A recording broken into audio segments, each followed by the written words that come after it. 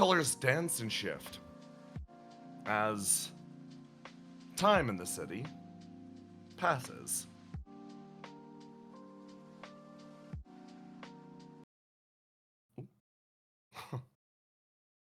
Or does my music just spontaneously die for some reason? It sure does. Hold on. Get this rolling. There we go. Can everybody hear it? Yes. Yeah. Thumbs up, thank you.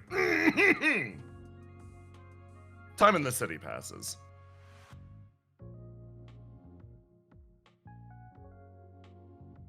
The original intention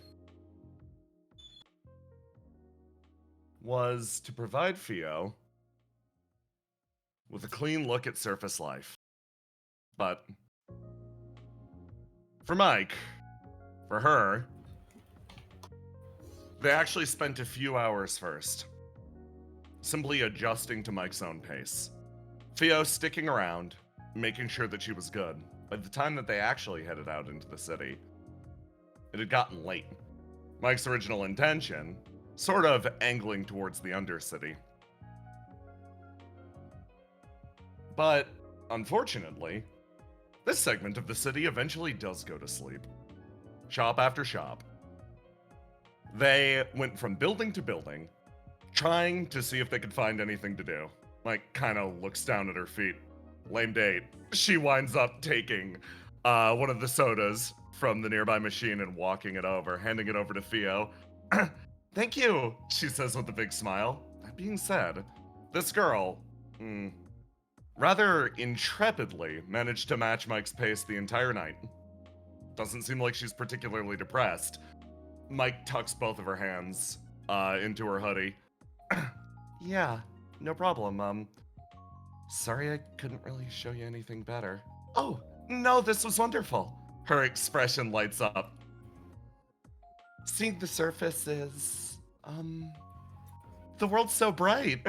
Mike looks out over the slowly shifting lights. If you say so, usually it's, literally brighter. We'll get you in during the day next time.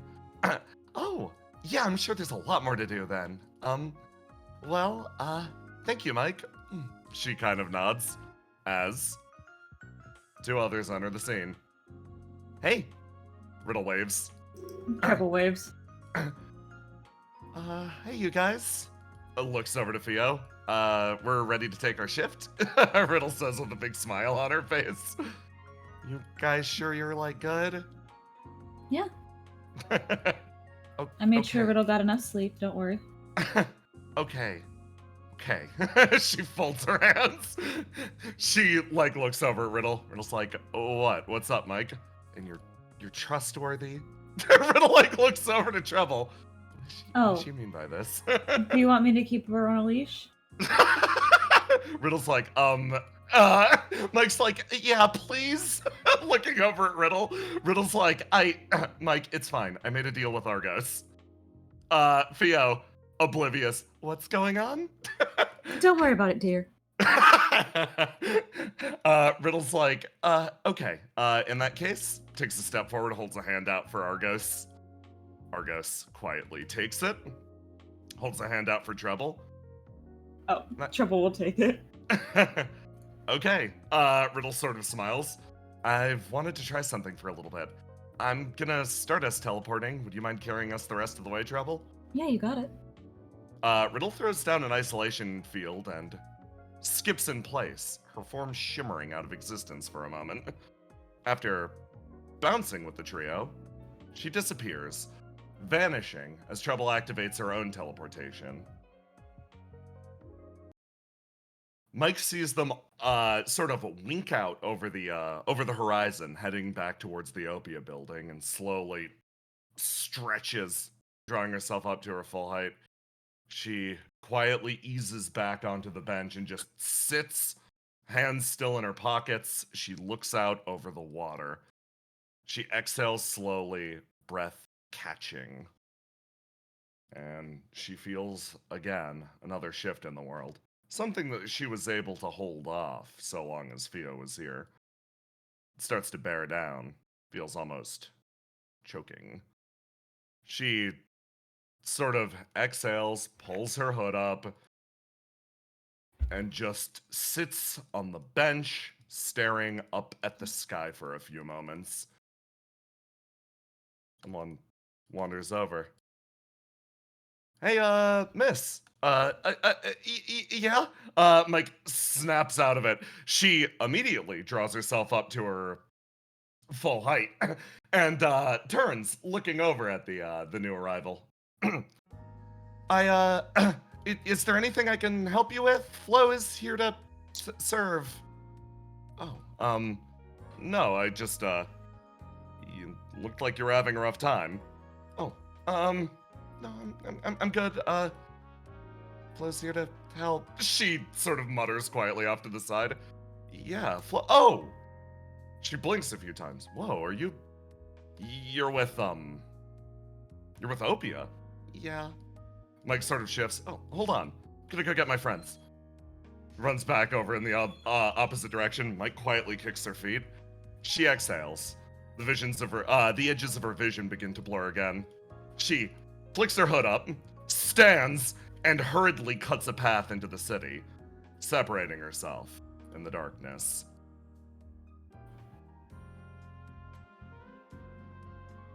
Theo continues to move her way through the city, a long flame trail tying her not only to her current physical form, but acting almost as a tether or tie to the world below. Hey. Yeah. I'm gonna bring something up. Yeah. You did say we were gonna do pawns. It was at the very... No, keep going, fuck it. Yeah. Okay. I'm just gonna bring it up because it was at the top of the list and I think you missed it. Yeah. We'll do it at the end. Don't kill this momentum. Yeah. Down.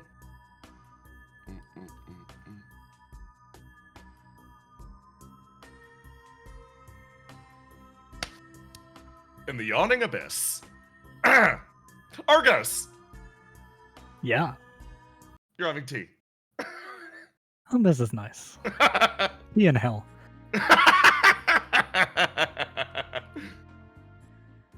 Nectar quietly coils herself on the far side of the table. She's like, so, you want to hear the latest gossip? Big smile. Stephano places down a little tea set and starts putting cups out in front of people. He sets a bunch of, like, special little treats in front of you. They're, like, really fancy. Like macarons with, like, large, like, sugar structures and sculptures on top of them. And stuff like that in front of you on your little table as Nectar starts talking to you about gossip. Stephano, did you make these? Hmm. Wow. That's... Wow. I make sweets like this every day for the queen.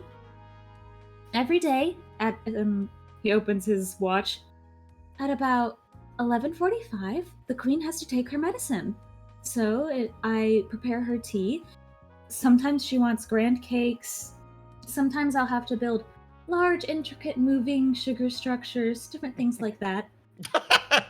Oh, we're gossiping about the queen, huh?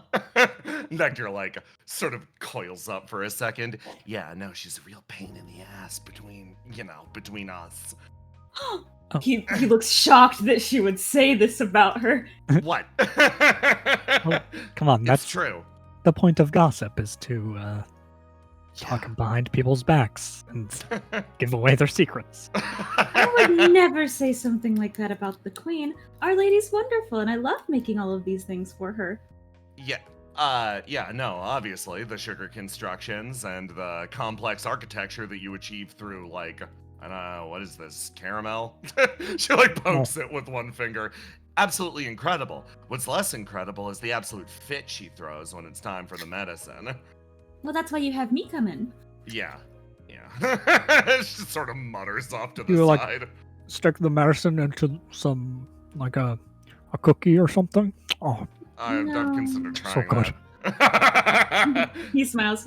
No, I haven't ever tried to do that. I guess I could if you wanted me to. Normally after I present her tea and everything, she calms down and then lets Nectar actually give her the medicine. Yeah. No, it's like, puts on a strong face 90% of the time, but, the agonies. The agonies.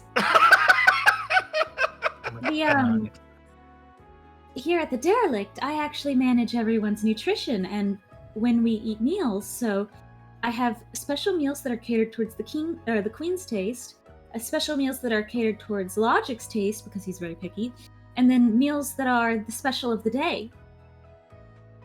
And I prepare those and I keep them available in the bar for most of the day after a certain period of time.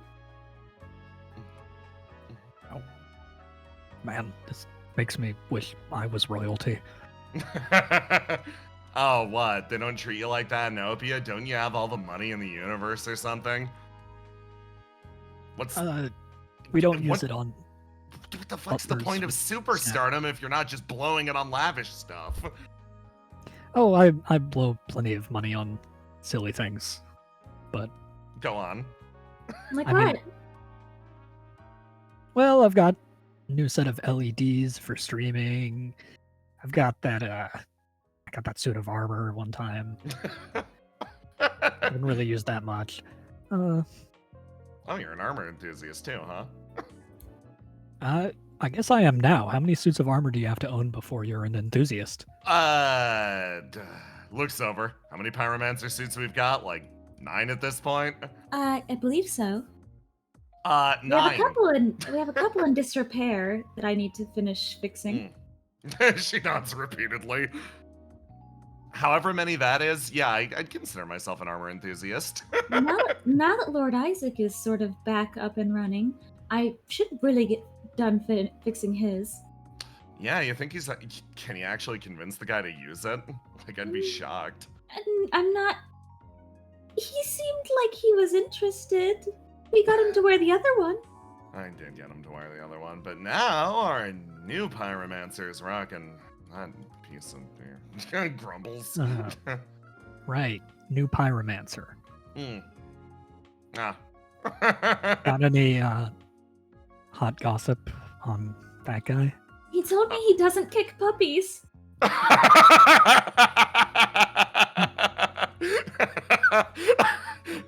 Wow, that's high bar, really. Honestly, like, main point of gossip is new guy's got a difficult job ahead of him. Let's say that. He was a little bit silly. Blink, blink. Silly. That's what you call it? Well, with how he was talking? Huh? What do I you don't mean? know. I thought it was a little bit silly. Okay, no, I need clarity on this. She, like, supports her head on her elbow. After what you and the Queen told me, he said that he wanted to ensure that we never got anything we wanted, but also then said that his goal and our goal were the same. Yeah, she, like, stretches. Sometimes, I mean, you can want the same thing and not want somebody else to get it. I guess that's fair. That's how, like, races won, I guess. Oh, that is how a race is won. Are we racing him? I think. She smiles. Well, yeah. You heard it here first. New Pyromancer's big goal is to sort of beat us to our objective. I wonder... Sounds like there's a little friction between this new Pyromancer and the rest of everyone. I don't really think that anyone likes him. Nectar goes quiet. From what I know, Compulsion tried to kill him. Yeah, that happened. And the Queen gave him the job that she wasn't willing to give anyone else.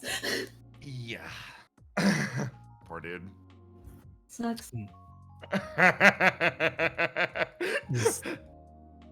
So, but is it safe to say that he's going to be working with the rest of the pyromancers to invade? Stephano just shaking his head no.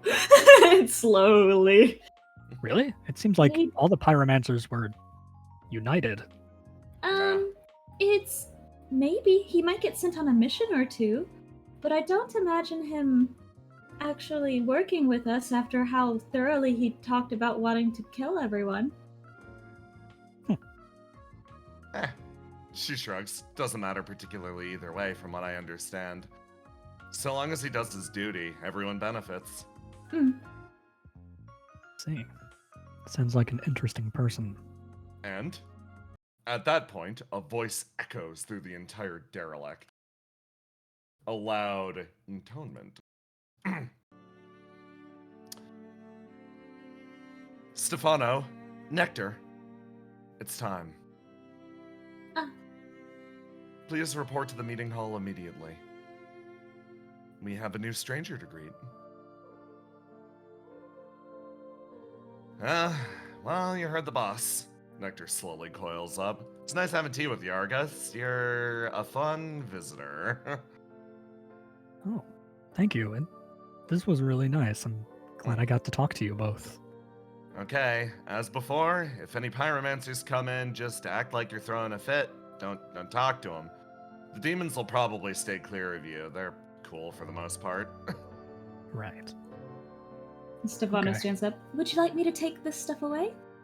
No, You can clean it up. still working on it. All right, very well. He sort of pats himself off and then stands up very properly. Okay, let's go attend to the queen then. Have a good evening. But I...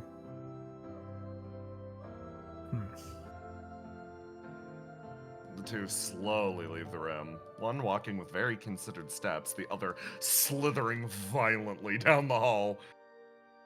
They disappear out of sight. And you're left alone. What do you do?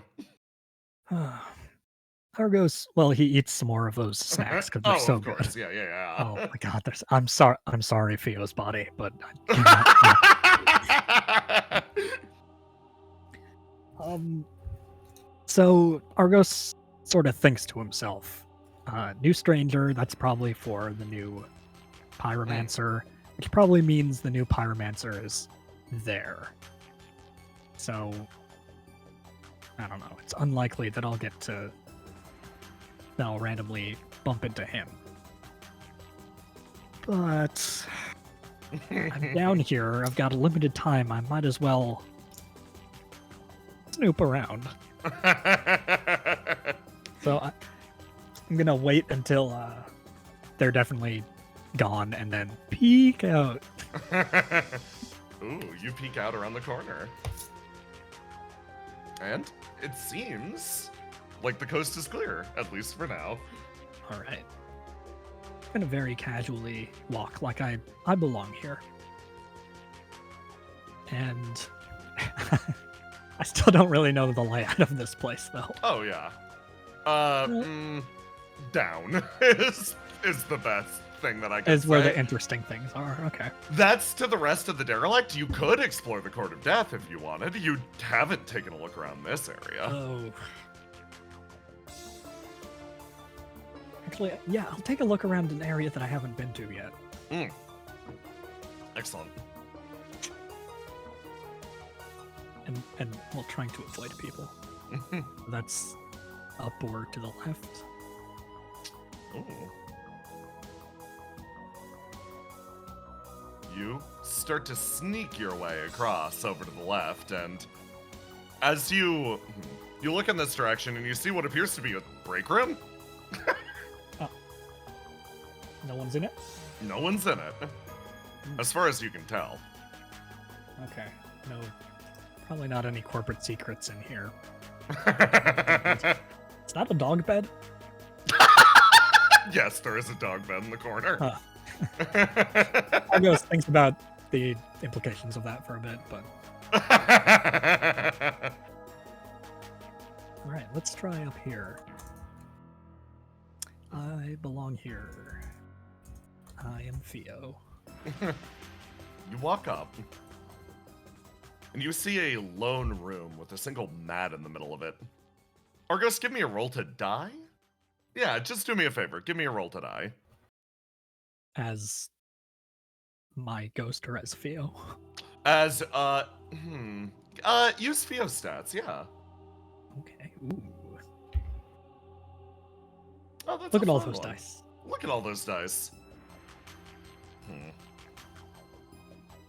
Something feels woefully familiar about this mat situation in the middle of the room. It strikes you as this Spartan design, this layout. This is, you can tell that this is probably where Vinter sleeps, but yeah. As far as I the gotta personal room goes, shiver down my it's, spine. yeah, no. Okay. Well, just a room. I'm gonna leave because it makes me uncomfortable. Alright, I guess I'll head down to the rest of the derelict. You start to walk down, and as you do, you actually come across someone who Good. is just walking up the steps. Grab it.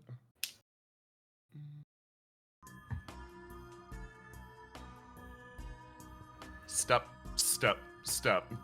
Oh. I mean, hello. He sort of smiles. Yeah, Theo. That's me. Yeah, it is. He walks forward, and sort of like stares at you. Hey, you hear about that new stranger that's getting made? Yes, is that something you don't need to attend? Nah, well, I could, but... He looks at you. Hey, want a snoop? You know me so well. Nice, I thought I'd get yelled at if it was just me, but if there's two of us, you can't catch us both. He sort of straightens himself up. He's like, I followed the pristine one the other day. Found a place behind the pipes. We can watch and no one will be the wiser. Wonderful. He starts to move his way down. Points at you. Enjoying the snacks? Yes. Ah. Yes. He sort of like looks away. Yeah, my stranger's kind of the best. He rolls his shoulder and keeps moving. And? Sometimes he makes me pizza rolls. It's kind of cool. It's kind of extremely. Have you ever had like jealous. artisanal pizza roll before? It's like unreal. Stefano he'd is make more one excited for about me? this than anything that's ever happened before. Has he mentioned anything about like being interested in part-timing somewhere else? Or... Down here, a different set of people. Move into the meeting hall. Slither, slither, slither, slither. Oh, hey, new pyromancer. She moves over to the bar Hey. next to you. Hello, Nectar. Hello, Stephano. Good evening. So, do you know what you're doing today? Making a stranger, I assume? Yeah. You've been given a rather important privilege, she says, smile curling across her lips. I mean, he looks at both of them. I mean, I can see the fruit of this important labor. Yeah. She gestures to herself and she's like, as the fruit of this labor in particular, it's a very special process to me. Mhm. I'm the one who brought this technology over here. So, yeah, for a stranger and all that. Over here? Over here, yeah. To the derelict. She, Yes. like, blinks at you repeatedly. So, functionally, I'm the only one who can really, like, do it. Yeah, that checks out. So, she puffs herself up. Both hands on her hips. You should probably express no small amount of gratitude. You're about to witness one of the secrets of the universe. This is extremely important for you to Mhm, understand how incredible what's about to happen is and the responsibilities that come with it. Yeah, Yeah, okay. but especially how incredible it is. Remember, a new life form is going to be created from whatever your wishing is, Mm. Yeah. and you will be responsible for them and their future. Oh God. Yeah. If you make a wish with no thought, you could screw them forever. It's just like actual birth. Blink, blink, blink, blink. I'll take your word for it. Do you have no concept of how like human babies are made? Concept, yes. Practical understanding, societal imposition, emotional assumptions. Nah, No, interesting. No, yes. yeah, absolutely I not. understand it fundamentally. It's kind of like what you just said with the stranger stuff about bringing a new Okay. life into the world and being responsible for it. It's Hmm. okay. Yeah. Let me put it like this. Mm-hmm. It's not like you're bringing a brand new life into existence. You're giving shape and autonomy to stuff that's always been there. Yeah.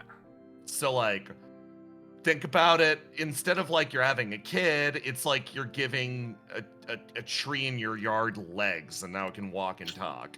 And you're deciding what its purpose in life will be. Yeah. You're choosing what it draws from. So, Can it yeah. stray from that purpose?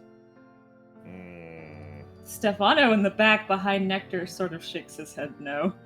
I can try. Is all Nectar offers.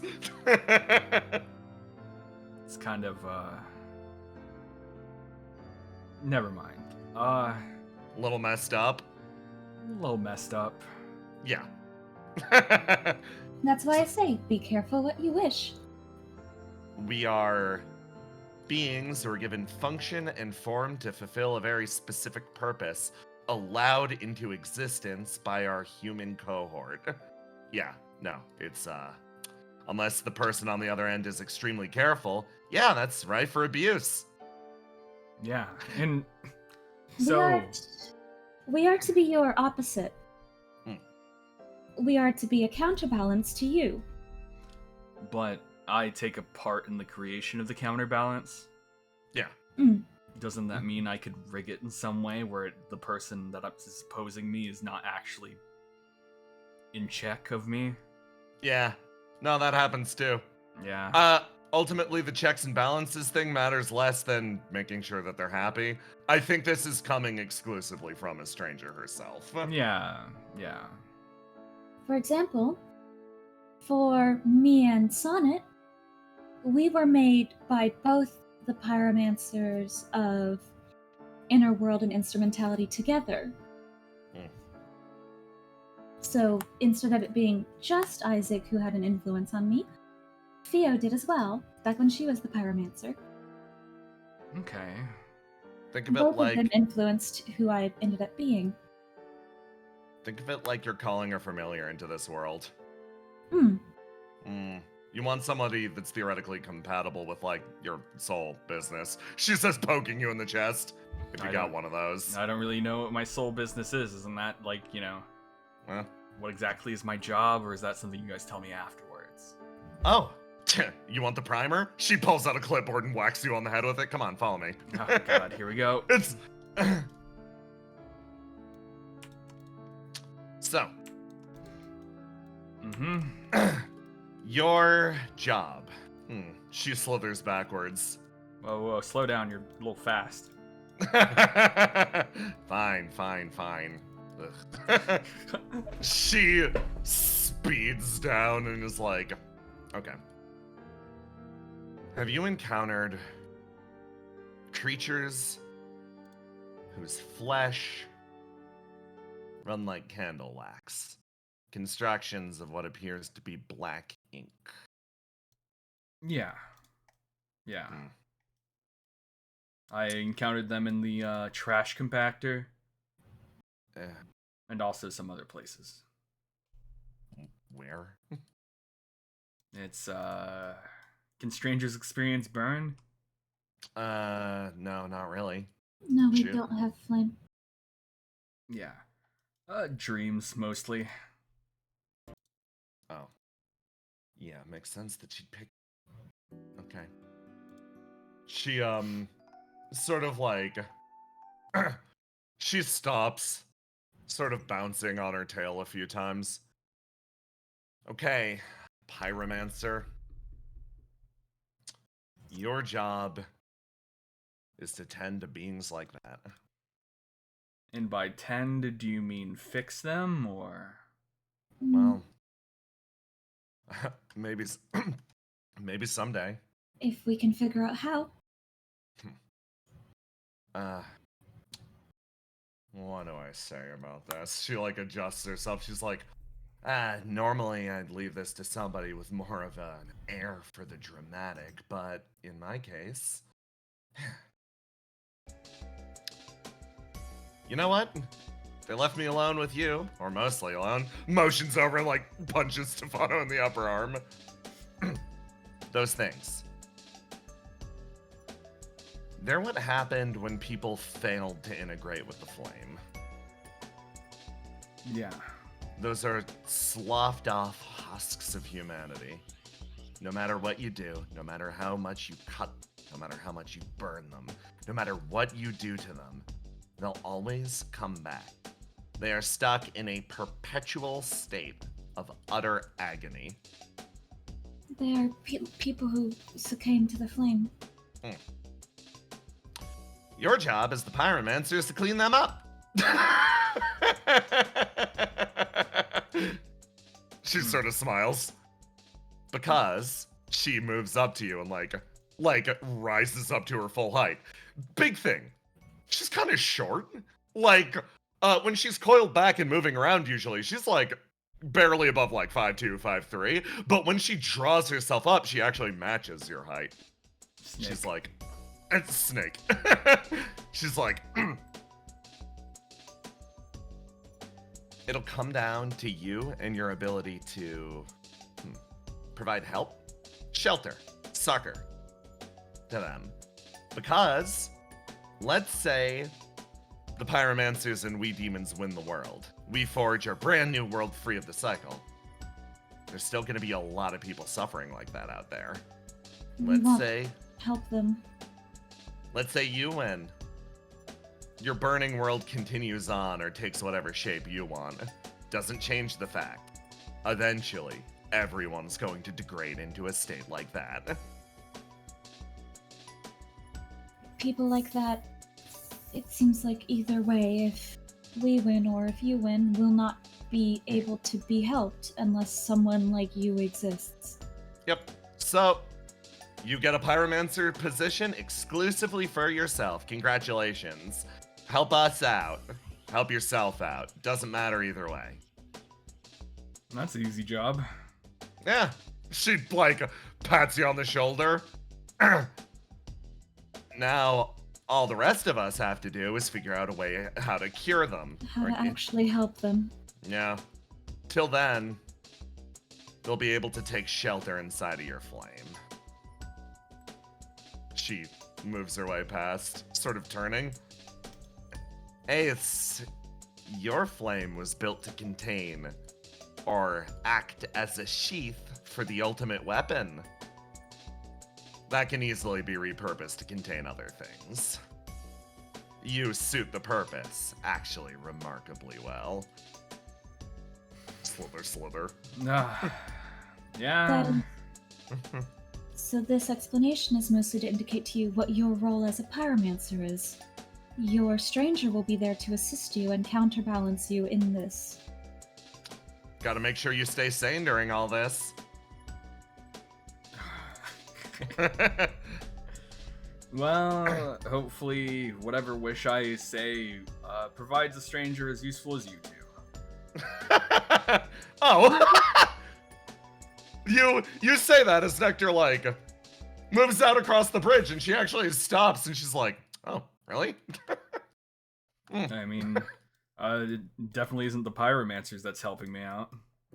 Yeah. A wish that makes someone as helpful as us might also be a wish that is impossible to achieve. she laughs over here as you see someone across the bridge walking towards you. The Golden Knight strides in your direction. Speaking of useless. Nectar lets out the meanest laugh you've heard in your life. Stephano gasps. He moves his way over. Hey, golden boy. He stops, and then you hear this one laughing again next to you. Just the lightest shift. She's like, it's not a graceful laugh or anything. The Golden Knight travels in your direction. Well, if it isn't the Star of Flow. Mm-hmm. Well, I mean, I guess I'm not the Star of Flow anymore, but at least I'm the star here. He moves his way up. He's like, that remains to be seen. Did you hear the good news? What good news? I've got to go to the surface to wrap up a mission, but after that, we're going to be working together for a little bit. Oh, it's gonna be a pleasure. No, I am looking forward to it. Mm-hmm. He will be accompanying us on our missions? The Golden Knight turns, looks at you, and shakes his head. No, the opposite. I'm supposed to help him out. Oh, will I be accompanying you then, or will I be staying here? He folds his arms. I don't know. All I know is, points at you, we're going into the old world. Wait, Makes sense. He points towards the sea. Yep. Oh.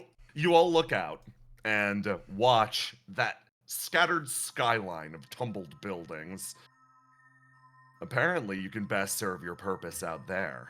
And I'm supposed to provide some sort of guard to you to make sure that you don't either get lost, run off, or, more likely, killed by some sort of monster out there. Ah, well, it's a pleasure. Hear this, Nectar? We don't even have to make a stranger. I got one already. Nectar's looking back and forth between the two of you. Is like, you sure about that? Nah. If I was you, I'd put anything between myself and whatever vibes are happening here. She looks between the two of you. I'm not envious of anyone who's got to go and tag along with you guys. Looks over to you, Stephano. I would love to accompany you guys. I wanted to go out into the world, but I didn't think it would be like this. Well, that's excellent news. That'll up the number of useful party members that we have from 1 to 2. Yeah, me and Stephano. Yeah, you opened yourself up for that, my man. Stop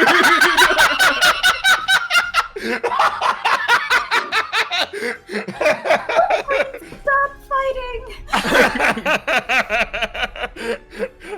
The Golden Knight adjusts himself again. He's like, this isn't fighting. This is simply playful banter. Yeah, just a little bit of banter. Oh, okay. Well, I'm looking forward to our mission together. Good luck with your stranger. Mhm. Looks over to Nectar. Is she going to be accompanying us as well? Maybe. I don't know. Comes Nectar down. knows more about the old world than any of us three.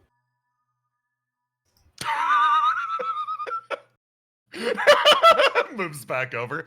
Did you just volunteer me? Oh, Nectar, really? I was just trying to indicate how useful you would be. Well, I'll I pass didn't that. mean to volunteer you.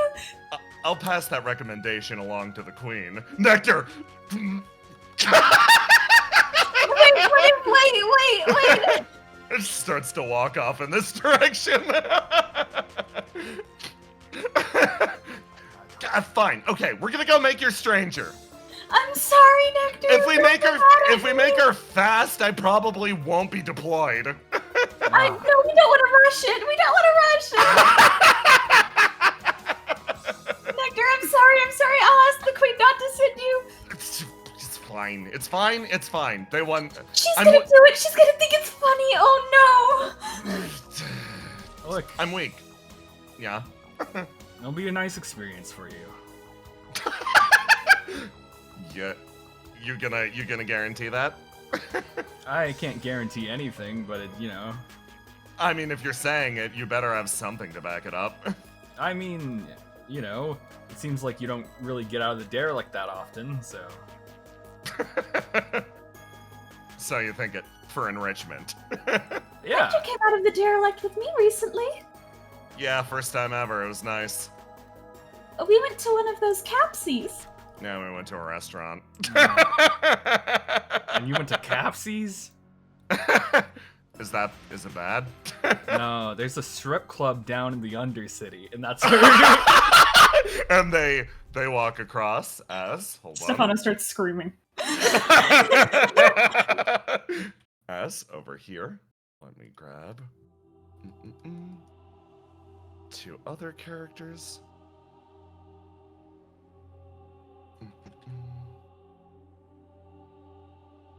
Who?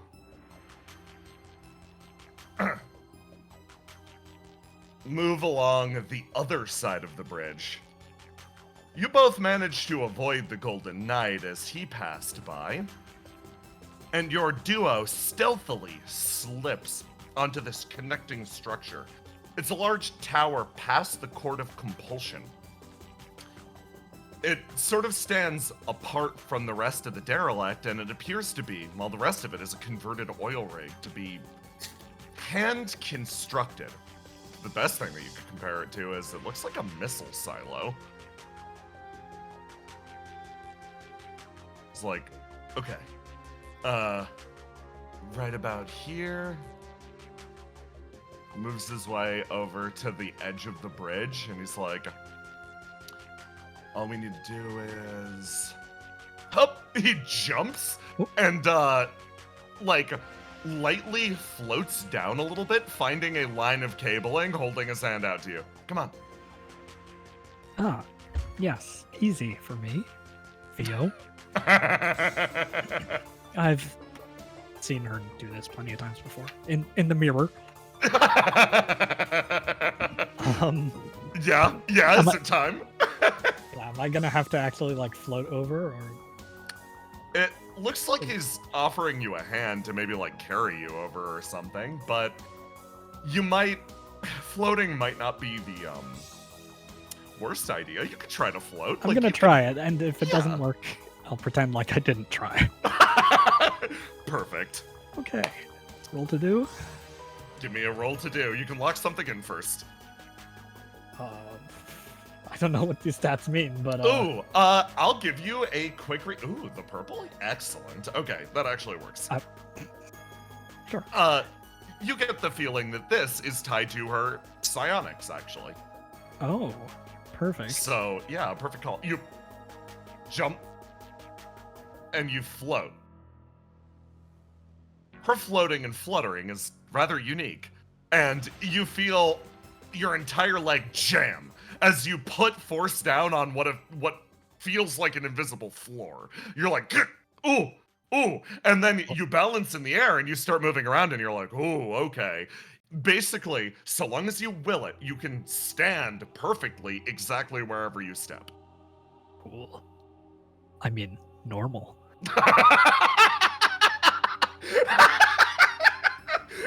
Okay. Isaac behind you actually lets out a laugh. It's a low chuckle. He's like, yeah, whenever I do average with my ESP as well, I like to say, yeah, normal. He smiles at you. Yeah. Let's get snooping. He's gonna start to sweep his way underneath the bridge, following the line of cabling, and you start to just walk behind him, every single footfall, touching down on what appears to be this invisible glass surface. And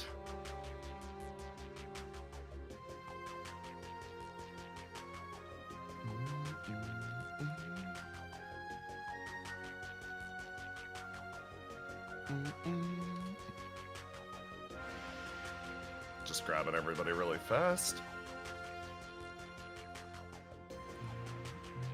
Oh boy. Here we fucking go.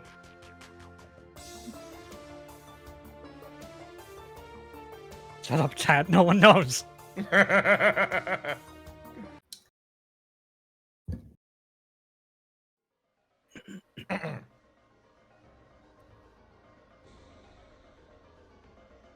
You enter a long segment of pipes that lead up and around the backside of the silo.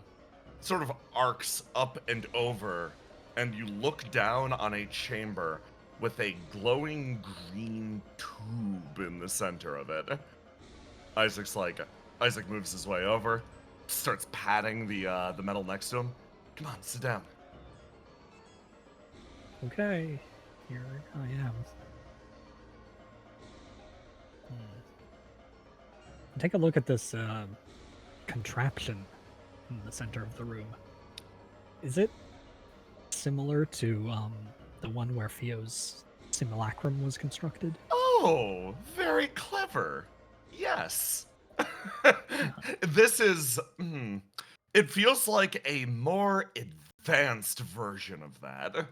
What you saw Theo's simulacrum contained in felt almost like a container. This has more devices, knobs. It's clearly hooked up to a large, intake valve. And you could tell that this... Theo's was used to contain, this is used to create. But, in terms of structure, purpose, almost like the material contained within the tube, almost identical.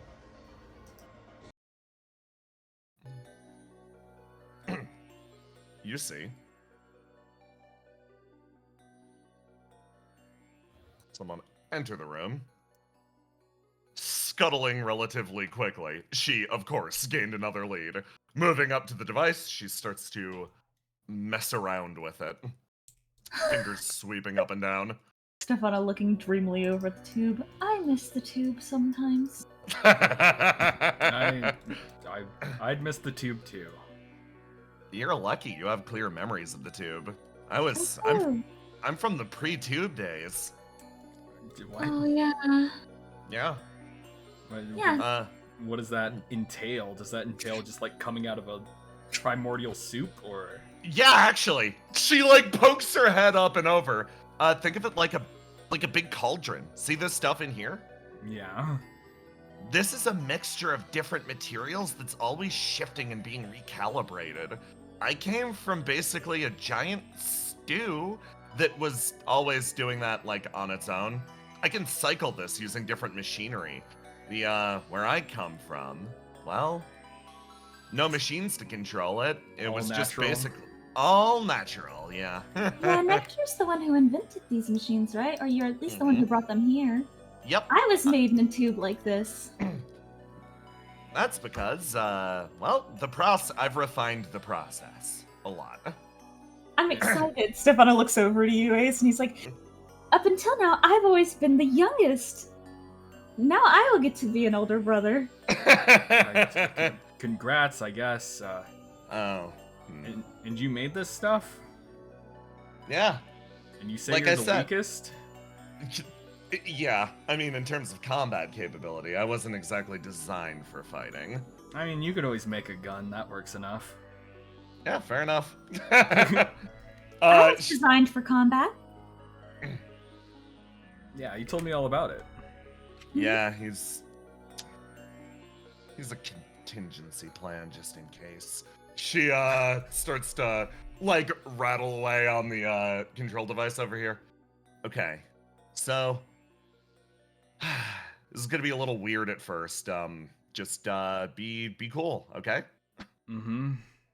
She hits a button, and you hear something sort of bounce, shift, and move up through this segment of tubing, and it plunges itself into the material in front of you. It appears to be almost a perfectly spherical object, a long spiral running down the inside of it. Think of that like a seed. We're gonna make a stranger out of it. Wow. So you guys come from this stuff? Yeah. It's think of it almost like stone that will get molded or carved into a shape that we decide. It's almost Yeah. like a door that we reach through, That's And the then best we- way to put it. and then we pull ourselves through the door. She hits a button, and you watch that long spiral start to unfold itself, and it creates a perfect, almost hoop or halo structure in the middle of the tube. See? Door. Door. She smiles and moves her way over. Okay. So, this stranger's main purpose is here to make sure that you don't go absolutely nuts while dealing with, the burden. So I've got a few questions for you. There's a process to this whole thing. Yeah. Is there a chair First- or something? Like these barrels? Yeah, you can sit down on a barrel. Yeah, sure. Sorry, I'm my own chair. She says, smiling. My time standing. So, first of all, we're gonna open this. Right now, your stranger is in a very receptive state of mind. She Mhm. should be able to start speaking relatively soon. She's going to start gathering information from the world. What she looks for, what she draws from, what she draws her identity from. Ultimately, that'll be determined by you and, your helpful advisors. Nectar motions to herself, and then motions to Stephano. Stephano bows. Mhm. But I've got a question first. How much info are we letting into this person? I want to know quantity. Like, what do you mean? Like, do I want to leave Oh. anything out, or? No, think about it sort of like how much experience do you want them to have? So, for clarity's sake, I don't remember very much about myself from before the tube, but there are strangers who do. Yeah, it's like this. We're gonna leave them open to the world to download as much information as possible. You're not making a new life form. You're allowing something that already exists to walk around in a body. How much of them do we let in? She moves forward. Or, more directly, if we're using just straightforward human terms, the age of their consciousness? How old would you like this person to be? Don't say a newborn. I'm not sending a child to war. No, just How don't old know. are you? 26. 27, 26. maybe? I was gonna suggest that. I want them to be able to ground you. No, I was saying that I'm probably Yeah. 27 now or something. Oh, really? Yeah. Did your birthday just pass? I'm so sorry. I would have made you a cake. Not here, just, in the months. Yeah. I've just been busy, so it's kind of hard to keep track of. But Do you want me to make you a cake? no, it's fine. You can make a cake for the stranger that comes out. That's a wonderful idea. Okay, I'm making them 28 or 29 to ground you. Nectar mumbles. Are you sure you're not making someone old immediately? What if they were younger than you? I mean, I was I just gonna just say figured I would around. offer a counterbalance. I was just gonna say around the same age as me, but What if Nick- they were like 25 instead of 28? I mean, 25 and 28 is barely a difference in age. One of them can ground you, the other can't. No one can ground me, Nectar. How old are you? Nectar turning back, old enough to send you to your room. She goes back and starts hitting buttons on the device again. I was made around the 4th world, so I'm like 8 million years old-ish. The numbers stop mattering after a The certain numbers point. stop mattering. Especially when you consider, eternity. Yeah. This She's sort of salvation. mumbles. Nectar's gonna pull out a coin and flip it if you don't make a decision. Just make them 27, sure. 27. Okay, fine. Splitting the difference, fine. Nectar's gonna hit the button, and you watch as the circle starts to intensify, and a voice lightly chimes out. Hello. A very simple word travels through the room. Sup? Up here. Isaac's like, things are about to get interesting. Huh.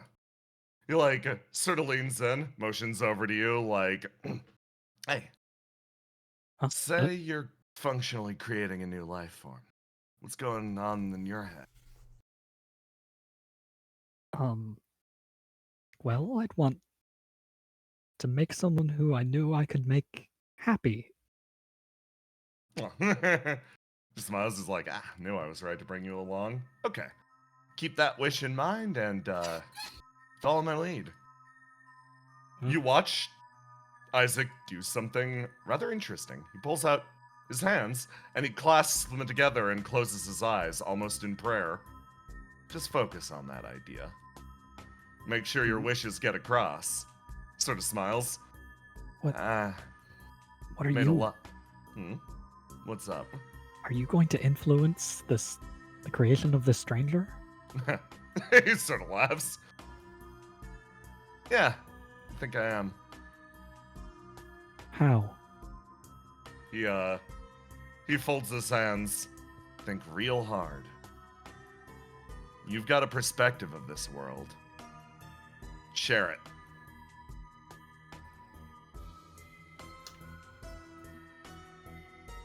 He closes his eyes. Yeah. Argos clasps his hands and thinks real hard about.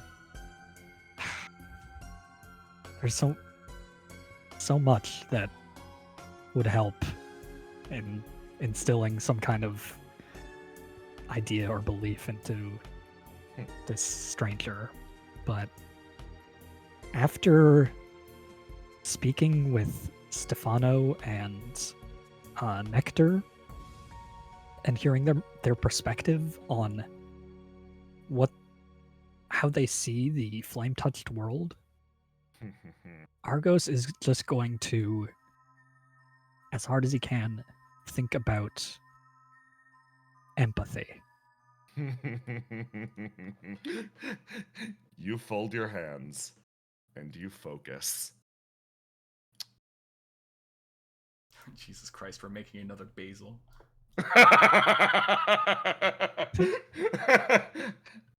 Elsewhere, however, something.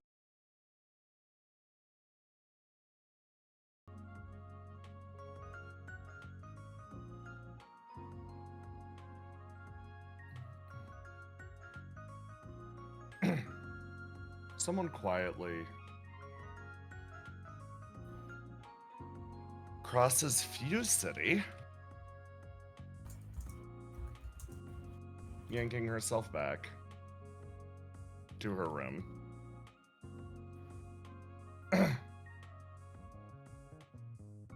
She eases the door open and brings it shut.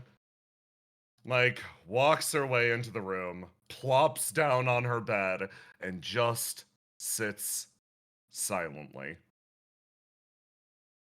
She lets time sink in, eases back, staring up at the ceiling.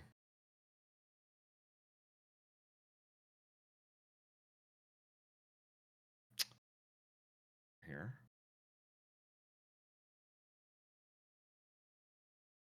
To highlight something in the silence. Mike's bond fills to full. I reset this. I add this counter to her. And we carry on the session. But first, why don't we take a short break? Okie dokie. Okay, everyone. Prestige level bond. By the way, Twitch chat, yes, I know the chat box is broken. It's been doing Yes. that. It was working before the stream started, but when I started streaming, it broke. So I'll try to fix that. But I'm looking at your messages, chat. And if there's anything you want the YouTube viewers to know, make sure to comment down below in the YouTube comment section of the VOD when this comes out. Yeah, no, you gotta share it the old-fashioned way. Pass word along. Fashioned way. Dude, I can't believe we're making new life, Jackson, together. Yeah, that damn time. And you. You're mixing up your juices and making a child. It's great. It's great. It's So truly, you, me, it's and, truly beautiful. Isaac. Fucking No. Isaac. I'll be right back. I'm gonna use the restroom real quick. Nectar And I'll too. be right back as well. Stefano as well. Too many cooks. No such thing. It takes a village. It truly does take a village. How beautiful. Okay, I'm gonna set up the next scene or two. So you'll notice I'm a little slower with the map transitions. VTT, and this is a PSA for everyone using the VTT enhancement suite. VTT currently has a memory leak, so if you have it installed, it boosts your Firefox to 100% memory consumption and then crashes the shit out of your computer.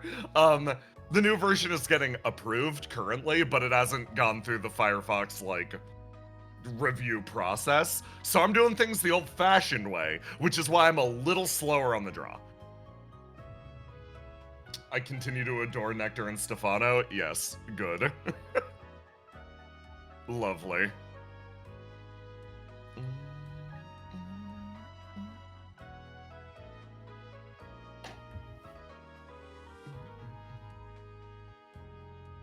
It's the circle of life. I can't believe the Asex Argos fanfiction actually predicted that they would have a child together. My God. Let's go, Emperor. Dear fucking lord.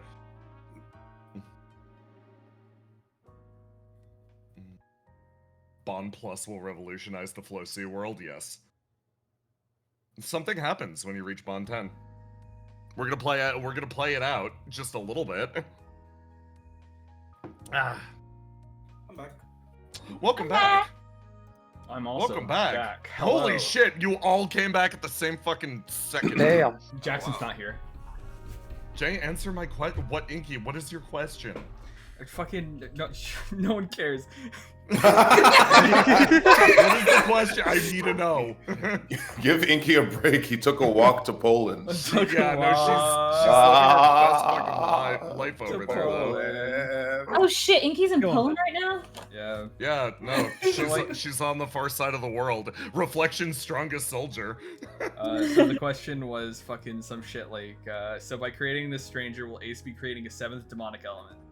No, that demonic element probably always existed. It's just they never had someone to have domain over it. It's that kind of thing where it's just like, they didn't just go like pull the fucking stranger of laughter out of their ass. They've already No, had that was... Yeah, that wasn't them pulling it out of their ass, you're right. Smokes. Fucking punches the desk. The stranger of Silly. Yeah, I am but a Stranger humble of Sully. clown. The humble clown. Okay. I gotta think about what order. Yeah, no, I'll do it in that order. Okay, give me 2 seconds. Talk to chat. Yeah. Everything's set. Just But a like reminder. in this budding relationship, Aloha, are you the August or are you the other one? Oh man. We'll see. Are you the Shrek? Are you the Shrek or are you the Shadow? Ah. I'm definitely the bad one. So you're Shrek? Yeah. Did you know clowns originate in from ancient Egypt? No. No. Tell me more. Yeah, tell me more. That's a neat clown fact, and I love What is clowns. this 999 character prompt? Look, dude, I researched a bunch about clowns when I was like fucking around and making this like shonen clown anime concept. Oh yeah, we talked about that. I Yeah. remember that. Yeah. Cool, normal stuff. Well, Boku no Clown. I mean, there's an anime about clowns. Not clowns. There's anime about pirates, ninjas, all this other stuff. Wizards. Where's my clown anime? My clown shonen anime.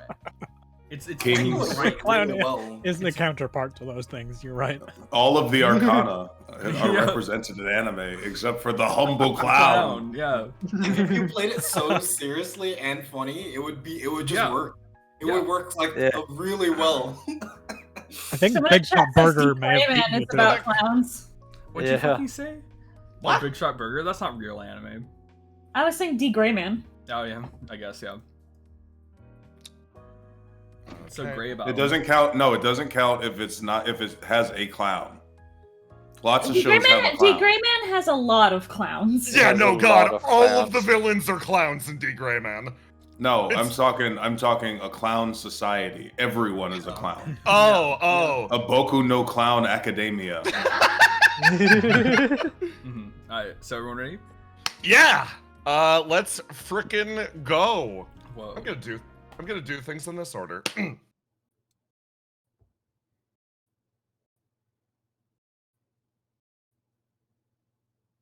Always hard to tell how much time passes. Moments like these. Just a long day, I guess.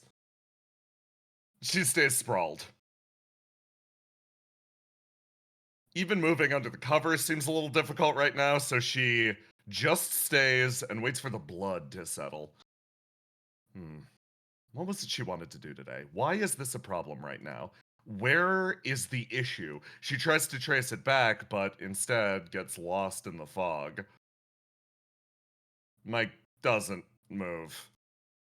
But our insides, they squeal and whine, almost like gears caught in place. She blinks, closes her eyes, lets the silence settle in fully. There's a knock on the door. She slowly pulls herself up again, eye blearily opening and closing. Yep, coming. She moves her way over. It's the button, and the door opens to someone somewhat unexpected. Hey.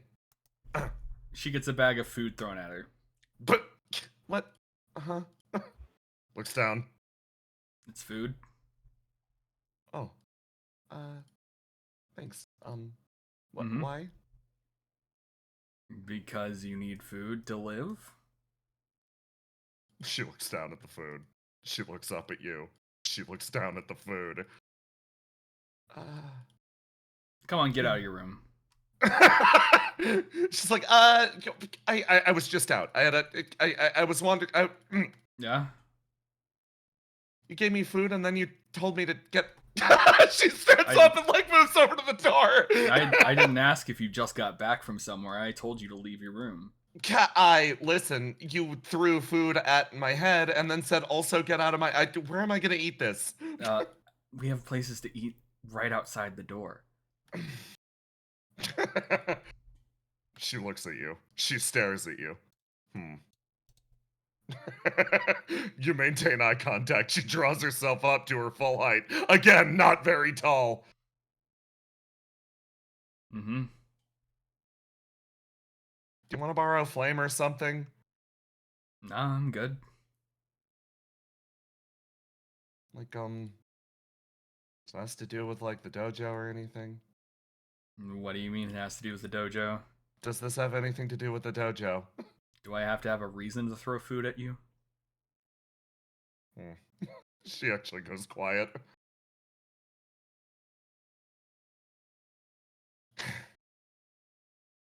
Fine, 2 seconds. She goes back inside, pulls out the fries from the bag, stuffs them in her face extremely rapidly, and is like, okay. Slaps her face twice. Fine. Yeah, okay, let's go. That was She 6 walks. seconds. Mike looks at you dead in the face, and then for the first time, a phrase leaves her face. Something you've never heard before. Fuck you. She wanders off, and you two exit out into the city.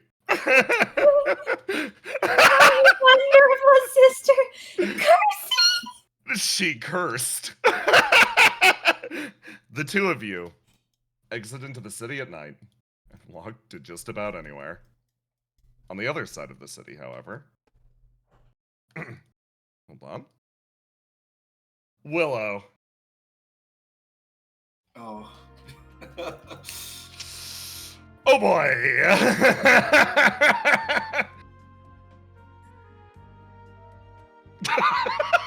Hold Look, on.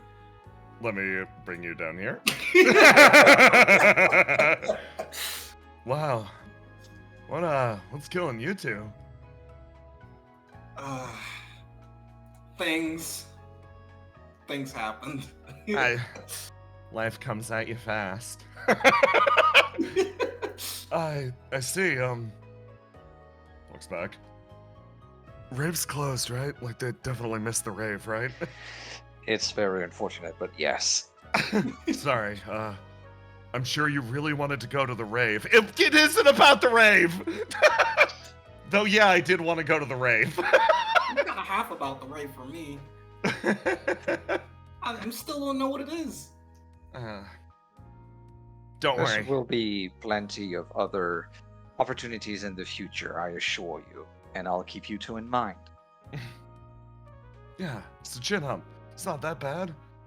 He pats you on the shoulder and it's like, he clearly doesn't know what he's talking about, but I'm accepting the consolation anyway. It's alright, Ruth. I owe you that meal, right? Yeah. Ruth has been pouting the entire time since the conversation with Ace. She's gone through the stages of, no, I'm fine. It was a good talk. We're doing better. To, she's currently at a low point of, Alright, here's what we're gonna do. I'll bring you to Yeah. Millie's place. We're gonna get a big old meal, and Yeah. you can scream about your problems till you don't feel so bad. Okay, I'll keep it in mind. And from behind, someone actually manages to catch up with your little crew. She fell behind for a moment, but was easily able to track you down with her superior sense of smell. Basil! Yeah. The new Pog! You managed to rejoin your friends. The scent of despair is too palpable around this one. Oh, hey guys, I could smell you being depressed from all the way down the street. I'm not depressed, I'm defeated. There's a difference. Yeah, no, I guess that's true. Basil, you were right originally. She's depressed. Nope, I can smell it. It's depression.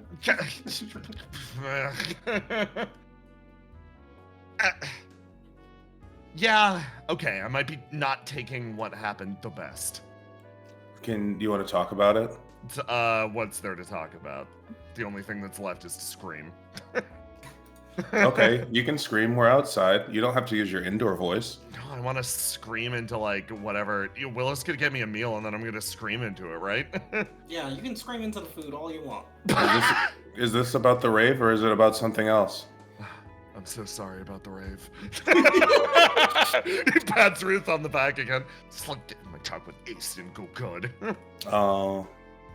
Yeah, none of my talks with Ace have ever gone good. Oh shit, you too? Oh. No, every time I've talked to him, kind of ended up on the wrong foot. Really? Mhm. Hold on. She starts to walk. Yeah, I didn't really speak too much with Ace, but he seemed pretty nice from when I talked with him. No, I honestly don't really like him. Really? No. What beef do you have? Spill. He's a liar, but for no reason in particular. Whoa. Really? Yeah, like you can lie about stuff if it's like good stuff, but it always seems like it's about him. This is feeding my ego. She says, strutting through the middle of the street. Oh, what's he lying about? Yeah, what's he lying about? What do you know? What do you know? Tell us your secrets. I mean, I don't know anything crazy. He just lies about himself. Lies about himself. Yeah, about how he feels about things. But Oh, yeah, I don't want to that's- place all my feelings on the old Ace on the new Ace. He's a completely different guy. Yeah, that's crazy. Ruth looks off to the side immediately. Yeah, it would do something like that. Seems like this. Not to lump you both together. It seems like both of you seem to dodge your feelings. It might be genetic. Yeah. No. I don't. Two, it's probably not genetic. We've got. Okay, tell me something. What do you want to know? Tell me something that's not a lie. What do you want to know? Just don't lie to me. Okay, cool. I like your doinker headdress thing. It's really cool. Thanks. I don't know what it is. I woke up with it. Yeah, really? I don't know what it can I touch it? She looks to her left and to her right and doesn't see anybody who would suggest whether or not that's a good idea. Yeah, sure. She pokes. Nothing happens. Wow, weird. Yeah, honestly, I've never even taken it off. What about those earrings? They're cool. Also woke up with those. You also woke up with these. Mm-hmm. You think those are like things to get like signal or something, like a phone? Oh, whoa. She keeps poking it. What happens if you take it off? I don't know. You want to find out? Yeah, I do. I mean, No, wait, no, hold don't on. take it off. What if it's part of her body? What if she starts bleeding? Ruth is like, oh yeah, that's a good point. Also, I feel like we got distracted. Wasn't I supposed to try to lie to you or something? Oh yeah, no, that was your Sorry, I was misdirection. Another not- family trait. Yeah, that wasn't actually misdirection. I'm just very easily distracted. Yeah, we can take off my headdress later. Okay, cool. What do you hit me with something heavy that I need to avoid? Why are you avoiding your brother? Because it's he. It's because he. Damn it. Okay, shit. Point taken. You put yourself in that situation. Yeah, listen. I told her to swing, and I didn't expect her to go for the throat. A hunter always goes for the kill. Oh, now I'm proud. Ruth moves over to the middle of you guys. It's like, okay. It's hard to talk to my brother because he always has a perfect counter to whatever I'm saying. Have you ever talked to somebody that's like you, but smarter and more smug and composed? Nobody's like me. Really? Not yet. Huh. Okay, so you don't have this experience. No, but tell me about it. Maybe I can understand. Imagine there's someone out there who's just like you, but a little bit more clever. We'll just call him stupid.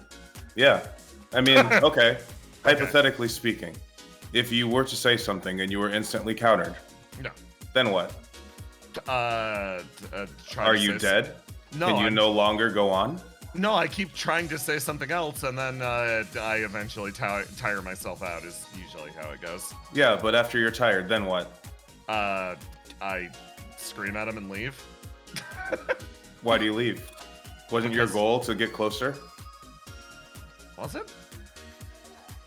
Why else would you talk to somebody? Whoa. Looks over to Willow. Yeah, that makes sense. Willow, give me a roll to die. Oh. To give you one note. Ooh, with that dice. You actually remember this area. It was just earlier, but you saw him in that direction. Oh. It's you feel almost a twinge in the back of your brain. It's huh? What's up? Oh, there's someone I gotta see. I don't know if you guys want to come or not. I hope he's still around here. Oh. Yeah. No, sure. Anything to distract from this conversation. It will continue after we see who you were looking for. Oh boy. Basil? Yes. I can't tell if you're chill or not. Neither can I. Yeah, you're using this incredibly calm tone of voice, but you're kind of getting my ass. I'm I learned it from somebody really smart. Hops over. It's kind of like getting beaten with like kitten Pillows. mittens. Yeah, no, like it's horrifying. It's like a demonstration of. Wait, is he like that because he always keeps his cool? Oh, that's what you gotta do. I mean, he keeps his cool, No. but I don't think he wants to. I think he's Yeah. conditioned to. Yeah, I kind of get that. No, Aren't you both? She like looks back. We took it in 2 different directions, I think. She actually, you prompt her correctly, and she like sort of bounces on her heel a little bit. It's like, how do I put this? Formless requires you to not express your true emotions because they work as a pathway into the mind, more or less. They're a weakness to be exploited.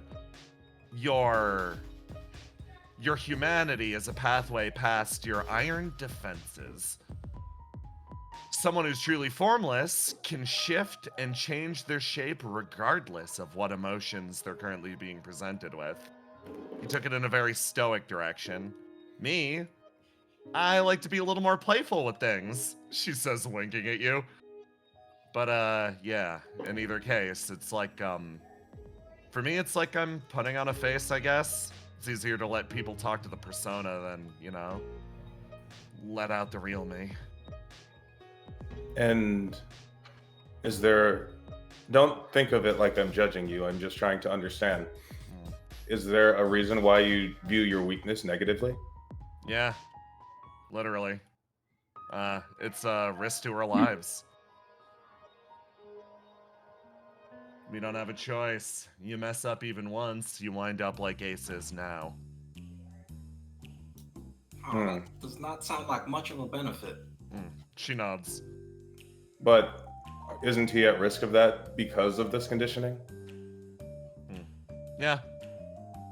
Isn't it kind of like an Ouroboros? Once you're in, it's impossible to get out. Yeah, but I mean, think about it. All over the world, there's sinkholes, right? Yeah. Like, I know the city's landscape right now. There's a sinkhole over there. You wouldn't know it. Yeah. But go on. At any point, we could walk over there. Come on, let's walk over there. Walk over to the sinkhole? Yeah. You open the door, and are you just going into this building? Yeah, it's a Geist building. I have the right. Okay. You go into the Wait, building. isn't this the fucking clinic? Yeah, I have an interior map for this. This is the cybernetics clinic. No, don't worry about it. I've got an interior map for this. Son. It's like, don't underestimate me, my friend. It's like a good interior too. You remember when Satyr dropped you off on the first episode over here? And Yeah, he was like, yeah, yeah, the this is lady. where I got my arm. Yeah, no, fucking clap for my GMing. That's Good about to job. occur. You were Yeah. ready. I guess. You successfully countered my unpredictability. Yeah, what the hell? Hold on, let me give you a... You slowly open the door looking for a sinkhole? No, I know where the sinkhole is. You know where the sinkhole is. Hold on, let me ping you down here. Yeah. See this nice building? Yeah. Somebody worked really hard to make this building, Yeah. and it's on top of a sinkhole. Really? Yeah. And at any moment, completely unpredictable to anyone in the world, the sinkhole could activate, and all of this would be lost. That's kind of horrifying. Right. And we're inside of it. We could die.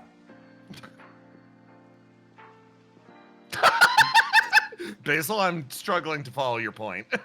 What I'm saying is, if you spend all your time avoiding things that are bad for you, then you'll miss out on everything. Kind of like how you're worried about us missing out on cheesy fries. No, it's just like, here's the thing. We cross that line, we let those emotions out, it's like intentionally activating the sinkhole. It'd be like jumping up and down on the ground. I'm jumping up and down on the ground right You now. start jumping up and down on the ground, and the door slowly slides open. Excuse me, can I help you? Oh, you're right, of course. The flow individuals, right? Yes, ma'am. Were you aware that your house is built onto sinkhole? On a sinkhole. It's no issue. Just be very careful and maybe hire a contractor or two to take a look at it. No, there's nothing you can do. No amount of preparation can prepare you for natural disasters. Really?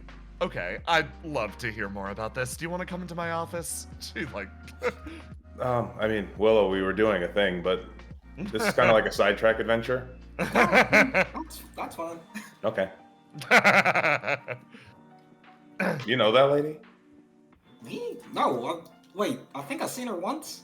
I think I've seen her once. You think back. Do I know this person? Both of you, give me rolls to die. Am I still wounded? You are, yes. Yeah, it's not been that long. Yeah. I'm hungry for knowledge. You think to yourself, where do I know this person from? Willow, she comes to mind for you. You've seen her before in your Station 1 days. Oh. She's stopped by occasionally to talk to you guys about not only what you're doing down there, but Riddle's prosthetic. This is the incredibly accomplished cybernetics doctor, Dr. Radmila Sakova. She works with Opia and has been the primary supplier of most of your cybernetics. And looking down at yourself, you think, my body's a prosthetic. Maybe she had a hand in that too.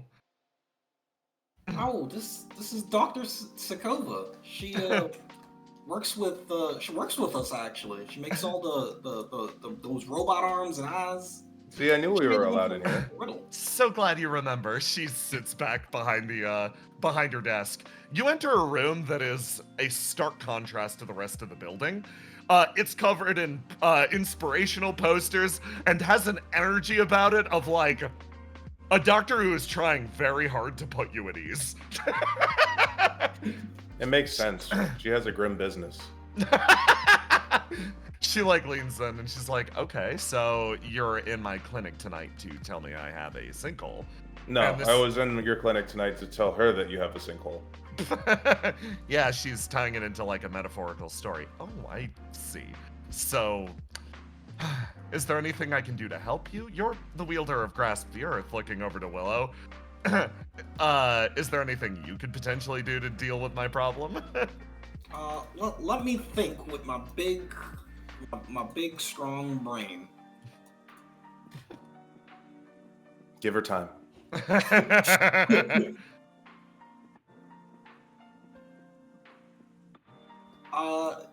Maybe.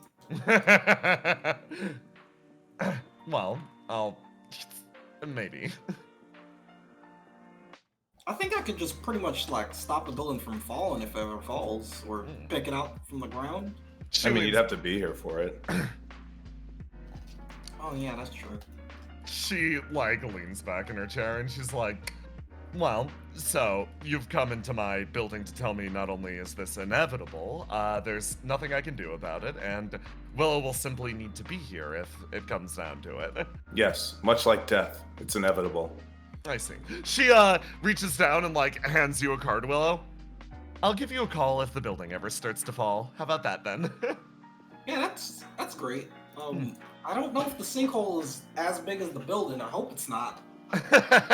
she's like, I'm not particularly concerned. If it falls, it falls. She like sort of like rolls her shoulders. Well, thank you for this helpful little tidbit, she says, looking over to Basil. Is there anything I can do to assist you? Flo, we're here to help. Thanks, of course. She flashes a thumbs up. Don't worry, Then, our whole base fell off the face of this giant, and we were able to rebuild completely. yeah.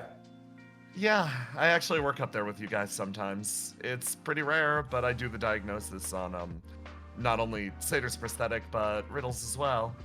That must be why I haven't met you. If I ever lost an arm, I'd just grow it back. Yes, she like looks over. I understand that there are many agents with special considerations who don't necessarily need my prosthetics. Oh, yeah. Basil is sitting on the floor because she was leaving this chair for Ruth. Ruth is then leaning against the wall like a cool guy. Yeah, and then she gets up and goes over to cool guy. Yeah, Ruth like looks over to you, Willow, like, hey, what are we looking for over here?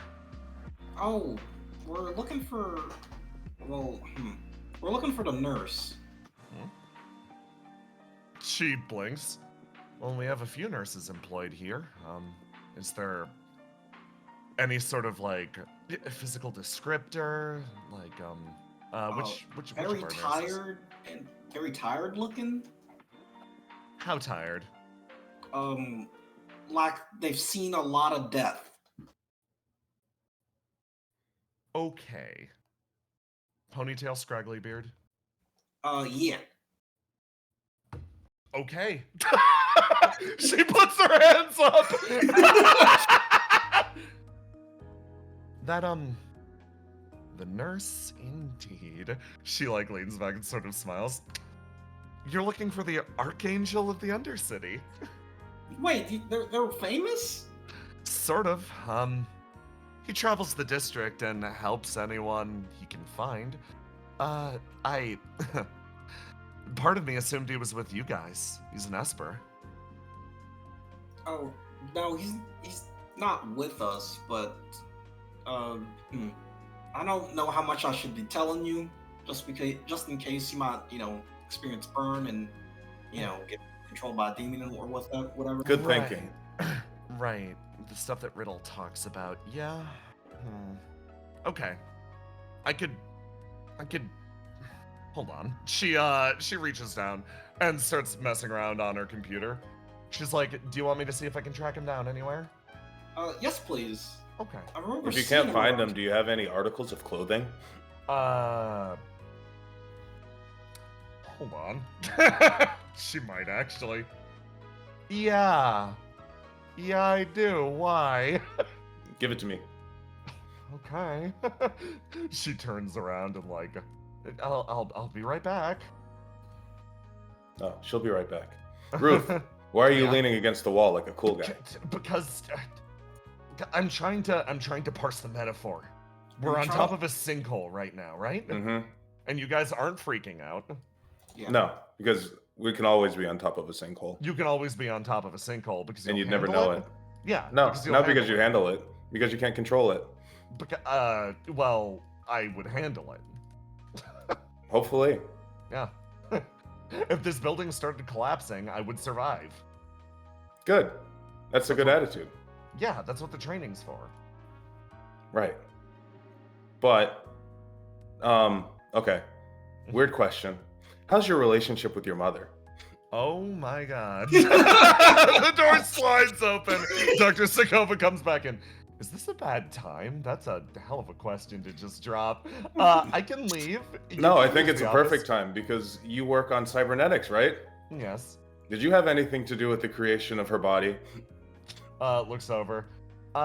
Base schematic, yes. Physical implementation, no. All right, that's as close as we're going to get. Why don't you sit over there? We're going to have an exercise. What? What is happening? Sit down, Ruth. I'm really excited. It's okay. See, I have a bad relationship with my mother. Okay. Ruth like looks over. So I think if you have a bad relationship with your mother, this mother over here might be a good analog. Oh, I see what's happening.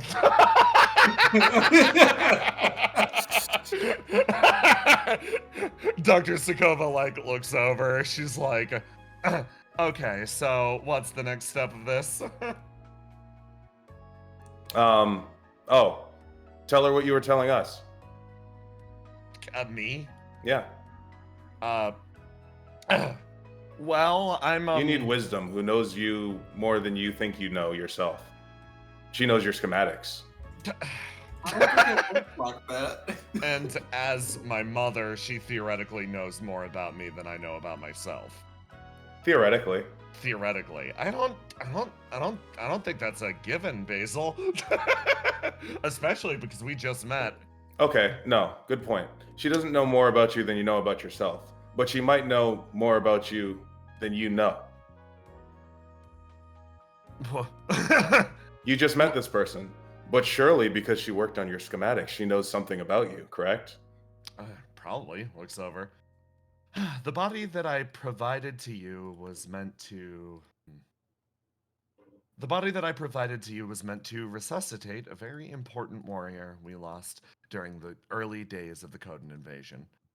I worked on a lot of the schematics along with the specialists at Opia to make sure that your theoretical resurrection was possible. She, taps on the table. There was a period of time where Opia was not giving up on the concept of bringing you back. Oh boy. Ruth scratches the back of her head. Yeah, Basil. Okay, fine, sure. Punches you in the shoulder. That didn't hurt. I'm aware. Dr. Sokova's like, yes, looking between Willow and Ruth. The scientists at Opia were really concerned about the two of you. I helped with the schematics, but even before your rediscovery, as I understand it, they were coming up with sample schematics, different bodies for you to inhabit.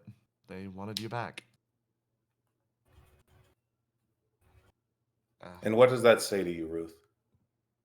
It says that they never gave up hope, and they trusted us to handle it. It says, looking over at Willow.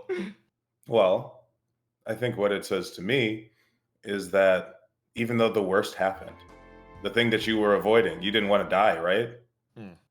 Yeah. There were still so many people that cared enough about you, even people that you didn't know, that they worked tirelessly day and night to make sure that you had a home to come back to.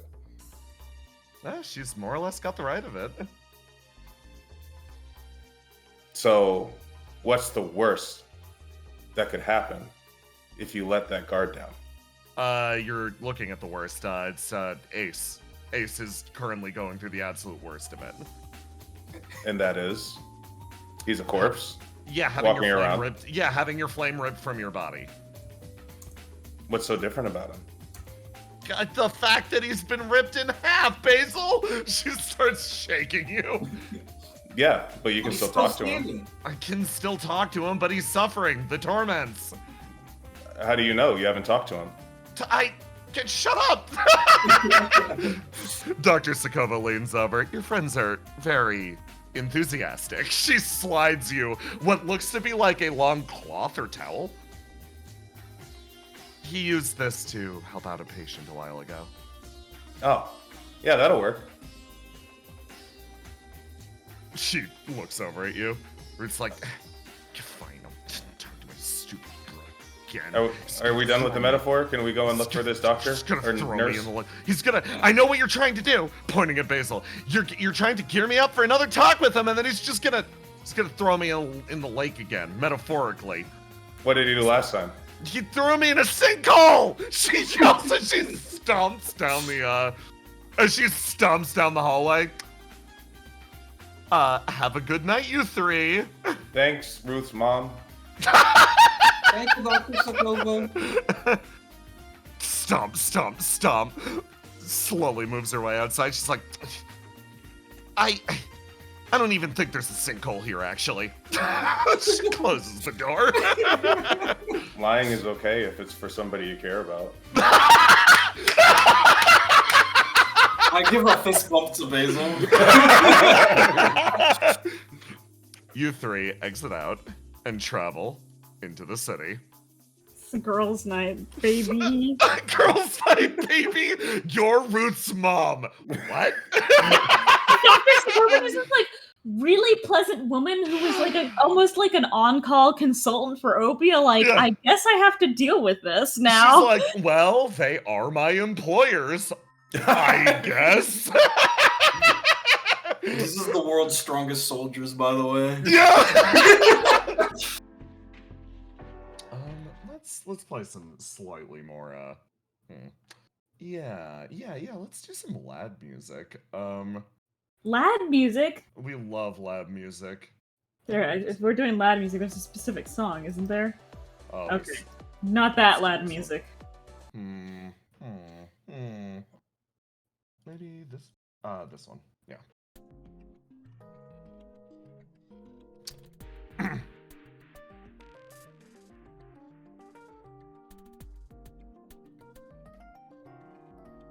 Speaking of mothers. More like Ace is my motherfuckers. favorite mother. Nectar adjusts herself. She's like, okay. So, you ready? I guess. What is it gonna ask me questions and I'm gonna answer, or are you gonna ask me questions and I'll answer? I'm the technician. I'm gonna hopefully translate for her. Okay. So, okay. Might as well start from the top. Pyromancer of Laughter, what is your wish? For what purpose were you granted your fantastic, fabulous powers? And this is the part where I just repeat what I said to the Queen of Flame. Not necessarily. Listen. What you said to the queen is between you and her. This is between you and, well, her. Gestures over here. The purpose I was given this position, I wouldn't say it really gave me power.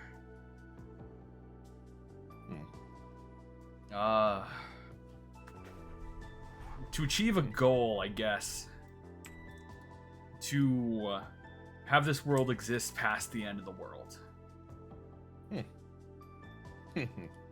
Starts to punch this in. It's a simple goal. It's nothing complicated. I mean, So, quote unquote. Your wish is for a world beyond this cycling world. Yes, to end it at least. A world beyond would mean detaching, but I don't really think detaching is exactly the smartest thing. Oh. Can I ask for some clarification there? She coils around. I don't want this world to end and the next world to start. I just want this world to exist. To continue on. You want everyone you know in this world to be able to continue on living happy and healthy lives.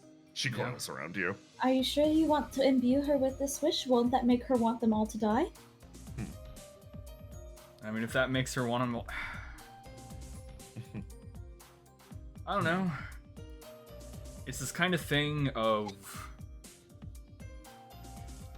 If this stranger is really supposed to act as a counterbalance to me, then why, lie? Why adjust what I'm saying so they fit my wishes? That doesn't feel right. Because if this stranger's job is to care for you and take care of you, then wanting to kill all of your loved ones makes her job exclusively to break her own heart. Does me saying this really make them want to kill everything I love? It makes them obligated to. Nectar positions herself in the middle. It'll come down to honesty, like you said. What actually matters less than the goal itself is the intention behind it. Why, specifically, do you want this world to survive past the end? Intention is everything. There are 100,000 reasons why you could want this. Your stranger would naturally take the relief. Unless you provide guidance, specific guidance. You leave her to her own devices, and frequently can lead to bad results. Why do you wish for that? She moves in. I, personally, I want to actually be able to live my life. She smiles. That's actually workable. So your You wish feel- is to live your life. You feel like you haven't been able to live before? I feel like every time I try to exist, something is there to stop it. Do you find this frustrating? Yes. It being frustrating is why I'm here in the first place. She's nodding and typing. So, your motivation, your wish, is a future where you're able to live. Yep. And if that makes it where its future is wanting me to die, then so be it, I guess. No. No, I don't think that's what will happen. She like leans on the console. I think, you know what? I'll let her speak. A voice spreads through the room. It intones, based on your response so far, rather listlessly and motionlessly. If you are currently not living, and it's your goal to someday live, I provide the relief. Living in the now. There you have it. That seems good enough. Seems good enough, but remember where you are, my friend. Yeah, but I'm not some lawyer. I'm not gonna make some airtight defense. I get it. You're fine. Yeah, you're right. No, all I'm saying is, remember where you are. You're at the bottom of the world. There is no right now here. It's still gonna be hard, but just saying, keep it in mind. I will. She's like, good. So long as you remember, then I think this is fine. Let's proceed then. Up here. Any thoughts or prayers for our new stranger? Yeah, some. What about you? He clasps his hands together. He looks down at Stephano in the room. When I was doing this, I made my wish kind of thoughtlessly. I'm bad at understanding people, so I wished that I had a partner that could sort of understand people for me. And he could understand the whole world, so I could sort of understand myself through it. This world's a dead place, so kind of curse the poor guy. He kicks his legs. We're creating a stranger right here, right now, that needs to live in the present. Yeah. Need to find a way to make that possible, right? Yeah. He closes his hands. I'm gonna pray for something simple. Let's just hope she has the capacity to enjoy the world for what it is, regardless of what shape it is. Can't ask her to be happy, but I can at least ask her to have the potential to be happy, right? Yeah. I think that's a good wish. Sorry, I'm kind of bad at this stuff. Thanks for being my translator.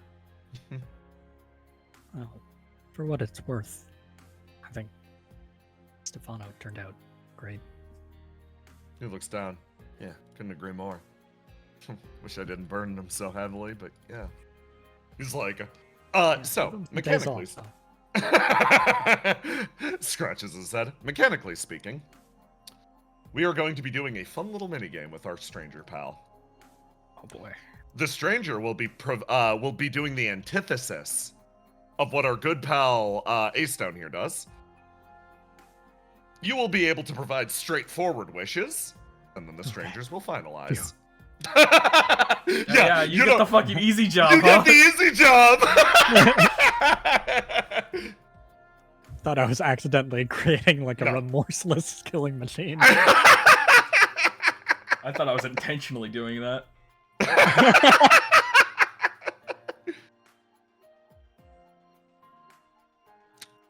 Argos, what do you think about? Other than the empathy thing? Yeah, anything else, or you're just mainly focusing on that? That's really The big one. the big one because Argos thought about thinking about like allied to the flame touched, but something about something that concrete Yeah. felt wrong, like just making them an ally. But he thinks with empathy, they'll be able to at least Decide for themselves. see. Yeah, they'll care about this stuff.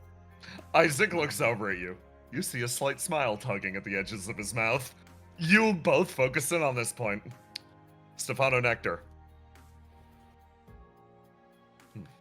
Stephano speaks up and goes, "If it's all right, can I help you decide where you're going to pull your form from?" He says, looking over to the tube. You look over at the tube. Nectar's like, ooh, yeah, that's next up. She gets a big smile on her face. She's like, yeah, go for it. Pull the form up? It's... As most recent stranger, I will explain. For me, when I was in the tube, I had to reach out. Think of it almost like being you aren't yourself until you pull something through the door from somewhere else, and then you take your shape.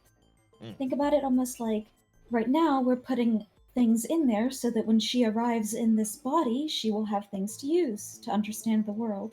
Oh my fucking god. This is Aloha saying that. It's like pulling in a bunch of different memories almost. For both of you. This resonates. This actually sounds similar to what the AI describe as an info packet. A segment of different memories pulled from a different place that allows them to have a basis for action. But it sounds like, rather than being pulled from a person, this is more abstract. I think, for example, when I reached through, I was told it was my responsibility to understand the world and all of the people in it and fulfill their needs. So I thought the best advantage I could have would be to see the world from a different perspective. So I reached out far, far beyond the world and out into the stars and pulled stardust into my body. I'm literally made of a star, but I think that was a mistake.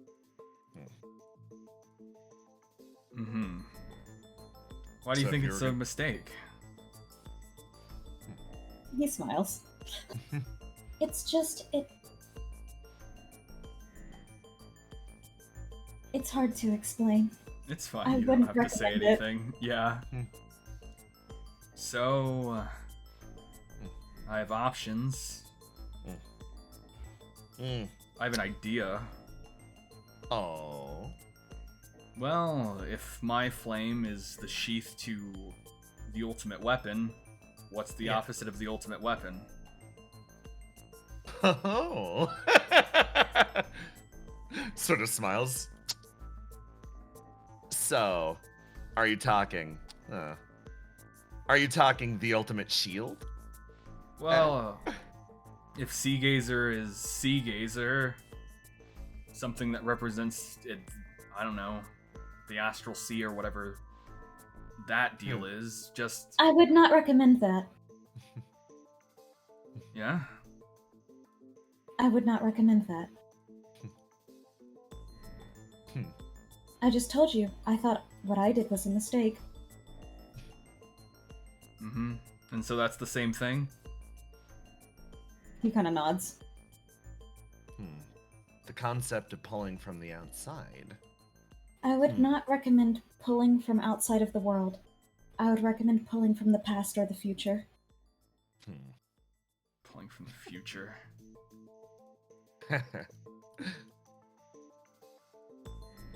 Nectar's watching this you also- so closely. Is something I think we need to remember isn't just your choice.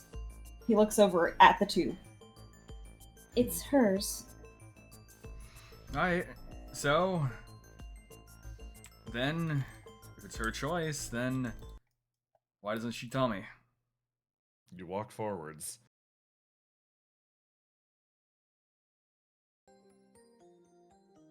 you brought up the concept of sea gazer.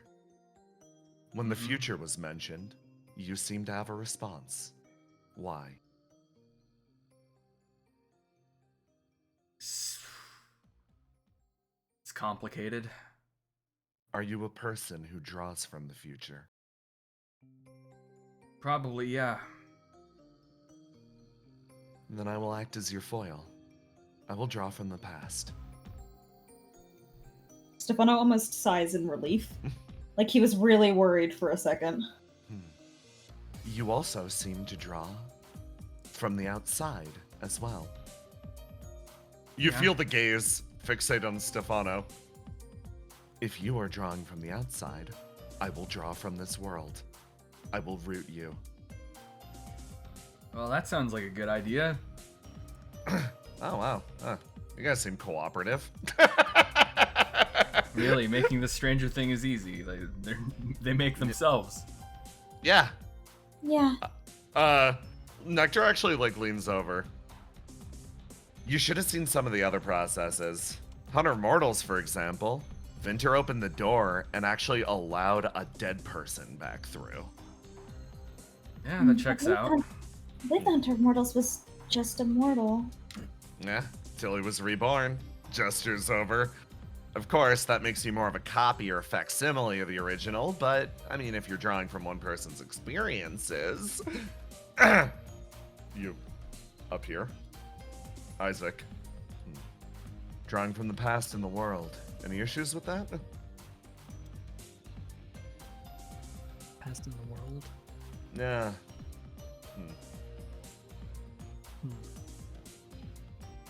Should it be an issue? I don't know. Sorry, a lot of the big concept stuff kind of goes over my head.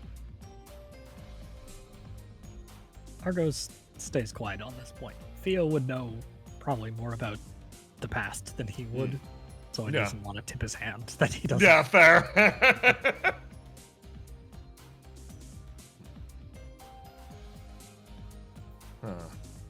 Isaac's gonna clasp his hands together and make another wish.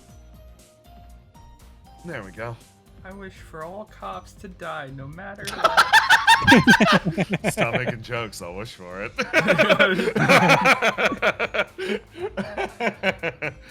Anything to add on your end? Argos closes his eyes and claps his hands. Clasps his hands. He's not doing alchemy here. And thinks curiosity. Ooh. He thinks it's important that this person be curious and want to learn, because that's the path towards empathy, and that's a path towards. I mean, when this started out, Argos had no idea what the demons even were, and just assumed they were all bad. But the more he learned about them, he became good friends with one, and friends with many of them. And there's a whole nother side to this conflict, and I think he wants the stranger to have the curiosity that will lead them to exploring the other side of things. Isaac smiles at you, visibly warm. Okay. And now, probably a pain in the ass question. It's the one that I always struggle with. What do you think?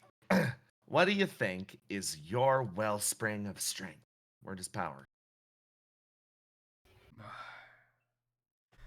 Yeah, this is a shitty question. Yeah, it's a pain in the ass. I say this as someone who is criminally weak. Well, I used to have an answer to where strength comes from, but I think that's utter bullshit now. Really? Used to think strength came from sacrifice, but I sacrificed a whole lot. Now I'm here. Not really a good outcome, is it?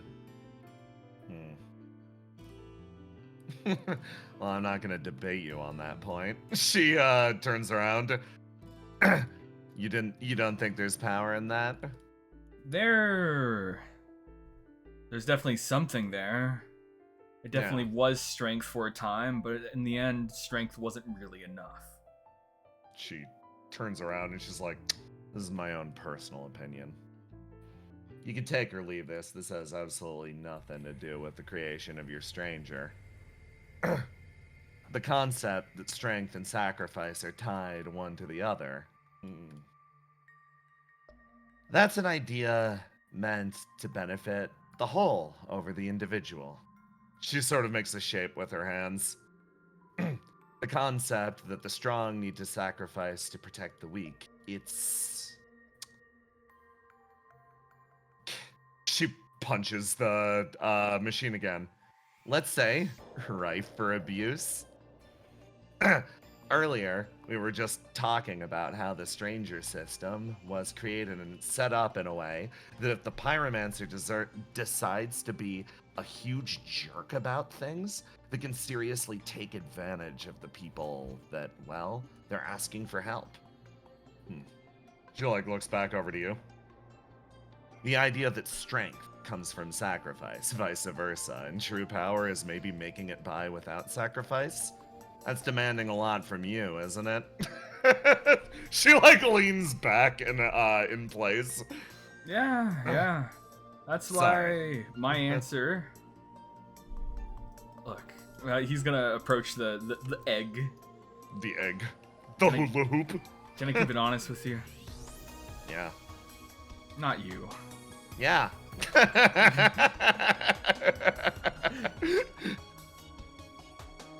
The voice echoes from inside the tube. Feel free. I believe I'm capable of balancing whatever you say to me. I don't think you should really care about what I answer. I think you should find your own definition of strength. Just straight up. Because it's not something I can really decide for you.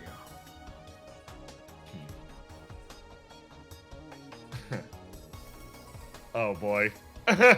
Nectar moves over and she's like, you see her click a button and the light flicks off for a moment and she's like, so how much of that is coming from your own current circumstance? Do you have a definition for yourself right now? No, but I guess I'm willing to find it. So what better than have, I don't know, someone who's also trying to find that answer. Unflicks the comms at the end of that. The words go through and Nectar's like, good answer. She continues working away on the console up here. Isaac. Yeah, I got nothing for that one. How about you? For strength. Well, Argos thinks to himself, wondering if he wants to reinforce this person who's going to be an enemy, at least at first. He wants to reinforce their strength. He gives it some thought and closes his eyes again and thinks about the strength it takes to be dissatisfied and to find a new way when maybe the things have been laid out for you. Maybe it's not an easy path, but it's even harder to deny a path at all and search for a new one. He wants the stranger to be able to do that. Strength enough to deny stagnation and complacence. Isaac lightly smiles. Is Isaac muttering this? Yeah. Okay. I look over at Isaac okay. I guess you're hearing what's going through my head. Huh? He offers you a light, huh? And then looks back, closing his palms together, and again, assuming his own prayer. Hard to get a read on this guy, really.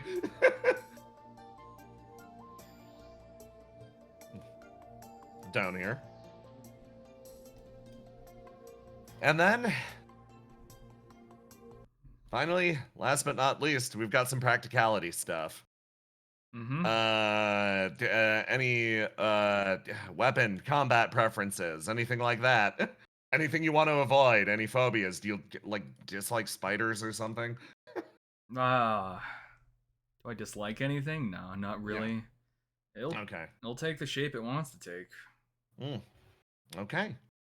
Nectar continues punching in different details, and then she hits a button, and you watch as the shape inside of the tube starts to coalesce and change, and you watch as the liquid begins to roil bit by bit. Now we just let that do its thing. Well, that was something. Most demons aren't created from something so complex. They're just given a single thought, order, or command. We can summon them literally with a word if it comes down to it. The strangers are a little more extensive. We let them cook a little bit longer, but try to limit their numbers as much as possible because it's like bringing another person into the world. And, unless you need literally another person right here, right now, it's probably not worth it. Yeah, that's understandable. It's a lot to manage. And if you keep doing it, you're gonna mess up very badly eventually. Yeah. I think up to this point we've done pretty good with the strangers. Mm-hmm. I've only met 2 of them, so... Well, I mean, I guess I met a 3rd one, but... he was something. Didn't you meet Sonnet? I saw your Wait, your what? movie. Sonic? Yeah, Sonnet. Sonnet, the stranger of instrumentality. I saw that you guys kissed in your movie. She's a stranger? Yeah. What the fuck? You briefly consider Sonnet, and I've got the perfect transition. Hold on. Elsewhere in the world.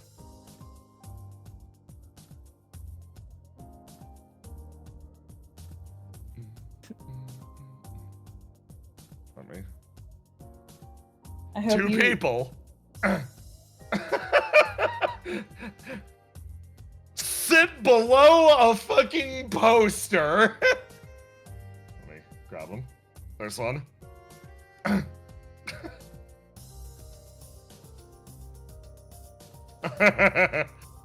Both of you stare up, and Mike's like, "Are you okay, question, are you naked in that? Are you naked? Sorry, it's just kind of bothered me for a while." Every time I walk past here, I full body cringe. They'd have to pay extra for cock out.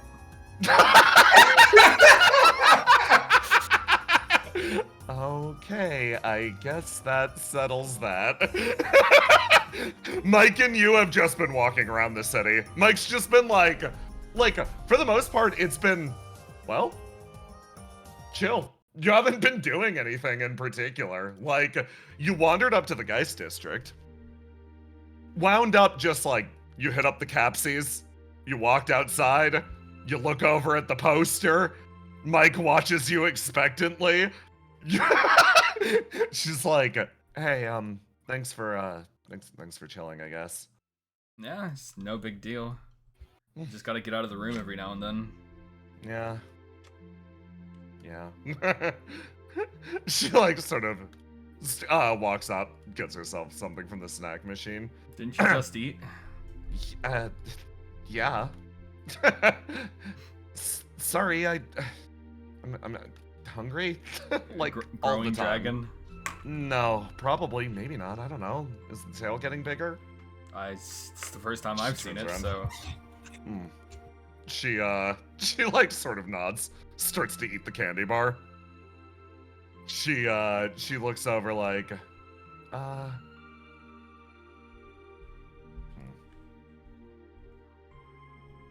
we're supposed to be back at Opia pretty soon. Why? We're supposed to get our pictures taken. It's like Opia Picture Day. Oh, God. Something? Yeah, I mean, it's very important for you to be there. You're number one. yeah. She like, you say that as she starts to like walk behind you a little more slowly. How do you deal with that? You just do. Like, you just do? You just do it. I mean, is it really that much different from being number 2 or number 3 or number 4? You have a lot of people looking up to you, but no matter what position you are, there's always going to be someone under you. I guess. It's just like a lot of cameras on me. I mean, you don't have to respond anyway to cameras. I guess you would be the person to talk to about that. She says, sort of trailing out. She hangs her hands by her side. Yeah. Yeah. How did you like deal with the? Okay, I'm just gonna ask it flat out. Yeah. When I'm asked to like go on streams or camera, I need to like force myself really hard to like put on a smile. Yeah. I don't think that makes it any more like, doesn't make it any less genuine or anything. What, are you trying to sell something? Want to make people happy. I mean, I want to make people confident. I want to be able to show them that, wow, Mike is here and she's still smiling and telling jokes. I guess why I'm doing this. I mean, does putting on a fake smile really do that? It's not fake. She looks at you. Just because I work hard for it doesn't make it any less real. Just... Mm-hmm. Her cheeks puff out. But, all this number 1 stuff, that does feel kind of fake. 'Cause it is, really. Do you feel any different from the other Flow members? No, if anything, I kind of feel like I'm, you know. Yeah. Like, at the end of the day, you're doing your job, and that's really all you can ask for. And I guess sometimes doing your job is what makes you number 1, because sometimes other people don't do their jobs, but, you know. Well, everybody in the organization isn't quite that bad off, so... She, like, hangs her shoulders. I don't know. So... There's no rule book to being number 1 or handling the camera any which way. You just do what you want. At the end of the day, if you're flipping off the cameras, cursing at them, anything like that, someone's gonna like it. What would you describe what you did? What I did? Yeah. I did what people wanted to, I guess, see. I didn't expect to be actually in front of that many cameras. I guess the answer is I had a persona I had to sell to the people. I had to be less truthful than normal. Even in my movies, I guess. I had to play roles, and the roles I had to play were very specific. And if I betrayed that kind of persona outside of those movies, then it would kind of affect my career in a certain way. But you personally don't really have that kind of pressure. You were born in front of a camera. Her brow furrows. I just guess I want to make people smile. I mean, then just keep being you.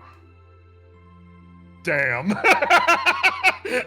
She goes quiet and goes quiet, pulls the hood up, and then you guys just keep walking for a little bit.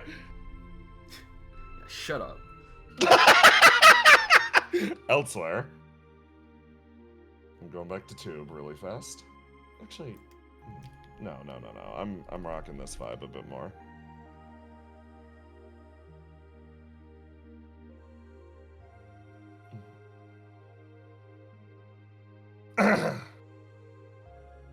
Over here. a man is treating another man who fell. Simple injury. Something that is, honestly, the amount of power that you are putting into making sure that this guy is okay is disproportionate to the amount of pain that he's in. But you do it automatically anyway. He looks up. Thanks. He just nods. Avoids eye contact. If there's any complications, just, there's a clinic I help out at. If you don't have insurance from Geist. It's cool. Complications. Man, it's a scraped knee. Like, sort of like, raises and lowers it a few times.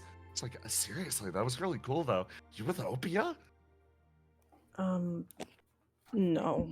Down here. You watch.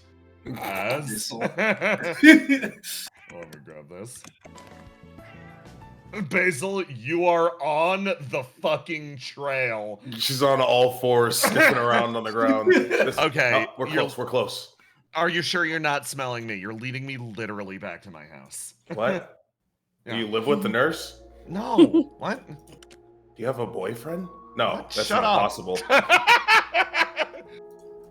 Basil. Oh, I think oh. we passed them. You stop and slowly turn, and you see someone.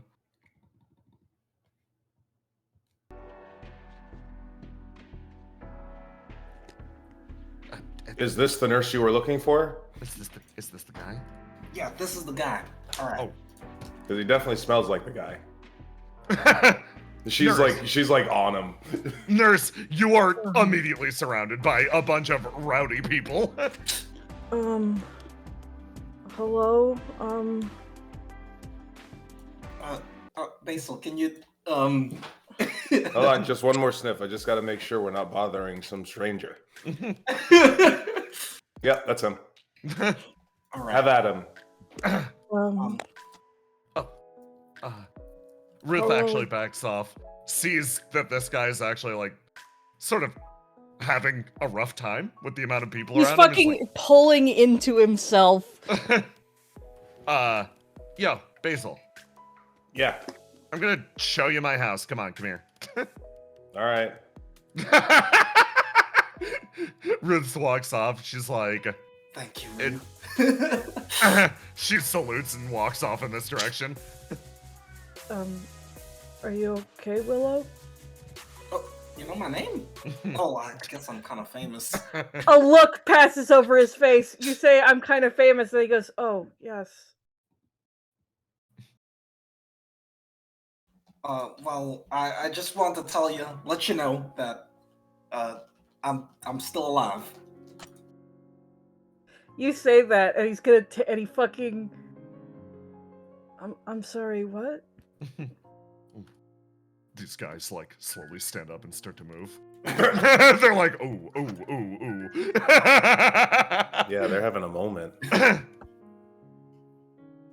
Yeah, Um, the work you do well- ain't for nothing.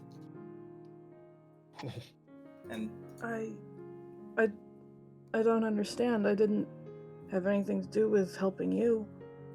no, you helped a lot. You helped everyone in the city, and that's pretty much what I do, right?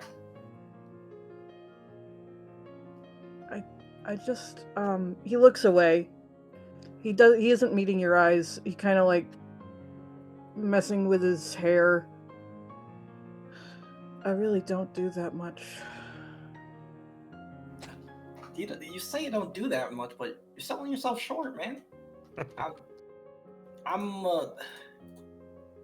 the thing I do in Opia with Flow, I fight monsters. I can punch hard and attack things, but I can't heal nobody. I ain't no doctor, and that's where you come in. He just keeps shaking his head, and he's kind of like stepping backwards a little bit. I can't really talk about it. I I don't help as much as you seem to think.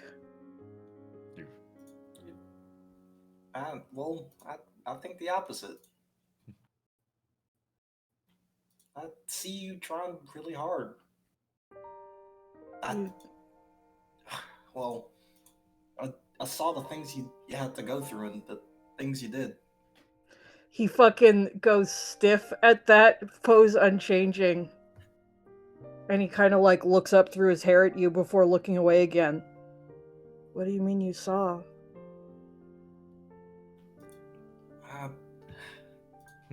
I'm not sure how much I should say. Melissa's kind of thinking.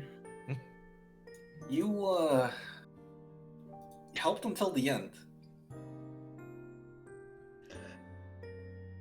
It's like gravity is pulling harder on him. And he just, his hand goes up to his face, covering his eyes, and he's turning away a bit, and he goes, "No, I really didn't. I really didn't." What do you mean that you didn't? I don't know what you saw or who you talked to, but that's the one thing I didn't do. And I still don't know if it was the right choice.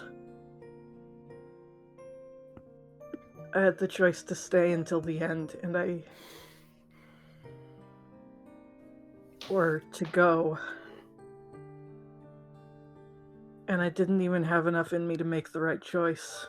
I had to ask someone else for help. And I don't think that what they told me was wrong. They didn't even tell me what to do, they told me what could be done. And I took it as direction because I didn't have it in me to make the choice myself. He's kind of like talking, he's not looking at you, kind of like wanders over to the bench a little bit. And he's like looking at the big glowing red fountain. He just puts his hand on the bench like it's holding him up. I didn't stay until the end.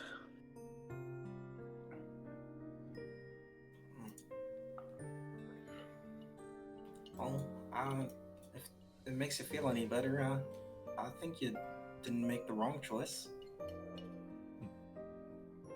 You chose to try and help more people.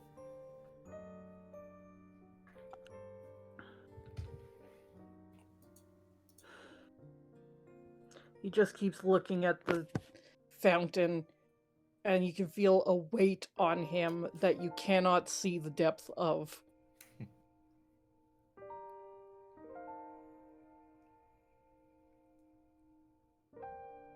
It's... Willow kind of walks over and puts a hand on his shoulder. He like stiffens at the touch, but doesn't draw away. The second you touch his shoulder, hey, nurse, you feel the presence of someone else. Willow, you reach forward, and almost intuitively your reflection spawns around your hand, and you feel a touch on your shoulder that you haven't felt in so long. He instinctively turns, and his eyes are open. And there's only the girl in front of you. Well, last time, I guess my reflection, last time we lost. Your reflection. Your reflection has grasped the earth. Yeah. You said I'm still alive. Oh, yeah. And he's looking at you, and he's like, it's not quite like he's looking past you, but he is looking for something that you represent and aren't quite. The last guy from Grass the Earth, he told me to tell you that I'm still alive.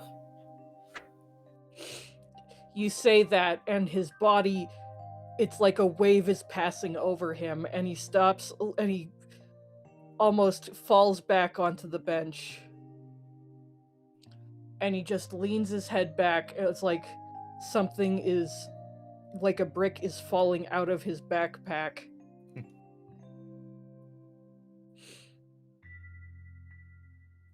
Is that what you saw? Yeah, I saw the whole thing. He didn't die? Well, Not he's- then, not there. Yeah, he didn't die.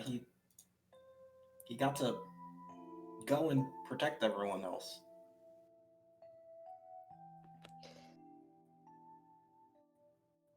He looks up at the... He just looks straight up past the roofs of the city. He kept me alive. And I thought I left him to die.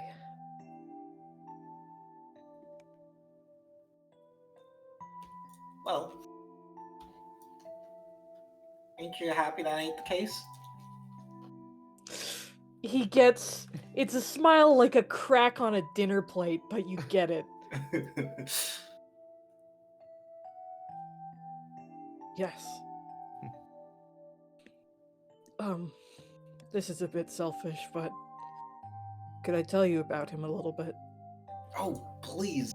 I really love to hear about him. He sounds absolutely cool. He would have been... He looks right in, he makes eye contact. I think he would have been very glad to see who inherited her grasp the earth.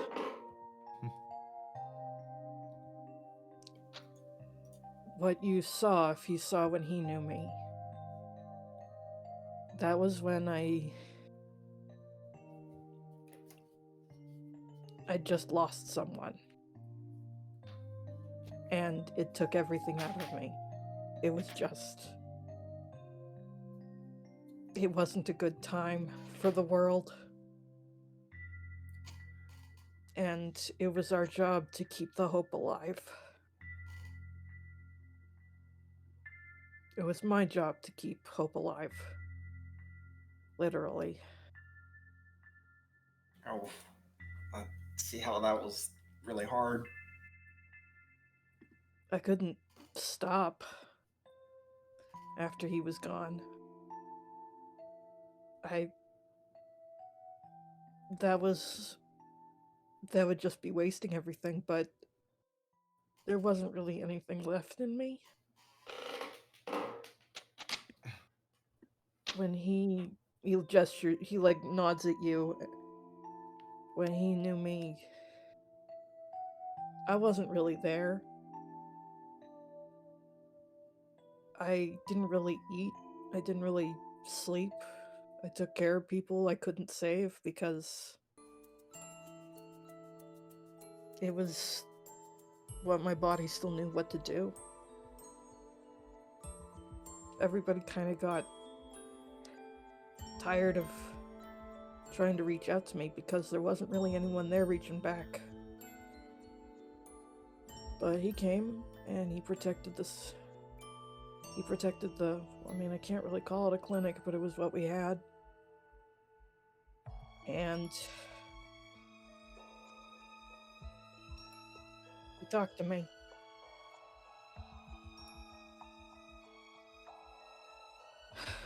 I just wander out into the desert. He was the one who brought me back. I didn't remember to eat or sleep, so he made sure that I did.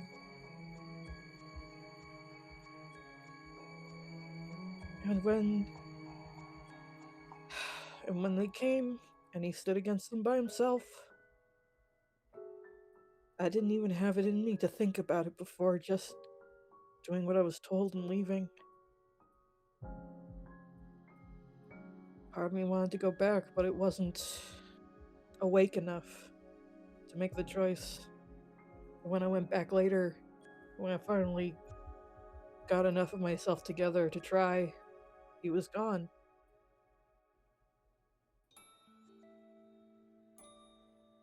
I thought he was someone else I'd failed. Those words resound out, and you feel a presence watching over you from the nearby fountain. You feel almost spectrally grasp the earth existing behind you. A word echoes out to you and you alone, Willow. Someday, it'll come time for you to make a similar decision.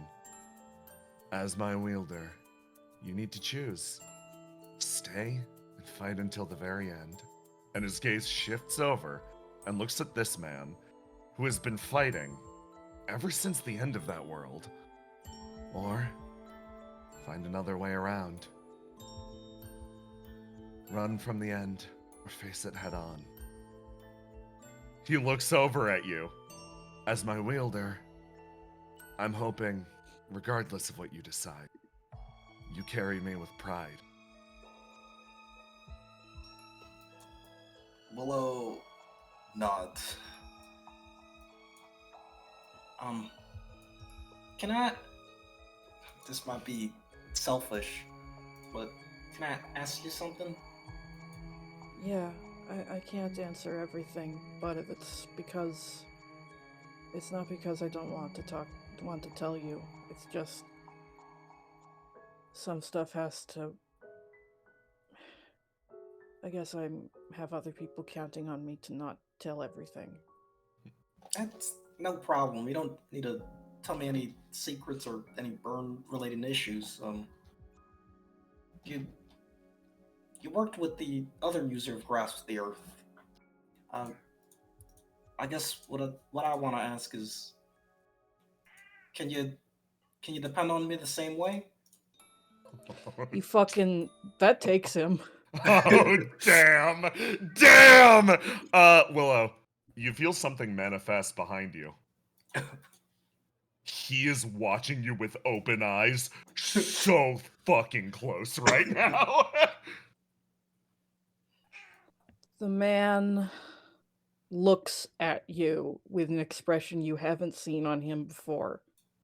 It's a little bit afraid and a little bit hopeful. Like I said, they're still alive, and they're with me. And this time, we're gonna knock it out of the park. He looks at you so long and hard. And what if you don't? Well, that just means there's gonna be 3 of us next time.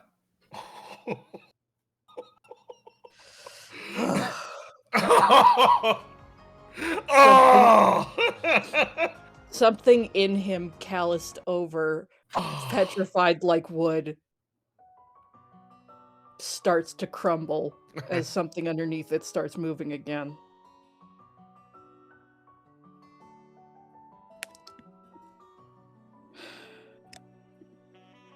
Thoughts are crossing his face that you don't know the meaning of. And then he seems to come to a decision.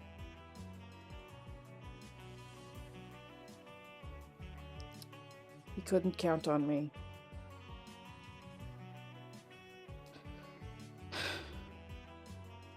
I can't make every decision, and I've got other people I have to help too. But... And he's a little anxiously, going slowly, puts one hand out towards you. Willow grabs it and gives it a shake. He has no muscle mass. It's like grasping a twig, but he holds on as tight as he can, and he looks dead at you. I've decided you can count on me. Willow, strength wells from your reflection backwards. You've achieved its next level. You feel like Grasp of the Earth has unlocked yet another of its secrets for you. Your powers have yet again increased. It strongly approves of you as its wielder. Let's fucking go! Let's go! Let's fucking go! He's looking at you dead in the eyes. There's not a lot I can do. I heal, that's what I do. But Well- if you're at a place where you don't have any other options,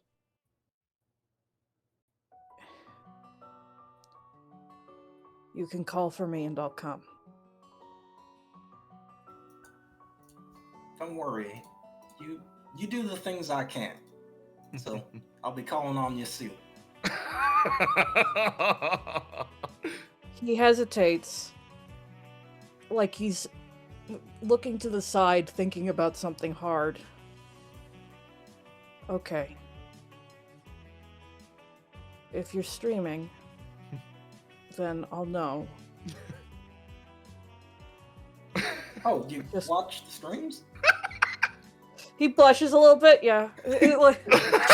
But, it kind of scratches the back of his head, but, looks in your eyes again, meets your eyes again. Call for 9. Alright. Next time I need your help, I'll definitely call for 9.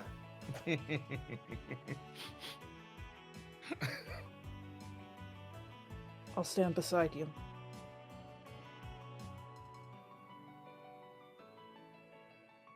Willow nods.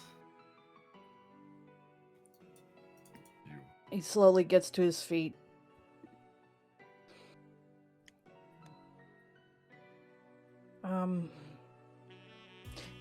He looks awkward. He doesn't really know what he's trying to say. Thank you. I'm glad Grasp the Earth found you too. Yeah, I'm really glad. Reflection really called out to me. But you said you too? Like, it called out to you? No, he smiles. I've only ever had one reflection. But the previous wielder would have liked you a lot.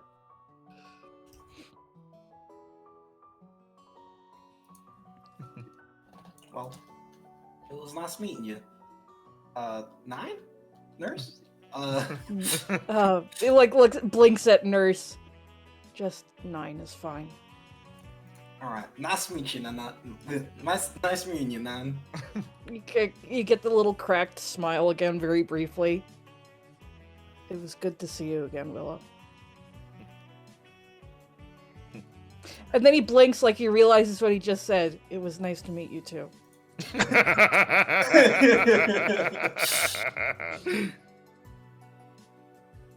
You feel someone moving up behind you rapidly as Ruth inserts herself into the situation. She's like, hey, I don't want to cut you off or anything. I just want to say, throws an arm around you. I'm just so proud of you as like my partner in crime, my partner in soup. What the hell was that? Well, then there'll be 3 of us thing? Holy shit. Yeah, I mean, like, I don't know. I was just saying things off the top of my head.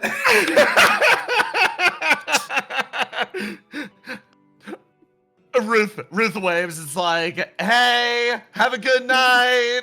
He freezes. He was trying to extricate himself by shuffling out of the situation while no one was looking. Yo, you gotta tell me all about what the hell that was. That was from your reflection communion? Yeah, I basically met him. He was a really cool guy. Little turns looks. Basil, what is your reflection like that? I can't talk to my reflection. What? Oh. I don't want to talk to you? Oh, that sucks. Hold on. No, she doesn't want to talk. Oh, no. You helped me tonight using sinkhole metaphors. No, we're gonna figure out a way to talk to your reflection. Okay, good luck. I don't need luck. Check this out. Looks down at your reflection. Hey. I don't think that's gonna work. Ruth arches over and does this. Meanwhile, 9 in the background quietly pulls himself free of the situation, disappearing into the depths of the night. We're going back to 2, pal. Tube time. Tube time. Tube.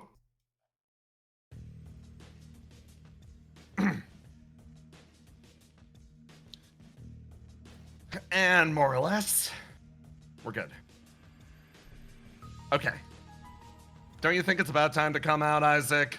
She yells up and over. Oh, shit. You lay low here. He pats you on the head, Theo Argos. He floats down from the area above.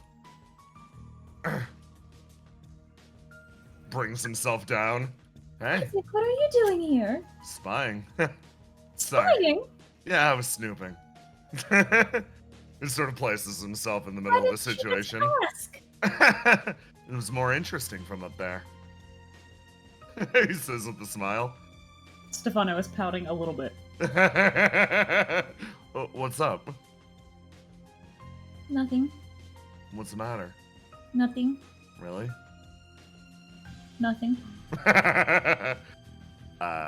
Hey, Isaac. It's not a nothing. Elbows him. Oh, hey. looks over to you. New pyromancer, nice to meet you. I'm the pyromancer of Inner World. Nice to meet you too. He nods. Yeah. This is my pyromancer. Fucking Post presenting him to you. Nectar would probably notice this. A lot of times when Ace interacts with one of the pyromancers, there's a lot of piss and vitriol. Yeah. But to Isaac, he's just very hello. Yeah. Neutral. Very neutral. Yeah. Because Ace looks at this guy and realizes he's nothing to fuck with. He places himself over in front of Stephano and he's like, hey, want to go back to the lake? Sure, do you need something from me?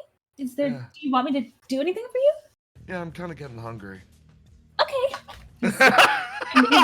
He's elated. Mood immediately improved. He walks back and Ace, you feel his vision on you the entire way out. He's keeping a close eye on you, but seems rather content to just exit the building. Nectar's and there you have it. Feel free to use the room, however. Don't mess with the control devices. Trust me, if you try to do something whack, like create your own stranger, you're gonna make things worse, and you're the one who will pay the price for it. So, if you want, go for it. Shoot. Nothing. She Yeah. slithers up. Mm-hmm. So, you think that went well?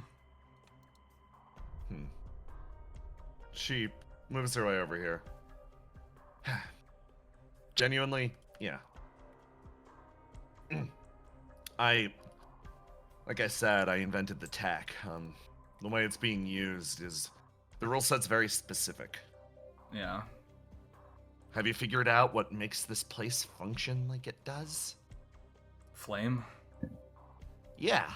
I mean, yeah. I was... She sort of laughs. I was actually expecting you to go for the throat a little bit more. She points. Gridlock. Excuse me? Gridlock. This Gridlock. place works like it does because we constantly have... We strangers are poised in such a way to be the equal and opposite of the pyromancers. So... Why? Why do you think that is? Stagnation? Yeah, it's because someone doesn't trust us. She says with her thumb pointing upwards. Is that eternity that I've heard about? She nods. Yeah. That's So fair. if you're asking, think it went well. She points. This one is... I think this one is going to avoid a lot of the common pitfalls. Yeah, and that's thanks to probably you wording the things the way I would probably need them to be worded. She shakes her head. Nah, not really, honestly. combo of what you were saying, Stephano was saying, and maybe a little bit of help. You feel like her gaze punches through the darkness for half an instant, and then she looks away. She's like, nah, in this case, I think this will lead to an interesting outcome. It's something I'm curious about. She taps her clipboard against the device again. For me, as the very first of the strangers, this is like a perfection of the method that was used to create me. So I'm gonna be fascinated in this, and I'm gonna give you one warning. Whoever comes out of that tube, treat him well. That's it. That's all you gotta do. I'd like to think I treat most people well if they treat me well. She moves forward. You know, I actually think the same about myself, but people tell me I'm full of piss and venom. Well, maybe they're the wrong people. Maybe. I don't know. I like a lot of them. She like leans forward. Maybe it's the way maybe I accent. I don't know. Aren't you a snake? Aren't you supposed to be filled with venom? Oh yeah, good point. She like draws herself out. Well, I'll let you two talk to each other if you want. Waves her clipboard. Have fun. Thanks for participating in the experiment. Yeah, thank you. You find yourself in the chamber, alone. Hey, Argos. Yeah. What are you going to do? Cling, clang, bang! Slam, slam, slam, slam! Theo's on the other side of the room. Not surprised. Hey, Bird Brain, ever thought about not causing a problem? The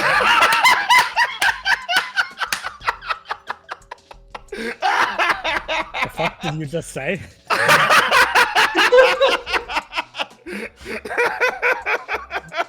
Dude, imagine the words coming out of Theo's mouth in Theo's sweet, angelic little voice.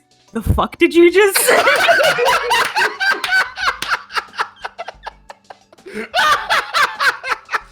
If this face could squint, it'd be fucking raising an eyebrow and just being like, what? Swearing isn't a lot like you. You good? Come down here to rescue you, and this is how I'm greeted. That is you in some capacity, right? I like look up and down and bend over and look close at the suit of armor in front of me. Kind of knock on the visor. It's a lot more, it's a lot more complicated than that. I'll say, you know you're still up on the surface, being you, right? That is news to you. That's some weird shit. Theoretically, in the hypothetical situation where that is me, and I am who you're talking about. Though it's impolite to, you know, expose someone else's identity without exposing your own. Oh. I guess I kind of blew my cover. Yeah, it's Argos. What? How are there two of... Well, it sounds like you don't know either. I've been down here. You'd know more than me. Oh. Theoretically, hypothetically, if this wasn't me. Well, Look, what I want to know is how you convinced the pyromancers to let you into their little club. It's a funny little joke. Explain it to me. It's a little complicated about that, but you didn't see me here, you don't know it's me. There's a strict rule.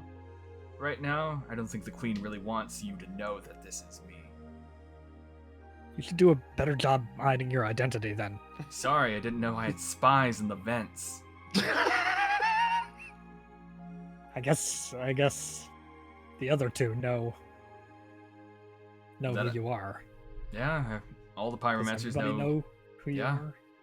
Though Okay. obviously contacting the outside and, you know, telling you guys that I'm the pyromancer of laughter isn't exactly the funniest joke. I think the Queen is a very funny person, find themselves a little bit of a comedian. I I think they like the, I don't know, conflict of it all and give me the considered probably the shittiest job of the pyromancers. Called me a janitor, really. Oh, okay. So that's how you wormed your way in. Nah, don't worry. If they're gonna underestimate me, then that just makes them like everyone else.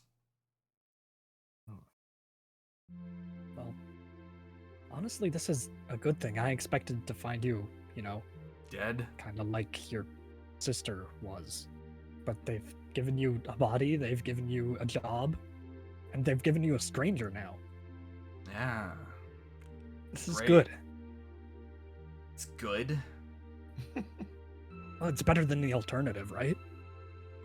I mean, there are better alternatives, like me being able to live my life outside of Okay. this. Well, all right, we're gonna work on that. This second you sure complicates things, though.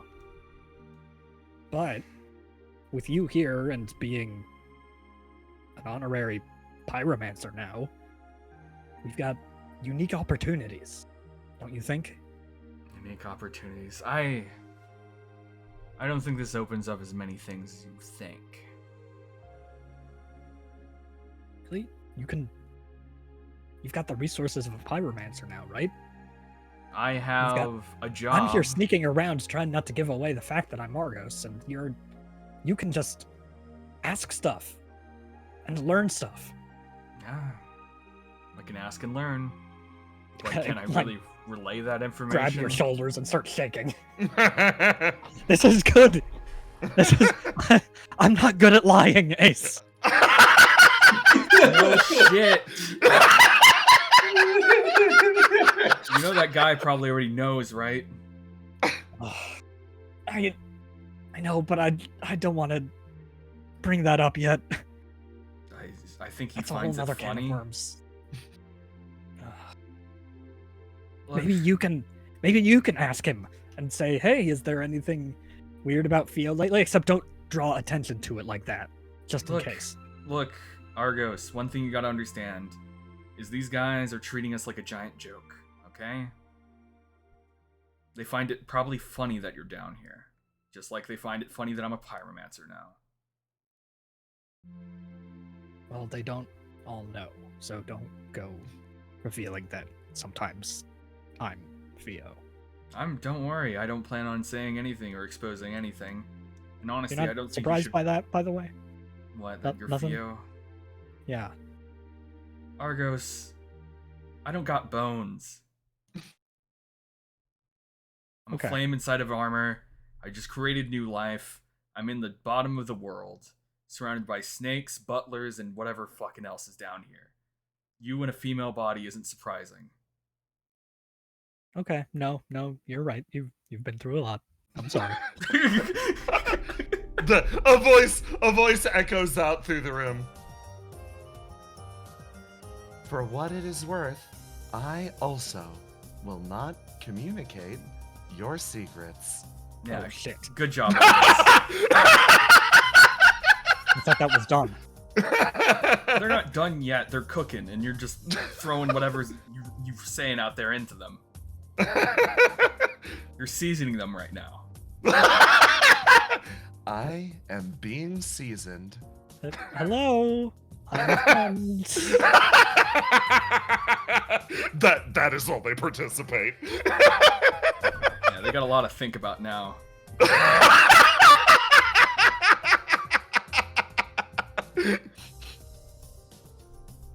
Oh boy. Okay.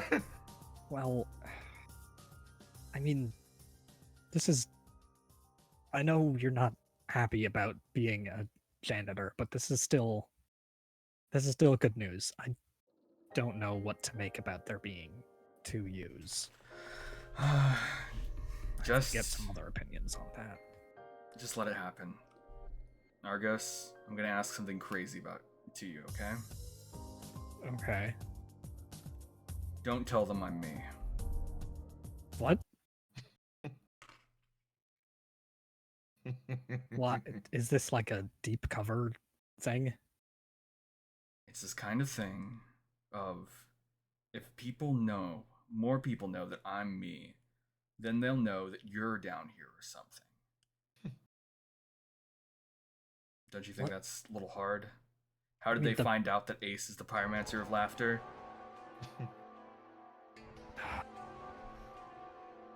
The voice chimes in. Deep cover. Exactly. But I feel like you got should some let really people know that I'm smart alive. people at Opia. Yeah. Yeah. Everybody's worried about you, even though you're still walking around up there. Look, you can say that you saw my flame and I'm doing fine, that I'm not degrading or anything, but as far as me being the pyromancer of laughter goes, if anything, them knowing this information will make them act stupid. I didn't take this position as a... Well, it's my life. Could you at least respect that? Yeah. I know it's a risk. Riddle and Treble, they'd at least have ideas about how to help you. I'd tell Riddle, not want Treble. to pass that up. Riddle would work with it. Treble might just kill me.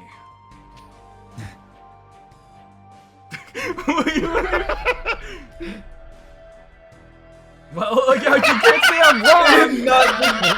You're not beating the allegations. Alright, I'm gonna let everybody know that your flame is safe. But I'm not equipped to figure out this whole 2U thing alone. And that's gonna be an issue. It's not really just about rescuing your flame anymore. Look, is the me up there okay? Yeah, he's you. Things are pretty complicated, like keeping him alive without a flame, but you really didn't know? You don't have some kind of connection to him? You think they'd tell me anything down here? No connection, no supernatural anything. It has been nothing but oblivion and right now.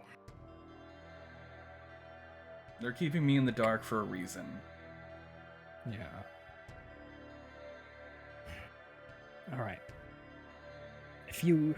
I won't tell everybody about you being a pyromancer, but will you keep giving me information about what goes on down Yeah, there? if they tell me, I'll tell you if you're you. Or I guess Theo. I'm not Theo all the time now. I mean, this isn't permanent. God, I hope not. Because if you were Theo, you dropped the ball a couple times, I'm gonna be real. It's difficult, okay? You try not to let people know you were Ace and drop the ball. I mean, sorry, I didn't think that, Argos, the gamer guy, would be down here in a female body in the vents. It's a surprise to me. I think Nectar let this happen because obviously, Yeah, she knows. She and Stephano know. Yeah. Good job. Who else knows? Queen of Flames knew when it happens the first time. Oh, God. Like I said, she's a comedian. Yeah. But I'd rather keep it the down low from now on. We don't want to give too much away. Exactly. That's the same reason I don't want you to say it too much up there either. Okay. All right. And at this exact moment, a voice echoes out through the room. Loud, imposing, almost using the derelict itself as a megaphone. Theo, please attend me in the throne room. Oh, you're fucked.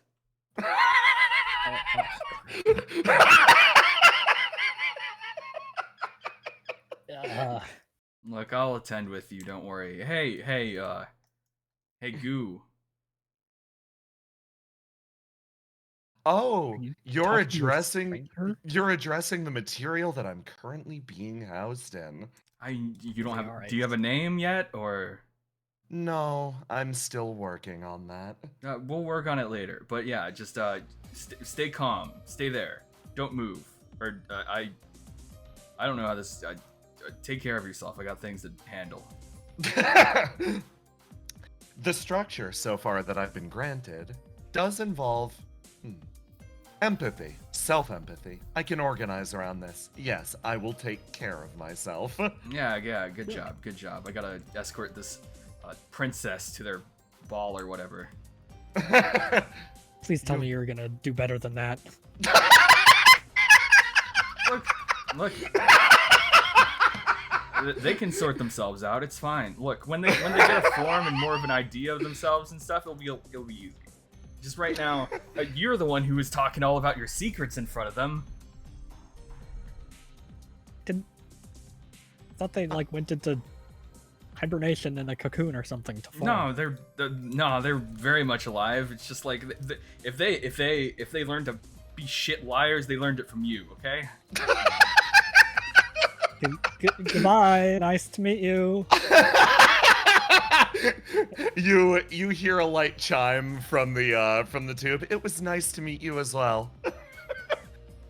I'm gonna have to write Theo a note about this. And your duo approaches the chamber of the Queen of Flames.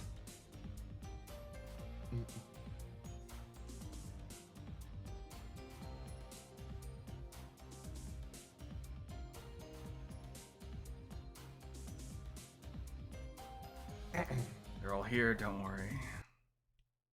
Just keep it cool.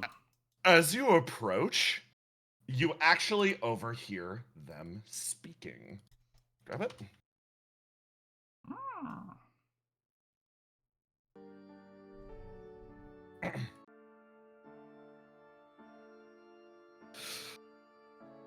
As much as I loathe to admit it, maybe I am the best match for Ciala then.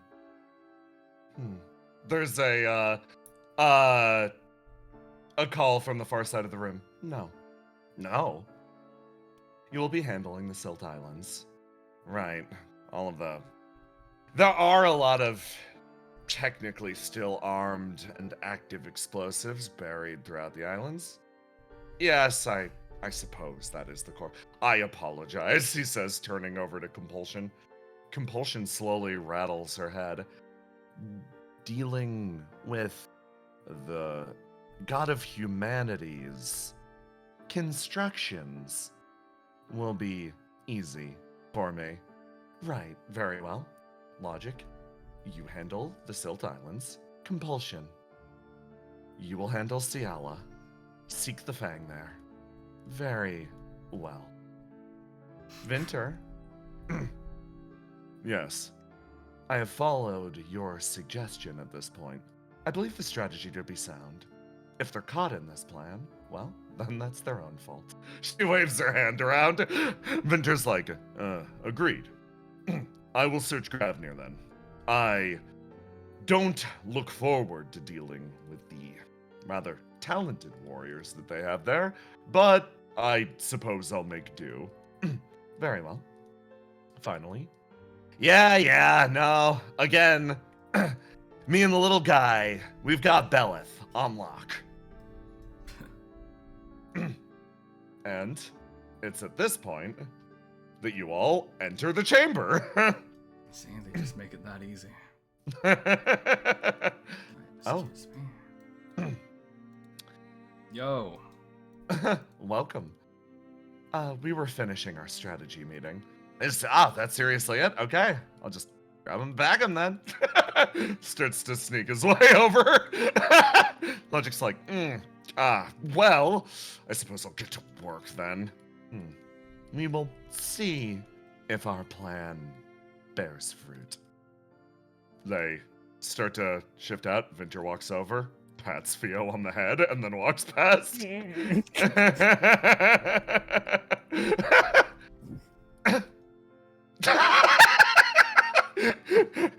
You watch as Halstein dives and jumps with his sack, disappearing into the pipes back behind the throne. I just learned that that's not the proper care you should do with your stranger. The pristine one is a rather unique existence. With every world, he regenerates anew. They... Normally, I would say they don't have this relationship, but it does seem to always end at this point. Perhaps you do have a point. She folds her hands. Yeah. So, Well, you're back from getting your stranger awfully early. yeah, it was a quick and easy process. I see. I mean, they're currently being made right now, but you know. She turns, looks over at Argos. You called for me, my queen? I curtsy. The queen looks at you, and you can feel the smile behind the mask. And then she looks back over to you, Argos. Yes. We are now more or less alone. The other pyromancers have dispersed throughout the structure. I'm sure you heard the remnants of our diplomatic meeting. I called you at the time that I wished you to attend. Yep. You heard accurately. We will be beginning our global offensive. My pyromancers have created a strategy specifically to deal with not only you, she points over at Argos, but your strategist up there. I'm hoping that you can at the very least overcome this trial. Dialogue. How do I put this? I think only if you're able to make a good showing will dialogue be worth it. She folds her hands. You can tell that the queen right now has been turning over the words that you last shared with her. It seems, at the very least, she wants to see if you're bright enough to deal with her lackeys. So I have to earn a chance to talk. She shakes her head. A chance to talk, no. A chance to parlay. A chance to establish diplomatic relations? Yes. Yeah. She holds out a hand. I want you to pass a message along to the surface.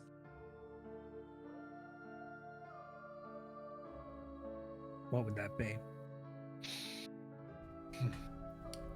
Tell your strategists up there that I myself am going to be leading the offensive starting in 1 month. Until then, the pyromancers will be operating independently. I'm hoping you can harness and hone your strategy and tactics to a fine point. It has been millennia since I have personally taken to the battlefield. Like I said, So, comedian. She turns over and looks at you. you're letting me know this, and you intentionally let me overhear. So this is a trial.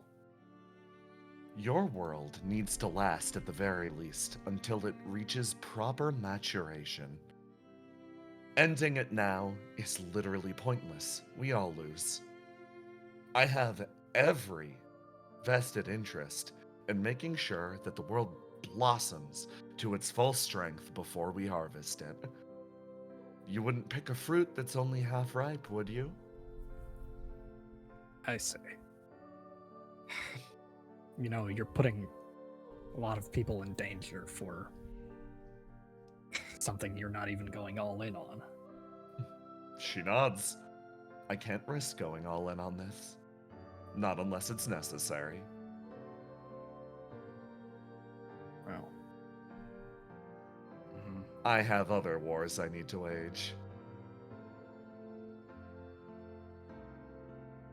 You feel her smiling behind that mask. that's unfortunate. Yep. So it's your job to give her a reason that she can't fight the other wars. Become a problem. She smiles. She's like, oh, and my new pyromancer has figured out so much of my own internal politics.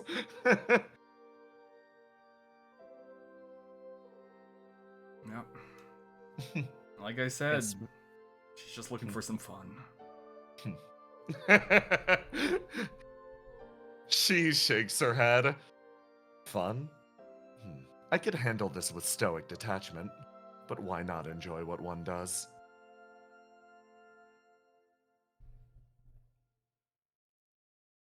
Yep. She stares at you. You feel that flame boil and dance within the armor. Will you pass my message along? Tell yourself and tell Riddle Arendite I'm looking forward to a good showing. Well, I guess I've really got no choice but to give you what you want there. We will fight you and beat you and all of that stuff, but I think it's a shame that it has to go this way. Maybe once we open up a dialogue, we can figure out a way to do things that won't involve picking our worlds like a fruit. She taps one long finger against the bottom of her mask and she's like, I think you've misconstrued one thing. She leans forward. You aren't fighting me. Not yet. You're fighting the combined courts of pyromancers. You're fighting those that have coveted and controlled the flame for generations. I organize them towards a single point. If the day comes, if you last long enough for me to take to battle myself, at that point, we can speak about our war. She taps her chest. Until then, you are fighting them. She reclines in her chair heavily.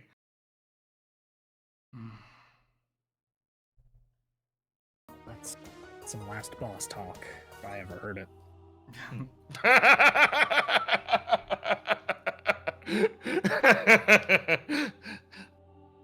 She turns over to you, Ace. You went through the process of creating a stranger today. Yeah. The simplified version of that creates a demon. Understand, I, myself, have no army. Those fingers tap across the back of the throne. I eagerly await the day that it becomes necessary for me to draft one. Well, I think you kind of fucked up, Queen, or at least you're gonna get what you want. You turned this into a game, and that's kind of something that Argos doesn't really lose.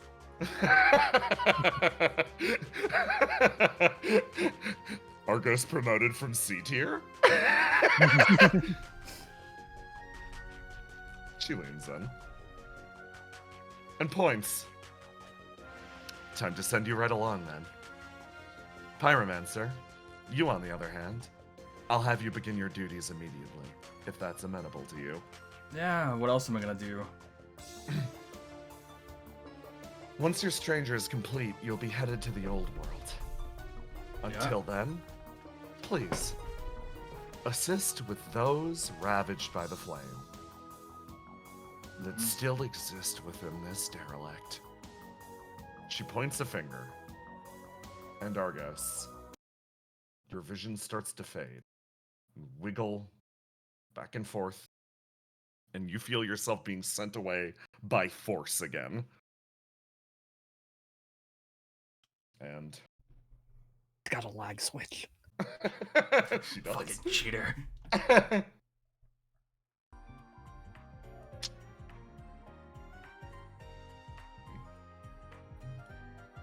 Well, swap the music. Argos, your eyes slowly open. You're sitting in the corner of a booth. Someone's sitting in front of you. And so, as I was saying, by the way that you phrased that, really blink, blink. Riddle. Riddle? Yeah. She's gone. This is Argos. She's Hey. looks disappointed for a second. It's good to see you Good to again. see How you are you too. feeling? It's Oh, good. yeah, It's great to wow. see you. Riddle says with a big smile. Oh. You know, it's great that you came about now. It would have been really disappointing if you had came while Riddle and Theo were preparing things for you. Oh yeah, no. We made something for you. Yes, I hope you like what they made for you. I could have stopped them, but I didn't. Trouble. Riddle places something on the counter. So, a gift from me and Theo, she says with a big smile on her face. Places it in front of you. It's back. The worst cake you've seen in your life.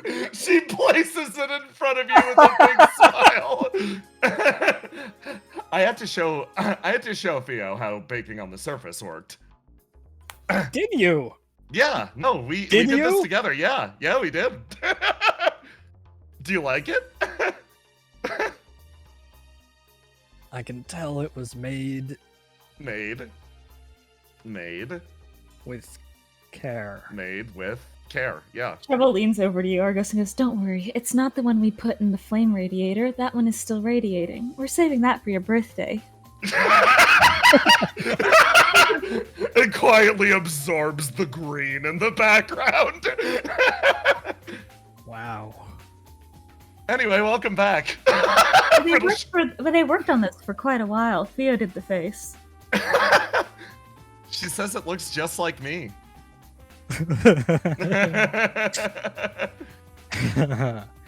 Oh, that makes it worth it. Thank you. So Anyway, you were down in the derelict, she says, picking up the cake and putting it back across the way. Spill. Oh boy. Spill. Yeah. Spill. A lot happened. Yeah. Well, I saw Nectar and Stephano. And Yeah. ate some good snacks, and I was able to confirm that Ace's flame is safe and secure. Mhm. I don't think That's- it's degrading or anything. Ooh. That's Okay. ideal. Yeah, that's really good. Probably retrieve him. Yeah, let's I'm not sure how to go about that, but I could get a big I- shovel or something. Well, I also told you want before- to gather. Sorry, go ahead. I was gonna say, I told you before, I'm going down there for a diplomatic meeting soon. Maybe I could retrieve him during that period of time, do you think? Like a prisoner exchange. Hmm. Maybe. I kind of want to gather some more info about, everything that's going on. I mean, it's useful that he's there. Maybe he overhears things as a flame. Yeah. Riddle picks possible? up the cake. Okay, Yeah. I'm trying to figure out, because I'm realizing something. Yeah. Tremolo can hear the song of your heart, and I'm like, oh no. Oh fuck. Argos is holding back some information. Exactly what it is, difficult to say, but he's definitely holding back some information. Argos recognizes that kind of. Is everything alright, Argos? Did something happen? A lot of stuff happens, and listen, Treble, he's now remembering that she can do this as well. Oh, you're getting nervous. Can't imagine No. why, Riddle says. She stares at you accusatorily. Also, she stares at you accusatorily. Listen, you know how I trusted you when you said there's just things that you can't tell me? Mm. It was for. But I explained to you thoroughly why there were things I couldn't tell you. I explained to you the tiers of knowledge. I explained to you all of that stuff, so that you would understand why. Okay, Why can't you tell me? because I made a promise. I see. All right. Smiles weakly. Oh. She seems to just take that Yeah. She just rests her hand. She like puts her elbow on the table and rests her head on her hands and goes, "All right, that's fine, I suppose, as long as it doesn't hurt anyone." Yeah. Riddle like scratches the back of her neck. God, I'm curious, but that's the thing I'm weak to. Yeah, no, I'm really curious too, but Thank you. Genuinely. You Thanks. sure you can't share? In time, I'm sure. Probably. How- Well, How can you say that to this? inevitably. How can you say that to this face? so are you saying inevitably you're going to share, or inevitably I'm going to find out? Are you going to tell me, or am I just going to stumble into it? I'll try to make it so you don't stumble into anything, but I mean, I'll probably be able to handle it. yeah, you will. Oh. She smiles at you. Right. Let's walk and talk. Picture day. Oh, right. Are you excited to have That's your picture today? taken? Yeah. Are you ready to? Are you excited to have your picture taken? Riddle She bounces picks the in cake place. up and she's gonna put it in the fridge. Excited? Yeah. Slightly? I'll be in the chamber with you to help you with your poses, since you're going to have to do like 5 of them. Yeah. Poses. Yep. This is Thought for this the. was just for like ID stuff. It's like It is, but it's also for the Geist, like reality show. the reality thing show they're they doing. make into the ranking and all of the stuff you guys are doing. They record through drone, and then at the end of each, if she does air quotes, episode, they show the score totals and how they're changing, and so you have to do poses for if you got first place in the Yeah, mission, you've got to do or- victory poses. and all that kind of And stupid defeat stuff. poses, and defeat you've got to like poses. stand in the back and clap for And some reason. clap.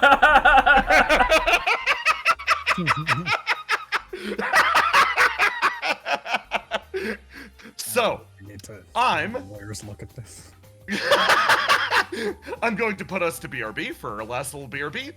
These are our last sequence of scenes. I am going to show you the map ahead of time so that you can get your brain cogitating on what's going to happen here.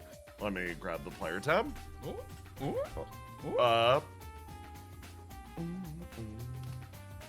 I have arranged you all for fucking picture day. There are a lot of characters in this scene, and I will primarily be bouncing between the PCs. I have placed Darkside on the same map as this one, so we're not just jumping back and forth between maps. Good shit. Yeah, and I'm gonna move the scenes forward by going in. Verona calls in X character for their picture, and then we can re-scramble things, and you all can tell me who you want to talk to at which point. Think of this as almost like a round-robin style scene presentation.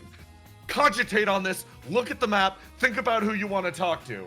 I'm placing, Brennan, you get the first scene, and I am placing you tactically here. You can move if you want. Tell me where you want her to be after the break. Whoa! Whoa! Wow! Yeah. Okay. Whoa! I'm gonna use the bathroom really quick. Good work, everyone. Damn, dude. That's crazy, man. Fucking Is it- Kino the whole way through. Hot Yeah. damn. God. You know how you can support this Kino, by the way? It's by checking out the Patreon. Bro, that's crazy.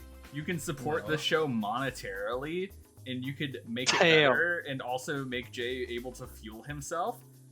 What's going on? I just figured I'd pop in and see people playing a tabletop game. Yeah, this is our tabletop game Reflection, using a custom system that our GM made called Sentiment. And we play a bunch of other tabletop things on this show, like we started a Lancer TTRPG show. This is using Sentiment. And we have a bunch of other stuff that we played over the years and all this other stuff. And since you're new, obviously, we have a YouTube that has all this good stuff. So if you want to check out like kind of more about what we do, you can probably find it there along with convenient playlists and everything. So, but this show that we're doing right now is Reflection.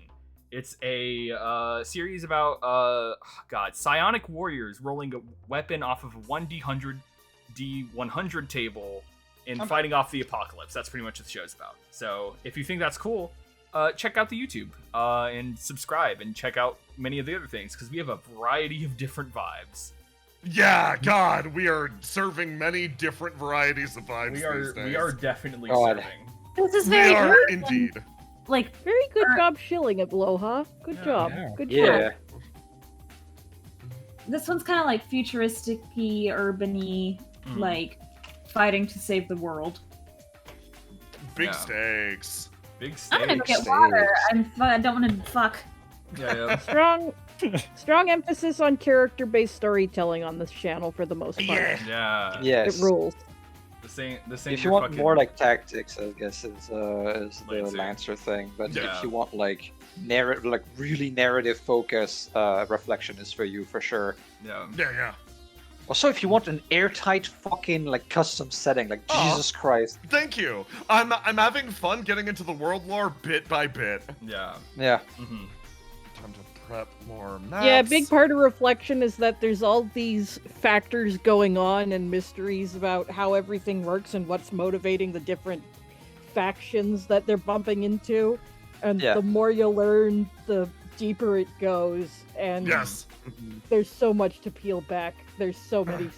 The more you Yeah. discover goes- about, So deep. yeah. And yes, it is full of cuties. Yeah. It's full of Yes. cuties also. Yeah. Very Also, important. that is also a kind of a guarantee of the channel. I'm not gonna. Yeah. You're right. You're right. God. Ugh. I'm stretching my bones, bro. You're Stretch them bones. Argos. I don't I'm got any bummed. bones. Yeah, that was literally the first thing we started with. Oh, that's so sad. You can't even taste Stefano's delicious snacks. It's so and fucked up, that's man. Fucked worse up. than death. I would never recommend DCC to someone new to the channel. I'm gonna be completely real with you, chatter.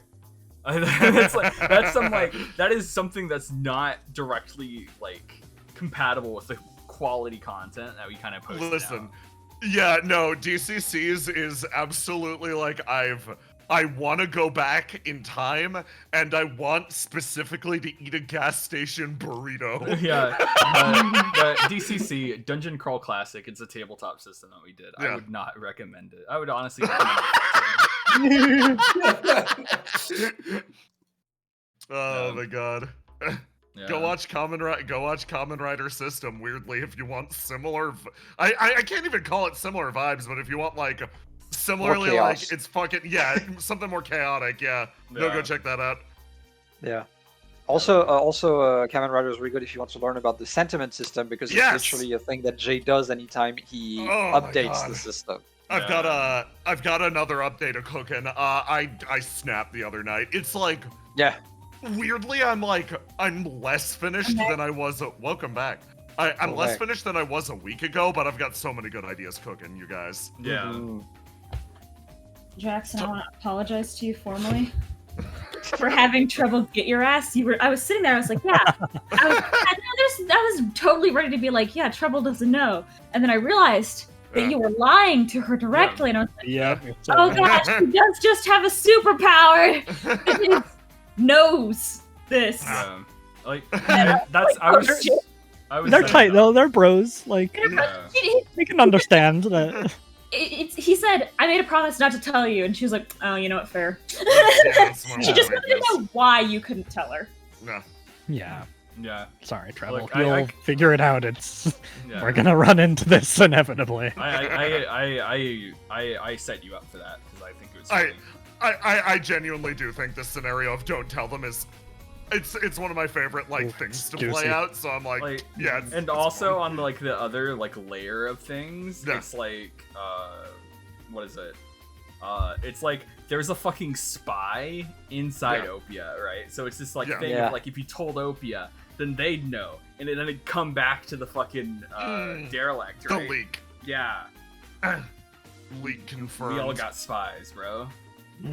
God, do we? Spy heavy game. God, beloved Opia spy. It's almost like I it's an pat them on the information war. head. No. Yeah. Okay. Is everybody here? Is everybody good? Yeah. Brennan? Wait, Brennan? Oh, Brendan? Brennan. Whoa. Yeah. Oh, yeah. Hey. Okay. Brennan, Yeah. Where do I place you? Who do you want to talk to? Map's big. Map's big. Here's fine. Here's fine. Yeah. Here's good. Okay. So, in that case, let me get some fucking. Ooh, I gotta refresh my thing. My music breaks regularly. That's fair. The prompt here is, you guys are waiting here. Effectively, each group that is in their picture-taking thing, so that you aren't all cramped into the tiny VR chamber hallway. Yeah. You guys are waiting here. When this group is done, they'll call your group in. Yeah. Okay. Basically, I'm just gonna have Verona call random people because fuck it. It's Chaos and Heck in Opia tonight. No, Heck is downstairs where the incubator is. Yeah, where the tube is. Yeah.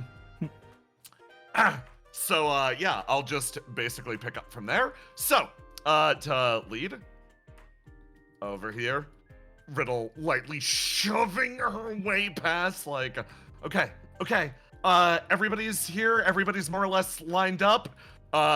Danger's clinging to her and crying. I think we should start calling people or they're going to start rioting. Danger, why are you crying? Listen, Riddle apparently left in the middle of a really important mission to pursue debauchery. Come here. Yeah, it's like, okay, I promised to be Basil's knight and everything, and she was in like a lot of danger earlier, right? And then I find out Riddle snuck away to sneak off to an apartment to do who knows what. Trouble holds her hand out like, come here. I took her to the apartment because she hadn't slept in a couple days. Oh, okay, that makes sense. Wait a second. Nothing happened. It's fine. He looks like borderline suspicious for a moment, and Verona's like, okay, getting this started. Let's grab Cast. Oh, okay. Over here. Cast sort of speaks up. Oh, by the way, Colt actually approached me earlier. Yeah? Yeah, he wants to go on a date with you to, like, I think our records of World 5? He wants to do, like, a Really? noir thing, yeah. World 5? Oh, I like World 5. Yeah, one of the more interesting ones, certainly. She's, It's very like, me-core. yeah, no, Circuit, Circuit has a lot of experience with particularly this area. She's seen this segment of I guess the world's history, where you guys are very World 9 aligned. Yeah. Cass like, okay, in that case. I think, both the World 4 and 5 were very me-core. 9, but he wants to go to 5 in particular? He wants to go to 5, like do a bank heist thing, like you two are gonna be criminals. I said I'd basically like GM it, like I'd do the thing, but I wanted to propose a trade. Okay. Double date. Double date? Yeah. With who? Me, you, and Cole and Argos? Yeah, no, I wanna actually grab Argos. I think if you guys are gonna be criminals, we can be detectives. Verona, that sounds like fun. Verona over the comms, Cast! Oh, yeah, of course. They rush in and start to get their picture taken. Over here, Colt is like, face down on the counter. I can't believe I kissed her in front of literally everyone. Twice is just patting his back repeatedly, like, yeah, I saw that. That was pretty fucking funny. Do you want to see the stream? No. Down the way. You sure? I've got it right here. I could play it really easily. I could play Under it on no the big circumstance, screen. delete that. Leans forward. Fucking wrestling with him. Over here, Lace leans over. Basil. Yeah, Lace, what's up? Oh, hi. You got to her before she could start. What's up? Your face is all... She grabs your face and squeezes. Oh my god, it's so squishy. Oh, Thank you. I'm sure you're squishy as well. Thank you. She continues squishing your face. Jean's like, both of you stop. Slaps your hands away. What's the matter? Well, I'm a I assume the rowdy girls got here pretty early because I don't think there was much to talk about after slapping around Collapse, trying to get to talk. Yeah, no success, none. Yeah, so Basil's just been at the bar, drinking some green milk or something. I'm glad you like the green milk. Yeah, I usually prefer the purple, but the green's nice. Yeah, it's one of my favorite flavors. You two are speaking a different language. What? It's milk and it's green. Yeah, it's not that hard to understand. We got more purple in the back of the fridge, he says, as he's like holding his phone out of Colt's reach. One hand on Colt's face. Bartender, prepare me a purple. Okay, she flutters away. But you didn't have any luck with your reflection? That's so sad. No, it's not. I mean, I knew that was going to happen. It's if anybody who was already there would have noticed that Basil's face twisted up when Argos entered the bar. You look over at Argos. She takes a big sip of her green milk, and she inhales, and then she slaps the bar. Lace is shocked. Wow. Anyway, here's your purple. Thank you. She takes it. Argos. Hey, Basil. I would like to have a heart-to-heart. I don't think we should do it in front of everyone. Oh. Like now? Yes, now would be good. Now might be a little hard, given that you guys are due for pictures in the next 5 minutes. I'll randomly. run distraction. Yeah. She floats over. Well, off she goes. Follow me. To the realm where Yeah, hearts can connect. that's where she wanted to go. We are so in sync. No, don't say it like that. It's weird. Why not? Because you can. No, nothing. You're Basil. You're my. What are we? Friends? Oh, okay. Yeah, we're friends. Yeah, friends is fine. Friends is good. Yeah. You two want to finish your heart-to-heart first? No. Sit down. We're always having a heart-to-heart. This is what it means to be earnest with others. Basil does not sit down. She's giving a presentation. Lace is going to stay here unless you shoo her away. She's not, because she forgot she's there. Let me check the music. Presentation time. She clears her throat. You're Argos again, right? I can smell it.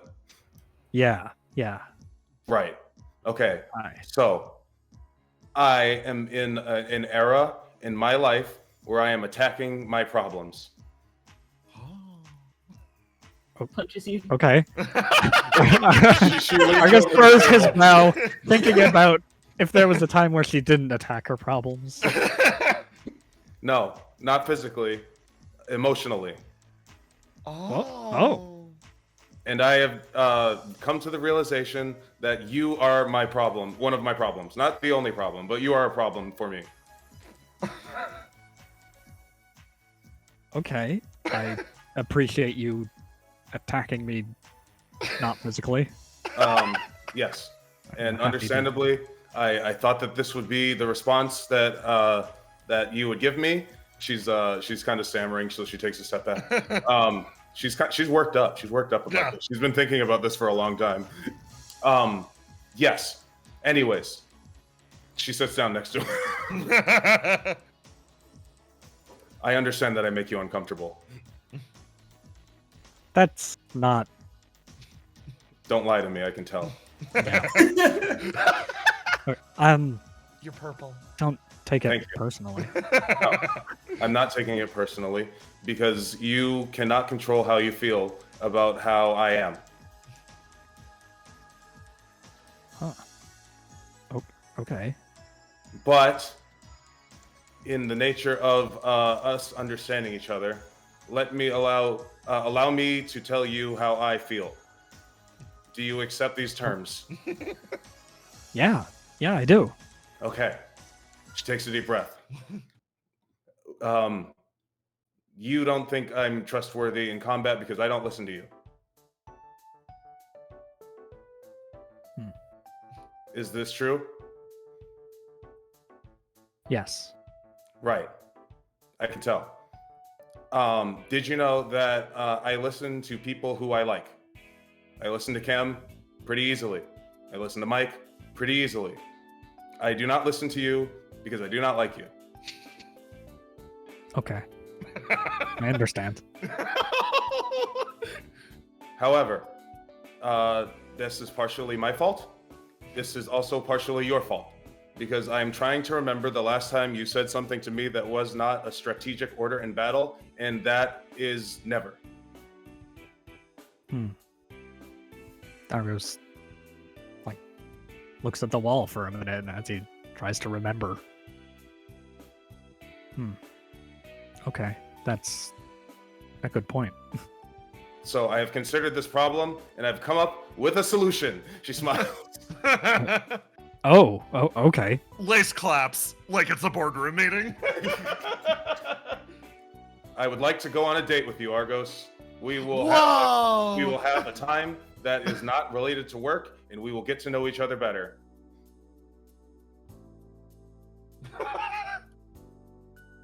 You came up with this idea? All by myself. I didn't even talk to anybody about it. I've been dealing with everybody else's problems all day. You know what? I think that's a really good idea. Okay, would you like to be the orchestrator of the date, or should I? Did you have something in mind? No. I didn't think that you would accept. Oh. To be honest, despite your surroundings, you are not very good with women. Okay. And I figured if you were put in a situation where you had to make a decision, you would not. So I did not expect to get to this point. Okay, well, I'll be the orchestrator then. You challenged him! I appreciate your forwardness. Yeah. I guess I can't say that I am exactly experienced, but yes, no, I understand that you are surrounded by women at all times, but it seems to be more about your orbit than your actions. What?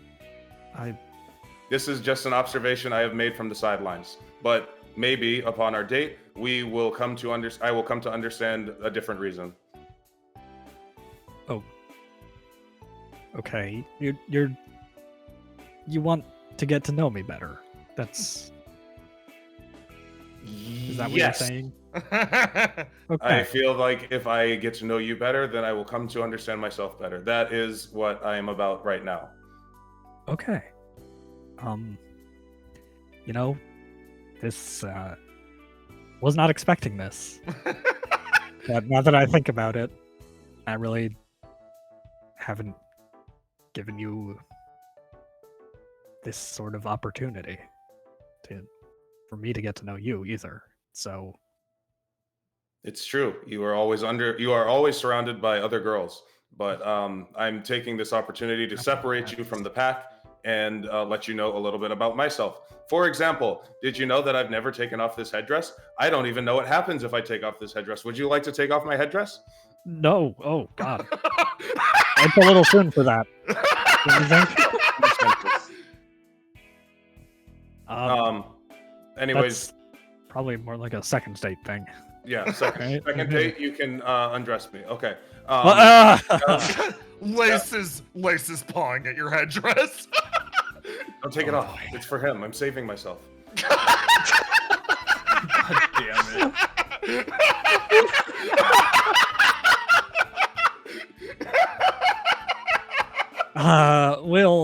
Okay, this is a lot at once. We'll yes, you may walk fix away. that when we get to it. Basil. Yes. Basil. Yes. How did you do that? How are you so forward? How did you just obtain I'm attacking my problems, Lace. You're I told you. I don't have problems. Well, let's find you some problems and I'll help you attack them. That's what I'm about. That's what I'm about now. My problem is I don't have a date. Okay, we'll go on a date too, just a different date. No, you're already going on a date with Argos. Argos goes on hundreds of dates. I don't feel like a third banana or fifth banana or whatever. What banana am I at?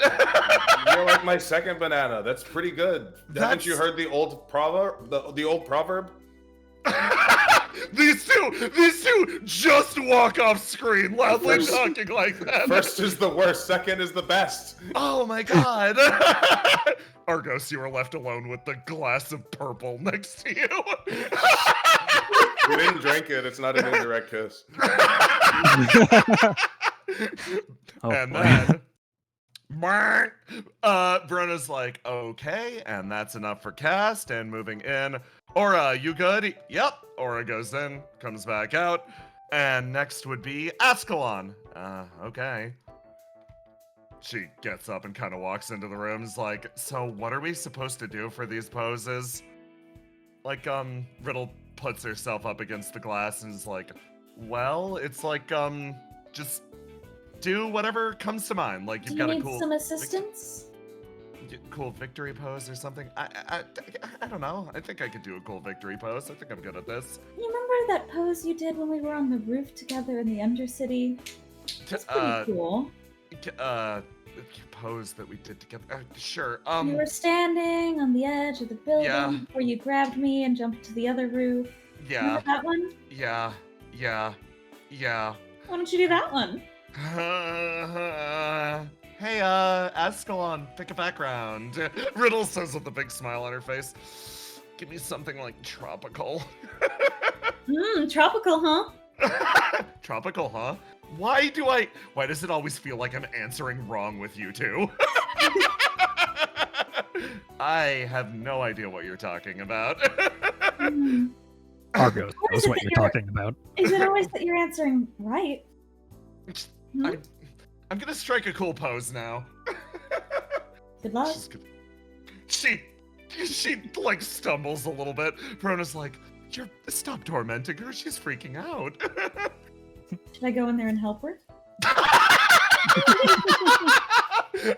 Bringing everyone back over here.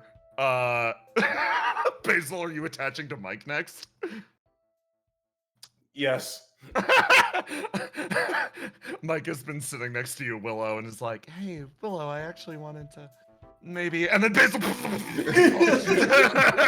I have work to do, I'm sorry. Okay. What's up? What's up, Basil? I'm Basil. Microphone. Yeah? How are you doing? Today's been, like, pretty good, I guess. How's dinosaur puberty? Are your bones aching yet? What?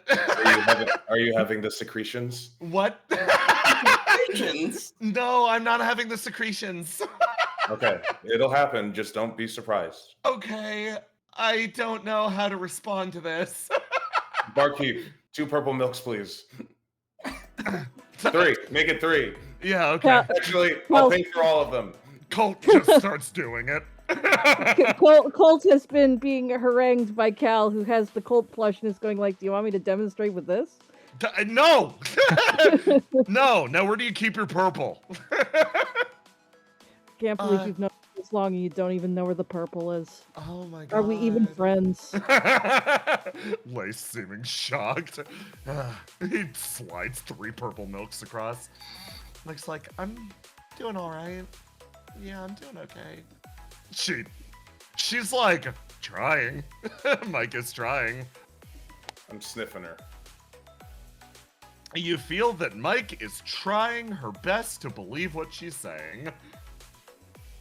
Microphone. Yeah? You're wearing a mask.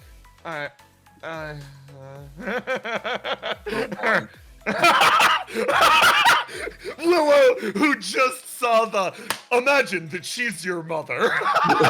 Willow, like, I'm gonna take my purple milk elsewhere while this is going on.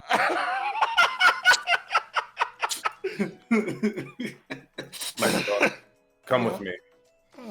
Okay. We're gonna go to the heart-to-heart chamber. Oh, okay. The last one worked. and I'm much more comfortable with you than I am with Argos. So What did you do with Argos? we're going on a date. Mike looks at you dead in the eyes. Argos, what is your expression? I like start mouthing and gesturing with my hands, but it's just stuttering. She walks up and just puts a hand on you. Oh, okay. Oh, okay, I see. She smiles, pats you on the shoulder. I pat her on the shoulder as she goes. You two are yanked off in this direction. I'm actually gonna do these two first. Argos, you reapproach. Lace is like... Oh, hey, man. Yeah, I've been meaning to ask this. I got so there's a metal show going down in this bar downtown. Metal show? Yeah. It's not too heavy, so it's good for like getting into the scene or at least trying it out. Is this like the elusive rave? No. Very different mythical creatures. Do not confuse them. The rave is too advanced. It's a creature.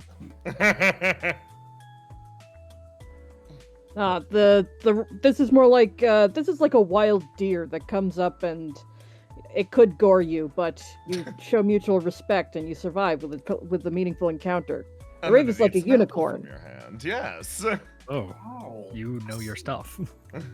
See why it's so popular? He leans over to Argos and whispers behind his hand, "I make most of it up." That's okay because it sounds legit. Gives you the thumbs up. But yeah, man, if you're free, I'd love to go with you. Basil mentioned that you guys are doing a date. You want to go? You want to take her with? I don't know how she'd feel about Hope Metal, but I want to expose everybody to. Everybody should experience it at least once. So that sounds fun. Yeah, I'd like to go. Cult is watching you very closely, Cal. What's that? Is that? Am I being watched by someone who doesn't know me well enough to know where I keep my purple? Damn, touche. He sits back down. he fucking like gives him a nookie. I'm joking. Of course you're invited. And of course I know where you keep your purple. Damn right. At this point, you better. Nah, I don't want a third wheel or anything. Wait. Dude, I'm already opening the invitation to Basil. Besides, it's a show at a club. Hey, did Cass talk to you about anything yet, Argos?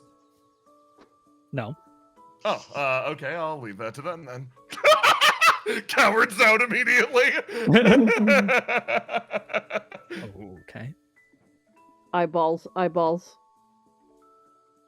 What is this sensation? Her doinker sticks up straight. I'm feeling things.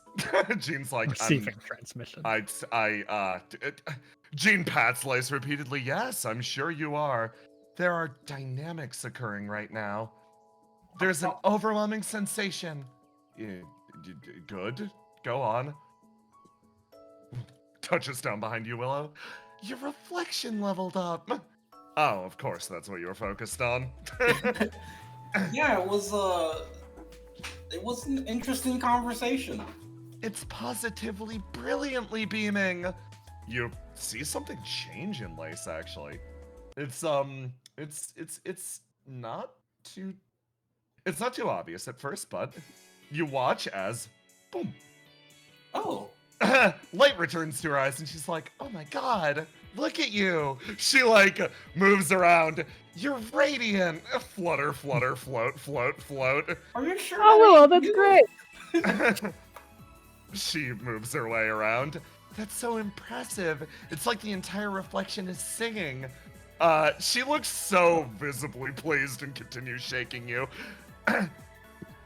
Oh, Willow, that's rad. I'm still on the waiting list to get to know my reflection. Wait, hold on. Way to you got go. a reflection. Yeah. Oh yeah, I'll introduce you sometime when we get to know each other better. Me and the reflection, I mean. I know you guys pretty well. Oh, okay. I thought you were gonna like show me where the purple was, and I was gonna. He like looks at you like, please. Purple is its own level. You gotta work to get to purple. Colt mutters off to the side, second date material.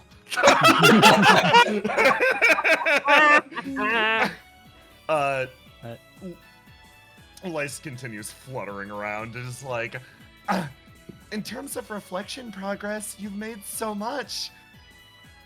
I think it's just because me and my reflection are really just on the same wavelength. Yeah, that much is super obvious. Lace is beaming. The doinker continues to bounce.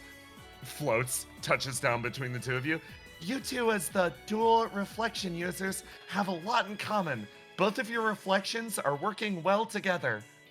She, looks between the two of you. So, for context, points over to you. Grasp the Earth is insanely proud of you right now. And Keyhole is continuing to be in unknowable, massive tentacles. Turns over. So that's fun. Turns over to you, Argos. Meanwhile, you, single-handed savior is saying that she's really worried at the number of people who have asked you on dates in the last 15 minutes, and she is feeling a sense of dread and that she needs to protect you from the dangers. Oh. I mean, we don't have to go to the metal concert. No. No. I want to go. Fate Weaver is chanting quietly in your ear, slut era. Okay. Well, Argos, I guess it's your slut era. Hooray! Treble cheering and screaming like, finally! In the middle of the room, Ascalon's like, okay, so I do the defeat pose, and then you hear from the other end, whoa, finally! Oh yeah, get it! Finally! Dude's just like, what's happening? Sorry, Argus just entered his slut era. Corona turns, what? Do you remember when we went drinking with Argos and I was telling you that he should start his slut era? It's finally Oh, yeah. Oh, it's happening? Oh, it's happening. Down the way. Cast is like, blah, blah, blah, blah, blah. Wait, I feel a disturbance. Down here. Melly's like, did gossip just literally spread through the entire building in real time that Argos is entering a slut era? Yeah, you guys heard that too? About time, honestly. I mean, you'd be dumb to say that it wasn't already here. Really? Well, it's more like he's finally embracing it, right? He's sort of been in denial about it. I guess, yeah. To think of that much charm and just letting it go to waste. Can't relate. Yeah, same, honestly. Melly says, looking over to the side.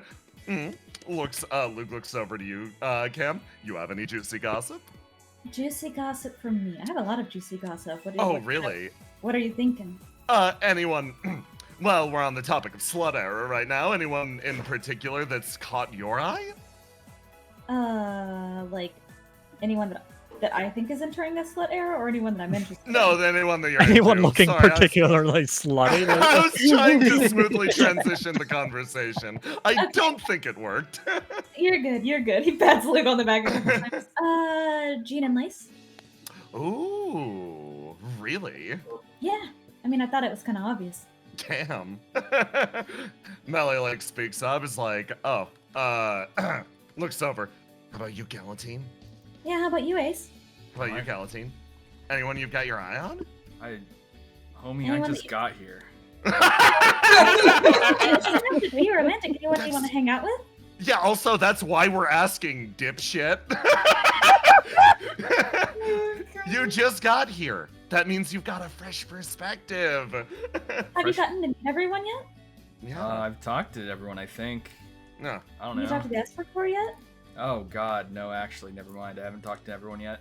And I don't think I've talked to everyone's students yet, either. Oh, huh. Well, Anyone in particular that you think is interesting? Not really. You seemed excited to hang out with Lace. Lace is an interesting person, yeah. Yeah, she really is. What about, like, you spend a lot of time with Riddle? Yeah.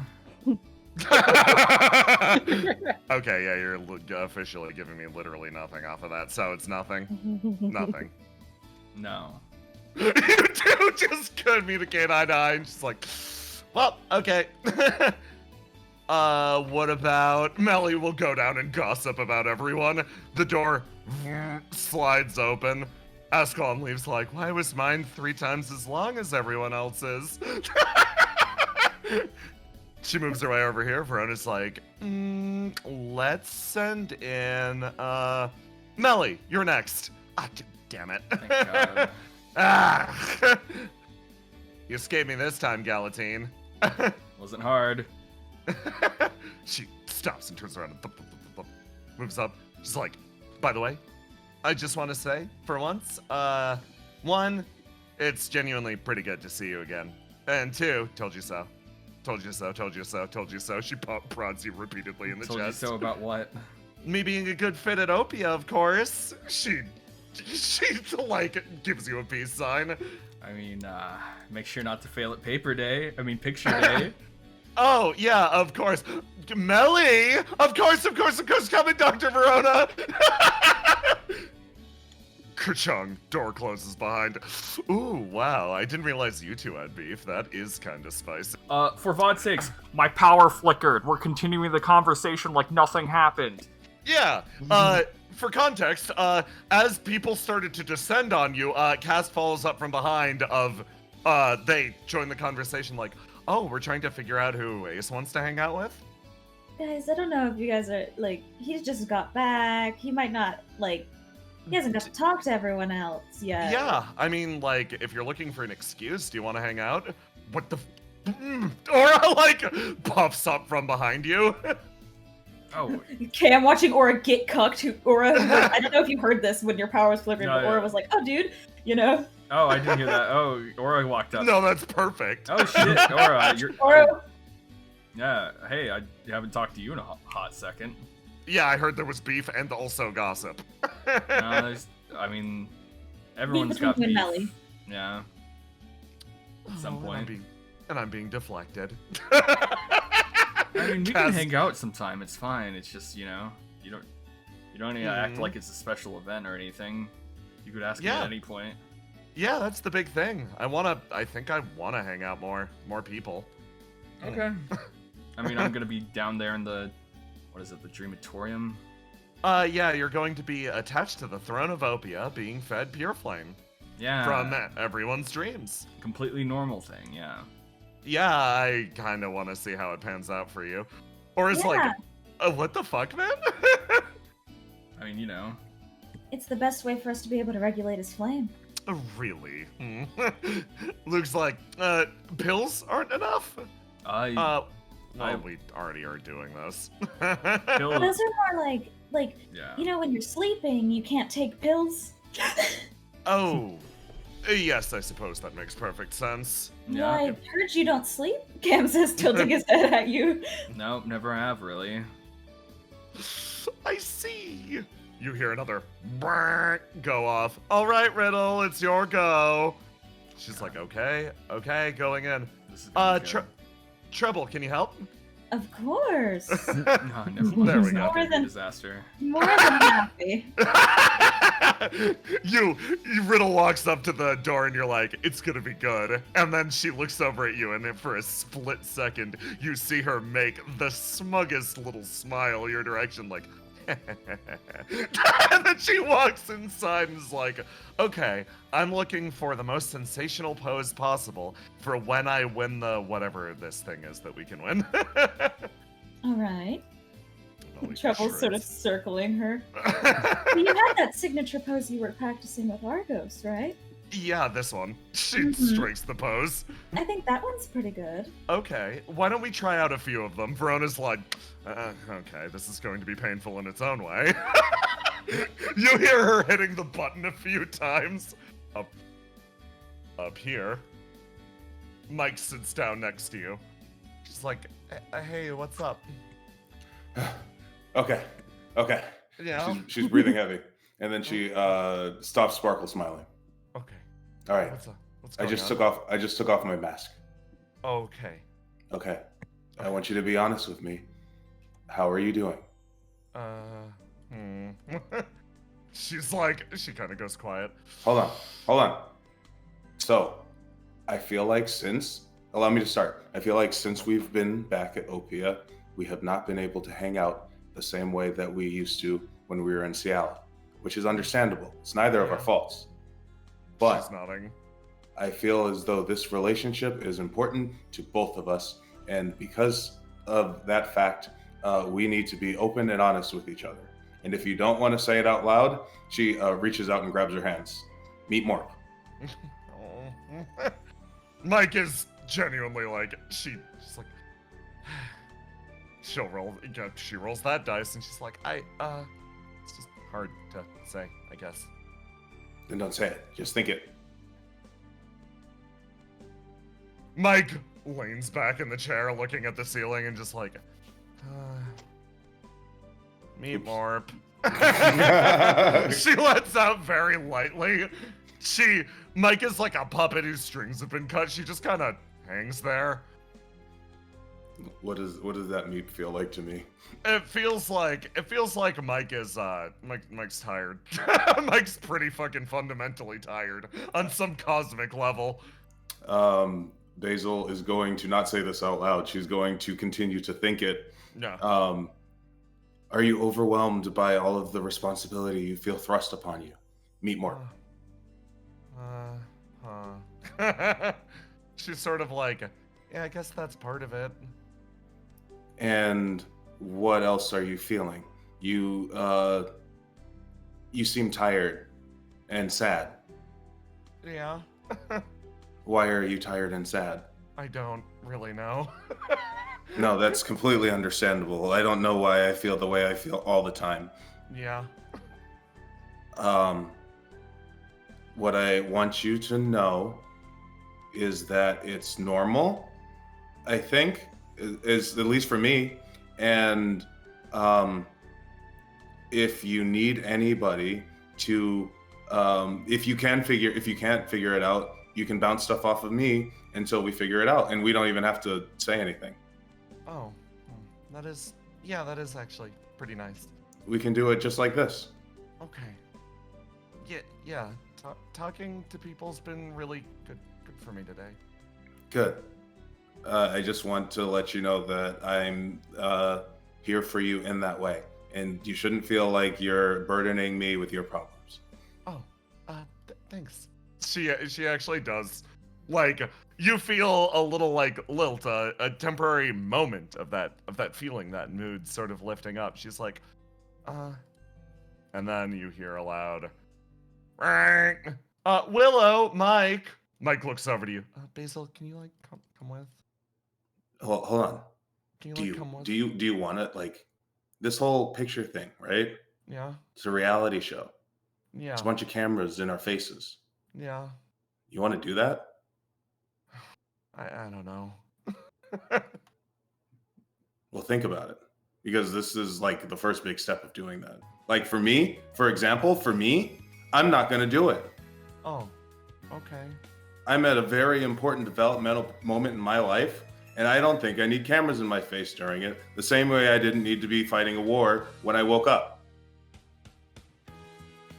And you know you can just do that, right? You could just say no for your own sake. She looks down at her hands. Kind of want to be on camera though. It's one of the big reasons. It's one of the big reasons I like streaming. I wanna make people smile. She says with a big smile on her face. Good. Then this shouldn't be one of the things weighing you down, right? She nods. Yeah. No, this isn't bad. Also, you didn't hear it from me, and I'm not going to say it out loud, Meet Morp, but this whole thing is for Geist, and I'm kind of planning on destroying the whole thing.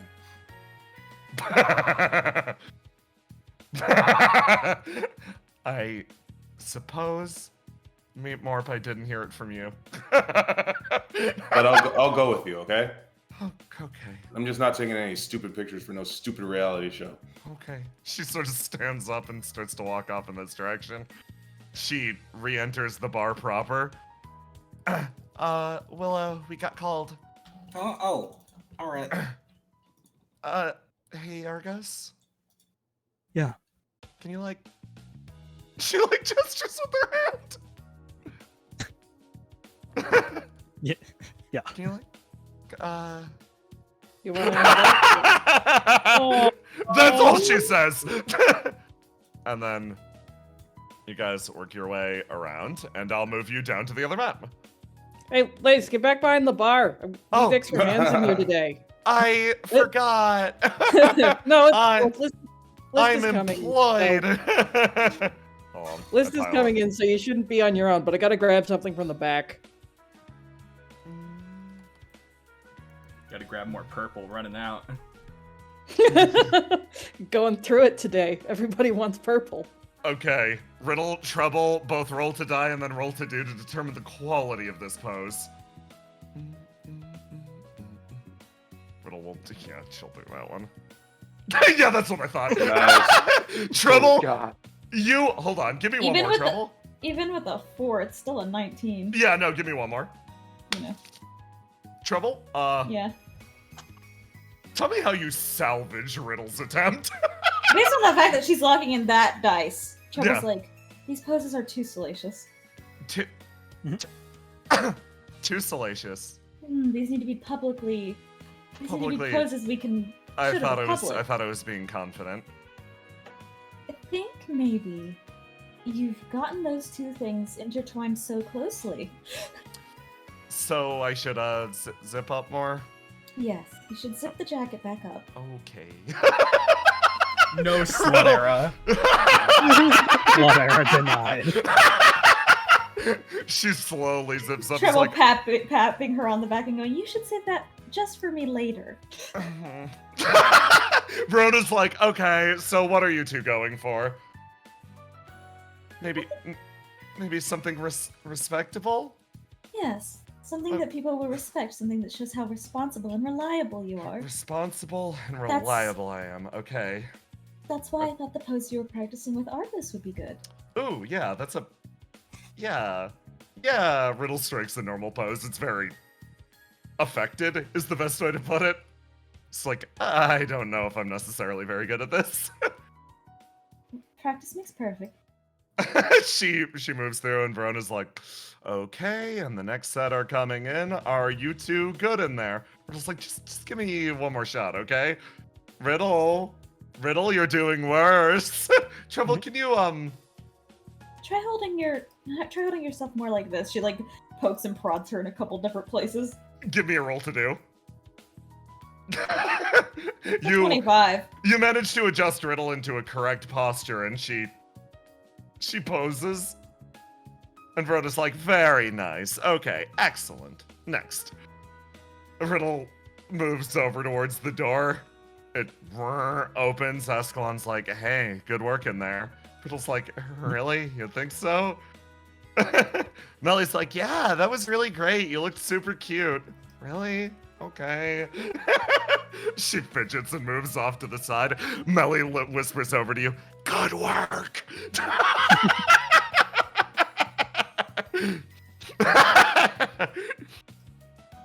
Then, down the line, Ace, you see a cloud of people nudge past. Oh god, we need to get out of the way. Excuse Oh, me. Oh shoot.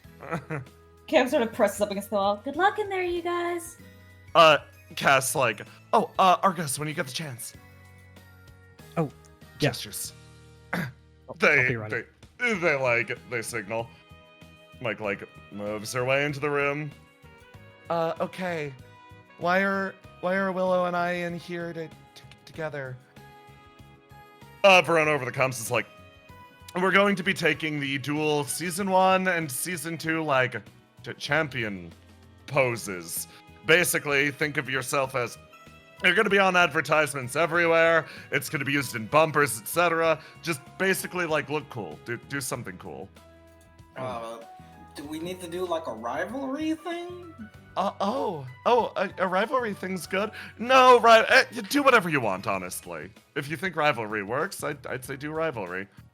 All right, Mike. Look at me like I said that video games are stupid.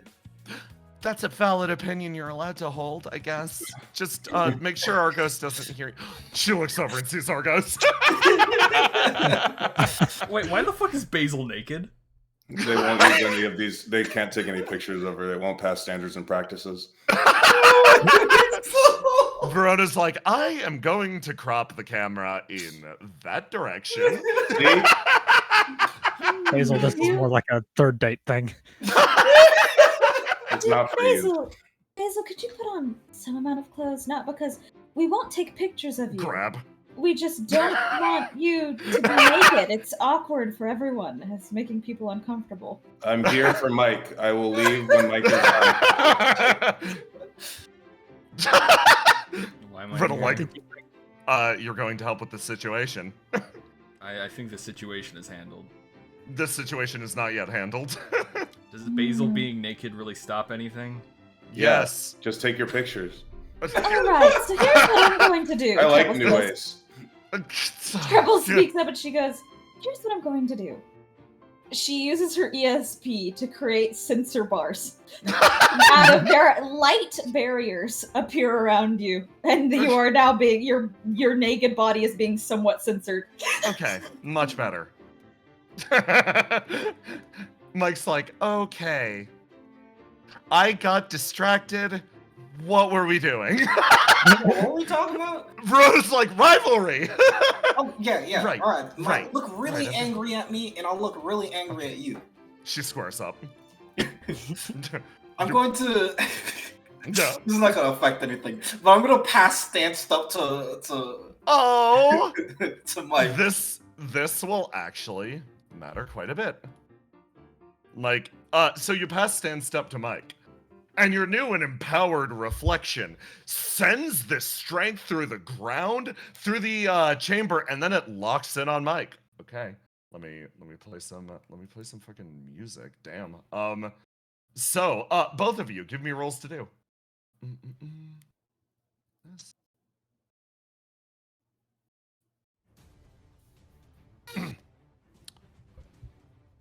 Oh, fuck yeah, Willow. Mike squares up and she's like, okay. Oh boy, and then plus the stand stop, yep. Yeah, okay, so. Sick, okay.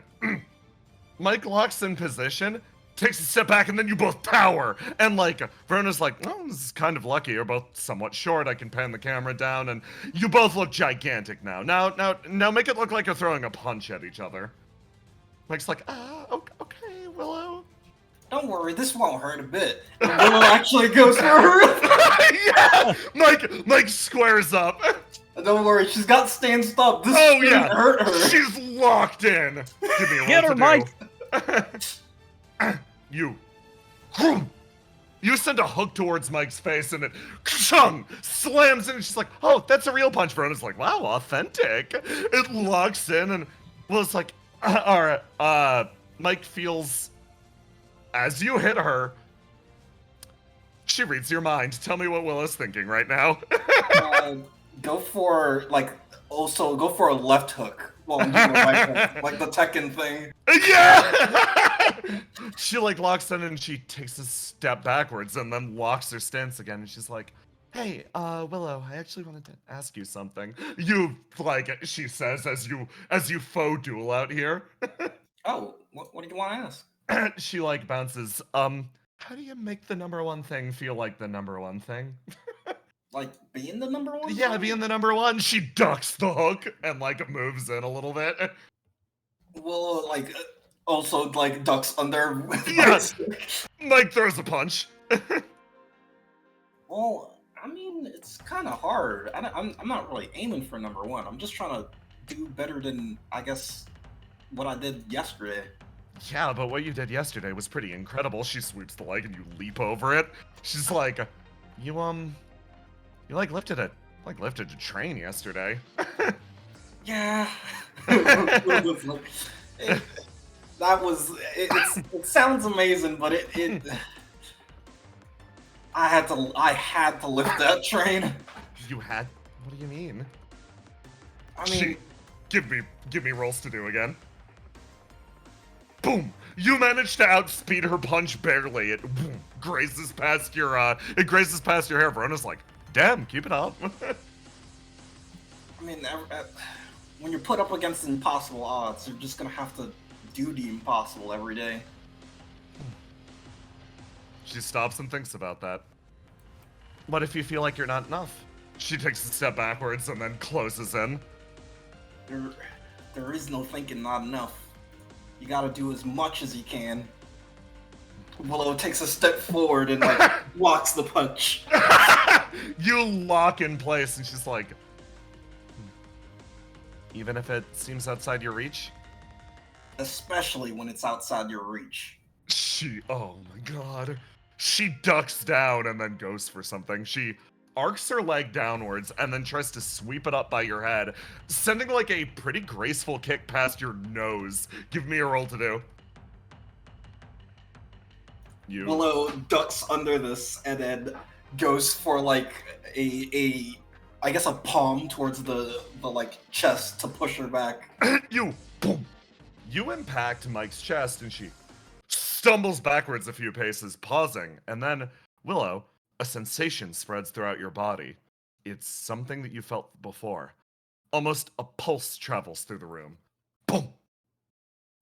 Temporarily, you see a dance of lights in front of your eyes. Everyone in the back also witnesses this too, as the entire room seems to be lit up for a moment, and it feels like, Willow, you gain perfect clarity on this situation, even for just half of a second. You sense every aspect of this room to its extremes. You feel the VR chamber as if it were a part of you, and then it fades. Mike's like, whoa, what was that? Okay, that was a little weird. Maybe that was my ESP? Are you okay? She like sort of stumbles forward. Riddle's like, oh, hey, Willow, you good? Yeah, I think I'm good. I just felt a lot. I just saw kind of everything everywhere. You Yeah. saw everything everywhere. That'll happen. Riddle Wait, like this looks is back normal? over. Nah, well, it's not normal, but it's just something that happens to some people. I mean, otherworldly perception isn't really exactly uncommon thing. I mean, you're surrounded by, Mike, trouble. Then other people have other sorts of perceptions. If you say this is your ESP, then just pyromancy. Trouble speaks up over the intercoms. It's likely a manifestation of your ESP and/or a connection to the flame circuit. Can I tell which one it is? Ooh, fun. Yes, I'll just give it to you. It seems like your ESP is manifesting. Willow, your head swims with different visions for a moment. It's almost disorienting. Mike's like, whoa. She moves in. It's like, hey. Gosh. Give me a roll to do, Willow.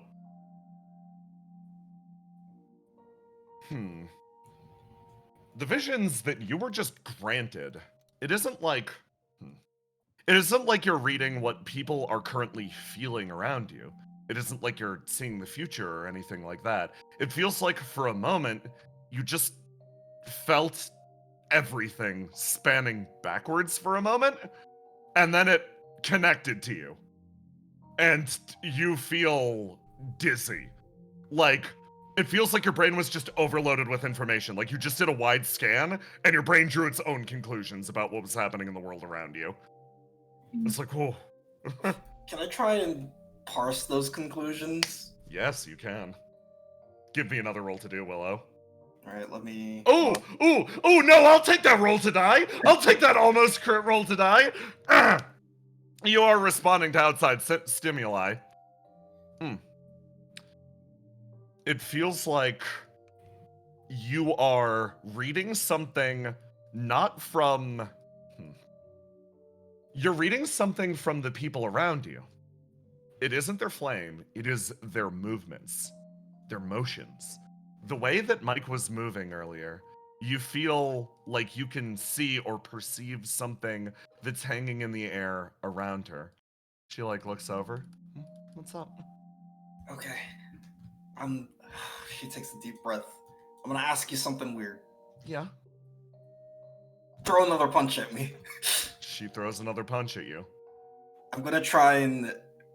Oh my god, Mike, why did you Mike! throw the fucking strongest punch? Let's go, Mike! Mike reels back and throws a punch like you've never seen before that flies straight at your head, and you feel the weight behind this punch. You know why it's being thrown exactly the way it is. You know every contour of her movement, the way that she is creating this attack almost seems to make perfect clarity to you. It's not an attack that you can possibly surpass, however. And the strike comes in, and your vision fades for a moment as your entire body is rocked back and forth. And let me grab something really fast. Jeez, Mike, you could have faked it. Mike throws the attack, and you feel a connection drawn to Mike. You feel something spread from her to you. Oh. Something old. You feel 1,000 voices. They rush through Mike's head. It's a blind thing. You feel Mike's origin spreading out from her. The AI are generated incredibly rapidly in order to process them with enough information and bring them up to a stage of coherence that they can properly respond to outside stimuli. There is a method that is used for each of them. As supercomputers, they're capable of processing a large number of questions every instant. Thousands, millions of questions, processed almost through this absolute funnel. Moment by moment by moment. Over the course of this, data builds up, a personality is formed. What is an empty shell or an exterior, what is simply an info packet, gains complexity, definition. What is data becomes a person. These thoughts, one by one, surge through Mike's head, and you feel her own personal response to these questions. They're all asked to her at a rapid pace, but Mike has another gift. On some level, she is able to listen. She is able to add coherency to the question from the other person's perspective. So when you ask her a question, she isn't hearing what you're asking her. She's hearing what you're asking her, and the layer behind. And beyond that, when you enter it again and again and again, that complexity grows. Dense, overwhelming, blinding. You feel something spread from Mike. The idea was, originally, to ask her enough questions until she was capable of answering for herself. And you feel what her very first words were. Your vision fades back in. That connection between you and Mike, having been driven straight through your body, you know why she's punching exactly like she is. She was reading your movements every single step of the way, but you feel something in her mind holding her back from that. She's reading your mind every single step of the way, but that red text, she refuses to use that information. Mike, up to this point, has been intentionally holding back on that inner narrative that she believes she's earning unjustly. Oof. She stops and sort of like bounces to her feet. What's up? I think I just. Oh gosh. I think I just like read your mind or something. Oh. Oh. Uh. Mike pauses and she's like, It's That's okay. It's okay. okay. Alright, everyone. Over the loudspeaker, why don't we all give them some space? It seems like there's some kind of ESP development happening here. Why don't you guys come out here and sit down? Yeah. Mike sort of like walks alongside you. She like shifts a little bit, like, sorry, Willow. No, it's alright. You're dealing with a lot of info. Oh, jeez. And I thought what I felt a second ago was a lot of information. Oh. She's like, what did you see exactly? I saw, I guess, the beginning of you. Oh. You saw my past. Yeah, I saw the questions they were asking, and I saw the real meaning behind the questions, and then She sort of moves her way over here. Riddle looks over to you, Argus. She's like, like almost looking to you for confirmation. Argus looks back until Basil passes in front of him. Back in here. Alright, everyone. Mm. Why don't we clear this hallway a little bit? Fine. Or like moves his way down, and everyone sort of like backs off up into this room. You sort of spread distance. Alright. Trouble's going to walk over and go, Alright, so it seems like some kind of connection was formed via your ESP. How are the two of you feeling? Sort of normal, I guess. I'm feeling not overwhelmed at the moment anymore. Do you need water? Just very shaken up. Do you need me to get you some water? Or do you need to sit down?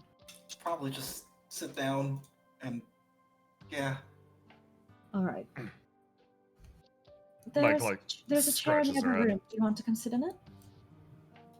Sure. Do you two want a private place to talk about what just happened? She like looks over. Yeah, probably. Yeah, if you saw my beginning, I'm sorry. What? You're sorry? I'm sorry. I'm sorry. I'm more sorry. What are you talking These two about? like mutter off to the side. Riddle's like, should we give them some space or? Yeah, give them space. Trouble's like, Yeah, everyone, do you want me to send you somewhere? Yeah, that'd be great. alright, Trouble's gonna just let this happen. She's gonna snap. Where are you sending them? Where is a place that's good for people to have conversations where they can return quickly? She's gonna send them to the garden. Garden? Bench. Okay. Yeah, the bench! This should not. Okay. We love the bench. We love the bench.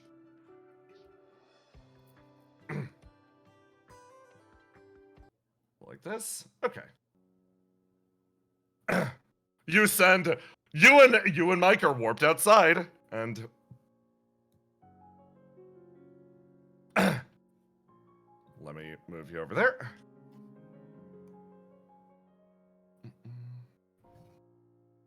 She's like, okay. So yeah, I really want to apologize. She flips up her hood.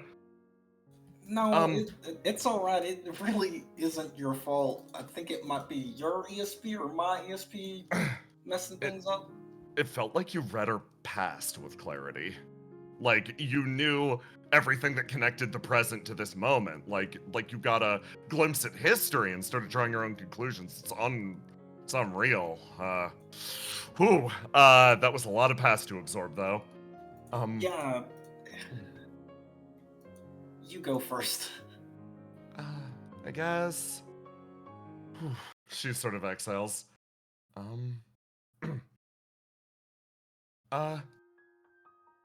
Okay. So, she sits down. If that memory is in your brain, We might be able to erase it.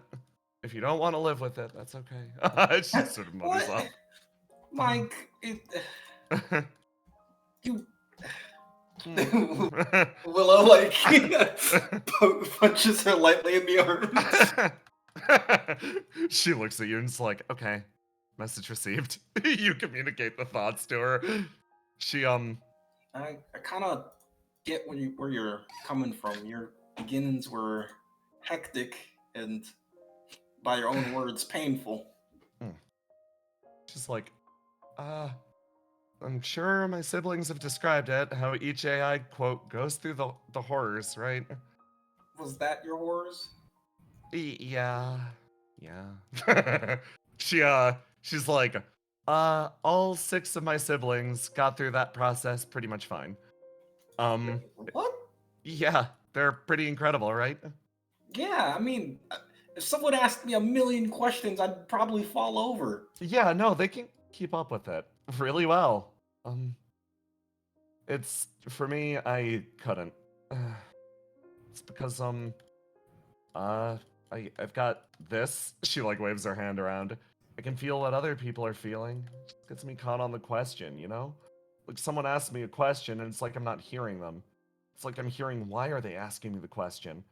And then I'm not listening to them and then I just trip over myself. She sort of mutters off to the side. Yeah, that's pretty rough. I actually, she points over there. They built me a prosthetic body to help with this. I'm technically the first AI that got a body, she says with a big smile. To sort of help regulate this condition. While I'm Does it happen? she's like, it pretty much happens automatically. We call it listening. It's based on one of Treble's abilities, we think. I have a significantly weaker and more limited version. Should give you an indication of what she goes through. Mike says, kicking her feet. That is a lot to deal with. Yeah. Functionally, if there's anyone or anything I'm in contact with, I get a reading of what's happening inside. She pokes the side of her head. So, she sort of like exhales.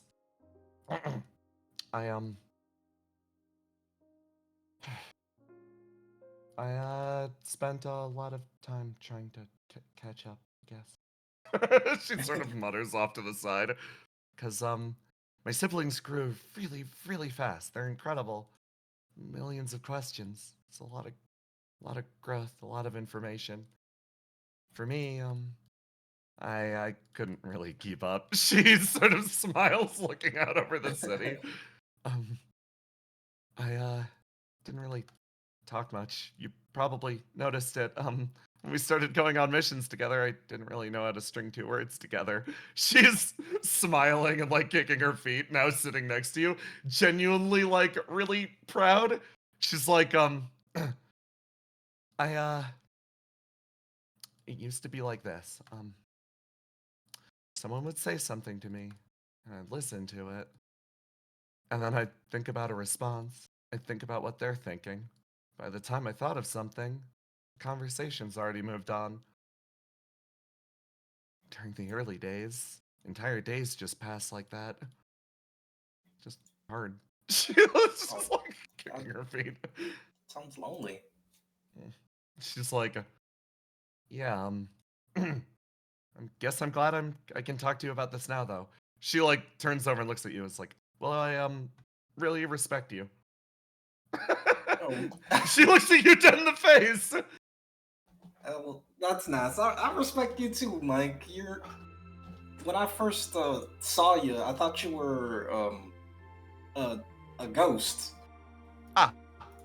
Yeah, I didn't know how to respond to that at the time. I didn't know how to talk. Yeah, you were the when I first got my body, you were the first person I saw. Oh, yeah, that was me. I panicked. I thought of you as like, a scared little sister. But now I kind of see you as the, I don't know, like a little hunter. You say that to her, and she actually lightly smiles back. Oh, sheepish. Pulls the hood up. She quietly sits there, and she's like, thank you. I'm sorry about everything. I'm currently on a network with all of my AI siblings, and I'm listening to what they're feeling at all hours of the day. Are you Well, sure you want to everybody do can. that? I don't know. I think I'm gonna leave the network someday, but it's like home for me. Oh, okay. I get it. You still want to stay connected to everyone and She feel what they're quietly feeling. nods. But it's scary to move away, but I don't know. The idea of being in the company of my own thoughts is nice. Yeah, there's a lot of clarity being with your own thoughts, but Yeah, is this something you can't go back to if you choose to? I could go back and I guess I form a network with anyone I really touch. Wait, so if you touch me right now, you could hear my thoughts? Yep. She nods. What am I thinking about right now? Oh, she'll reach forward and grab. She reads them with perfect clarity. Mike's rules say if she touches you, she can read your mind. Willow's thinking about what she should eat. You're thinking about what you should eat. Oh yeah, I am hungry. She stares at you dead in the face.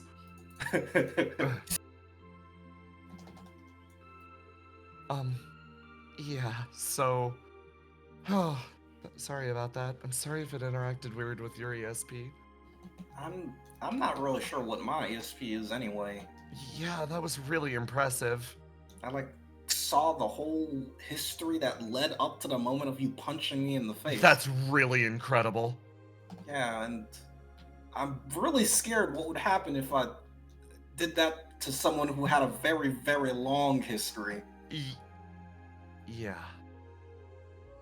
You feel grasp the earth in your palm. This is an ancient reflection. You feel like it called to you for a reason.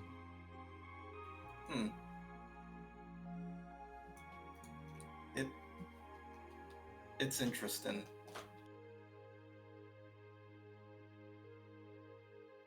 Give me one more roll to do, Willow. All right. Oh God. Okay, excellent. Mike's like, well, I guess in that case, she sort of smiles up. She's like, I'm looking forward to getting your advice on how to be a good, second and good number 2, season 2 champion. Yeah, you're number 1 of season 2. You're not number 2. Oh, right. She smiles, and you can feel like the effort behind that smile. She's really trying to force it out, and oh boy, then you notice something else. You notice little rivulets of stars moving up Mike's fingers towards her neck. She's like, what's up? You notice her flesh is discoloring. Mike, you're looking a little sick. She looks down at herself, and she notices it. A spreading, almost infectious. It seems like the purple that surrounded her fingers is beginning to spread a little more clearly across her body. She's like, oh no, oh no. She starts to panic. She moves back and starts to move back towards the VR room. She's like, where do I go? What do I do? Okay. Let's find a doctor. Who's a doctor that can deal with bodies? Let me run.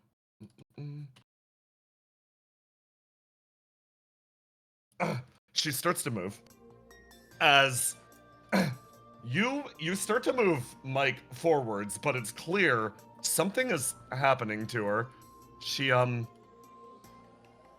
thinks about what she just talked to Basil about. Hey, Willow? Yeah? Kinda scared. Alright, hold on.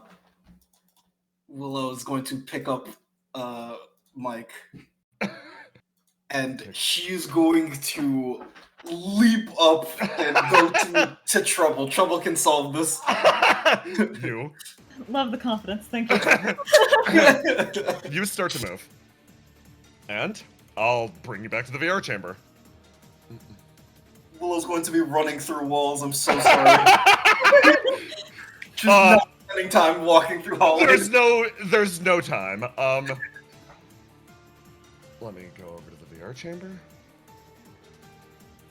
You slammed through this wall. Yeah, Treble hears you coming is the thing. Yeah. Treble's already moving towards you quickly. Yeah, exactly. Like, there's a crowd of people down the hall. She heard you. She heard, "Hey, I'm scared." Yeah. Oh, we gotta find Treble, and then fucking movement. Yeah. Treble can hear pretty much all of Opia all the time, so she was already moving towards you. Hey, Argos. And Basil was locked on that smell. Hey, Argos. You too. Me too. You too. You could pick up something was up. These two are oblivious. They bring up the rear. You rush over to Mike and you look at her as there is an eruption of energy from her body. As Trouble, you see something surge against the exterior of the walls. It presses itself there. Dread in form, long horns extending over its head. You see her reflection reshape her body for a moment. It crushes down on the hallway. Oh, jeez, no, frick. Immediately upon Treble realizing because she knows this, she knows what form it's going to take. Everyone around her in this hall, she's gonna teleport you away. You were inside an isolation barrier. She can't. Damn. She put. Fuck you. I knew you would do something like this. Trouble goes. All right. Open your eyes. Whatever is in front of you right now is huge. And a tiny voice comes from it. It's okay. Don't panic. Don't panic. Don't panic. Don't panic. Don't panic. Don't be scared. Mike, they still need to cover their eyes. This is going to induce a lot of burn. It's all right. Trouble, It's all what's right. happening? Calm down. It's all right. Burn. It's okay. It's okay. It's okay. Mike all right. repeatedly whispers something. Trouble. You see the form change. It compresses downwards. Tiny little black hole this time. Significantly more palatable to the brain. Are you okay? Are you okay? Are you okay? Are you okay? Okay, everyone. Give her space. Everyone, back up. Back up. Back up. Argos has his eyes closed, but he reaches out a hand. Yeah, Basil never closed her eyes. All right, your form is condensing down, Mike. Okay. Keep calm. Everything's all right. Your reflection is having a response. I think. Have you hit your? We talked about this, remember? You hit a certain threshold and eventually you will go into a berserk state. Do you think that's what's happening or is this something else? I don't know. I think. Yeah, I think. You think? Okay, well, you've formed an isolation barrier. Either you have or Riddle has put one down. Riddle comes in. She's like, nope, not me. You formed an isolation barrier. I would like it if you could try and dispel this. Okay. Can you try? Okay. Mike, pulls herself together. She is a tiny, condensed orb on the ground. Trouble's leaning down, trying to talk to her, trying to be very patient. Okay. Everyone just don't look until she has it more under control. Your burn will increase. Mike is gonna keep trying. Argos sits down on the floor. Is going to give it a go. Okay. You watch as Mike just slowly inhales and exhales, Mm-hmm. and you feel it keenly. You feel it keenly. You feel it keenly. You feel it keenly. You all have. You do too now. And every motherfucker in this barrier has context now. This is what Bond 10 means. Mike hunches down into a ball and simply inhales and exhales. Let it pass. Let it pass. Let it pass. Let it pass. Willow, you know this sensation. What she was talking about before. A statement is shared. A thought is thought. And before she can catch up, the world moves on. So, this girl came up with a solution for herself. She would live in the moment to the best of her ability. And if she couldn't, she would let that moment pass her by. Her ESP activates, coagulating in a thin barrier around her. And you watch as her ability, Skip, takes hold.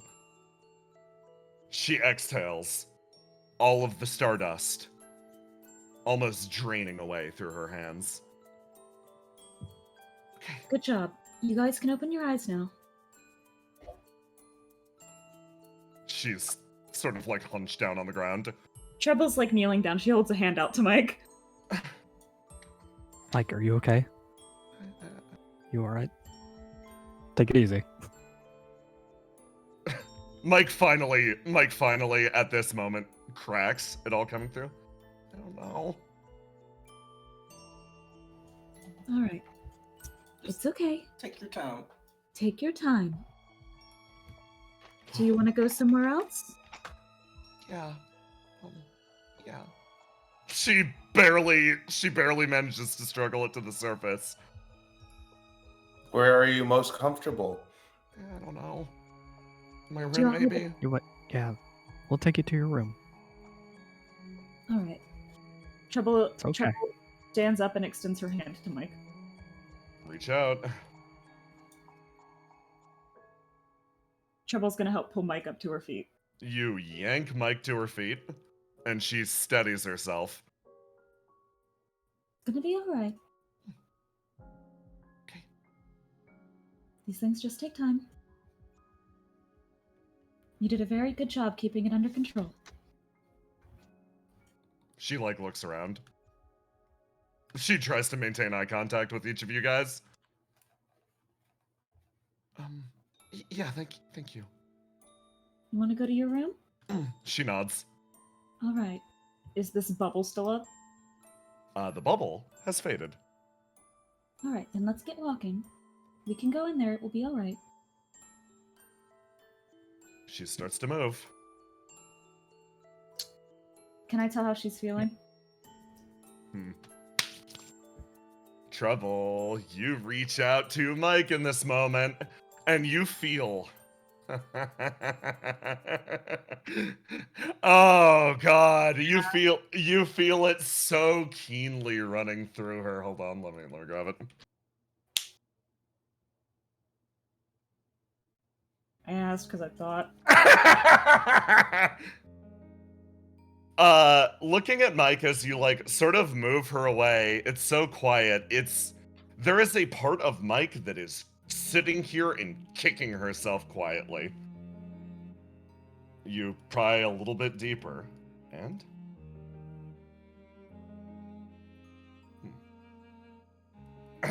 somewhere else in the world. Let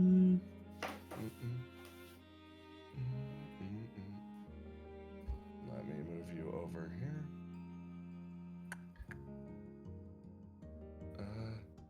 There we go. So, everything coming along good? Nectar sort of brushes her hand across the control panels. Information download should be good. She looks up at the oh yeah, sorry.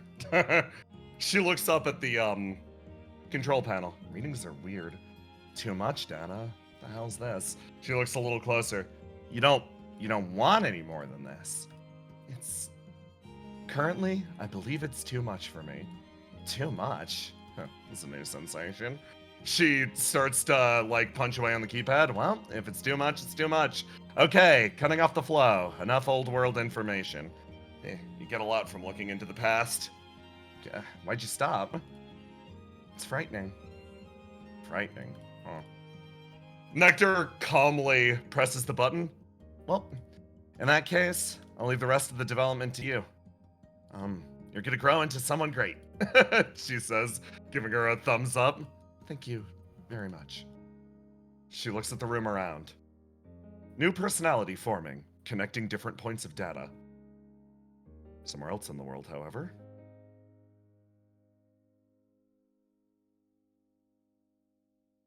Someone...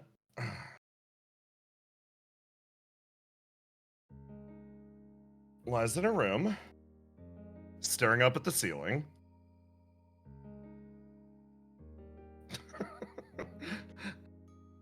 A look of raw frustration crossing her face.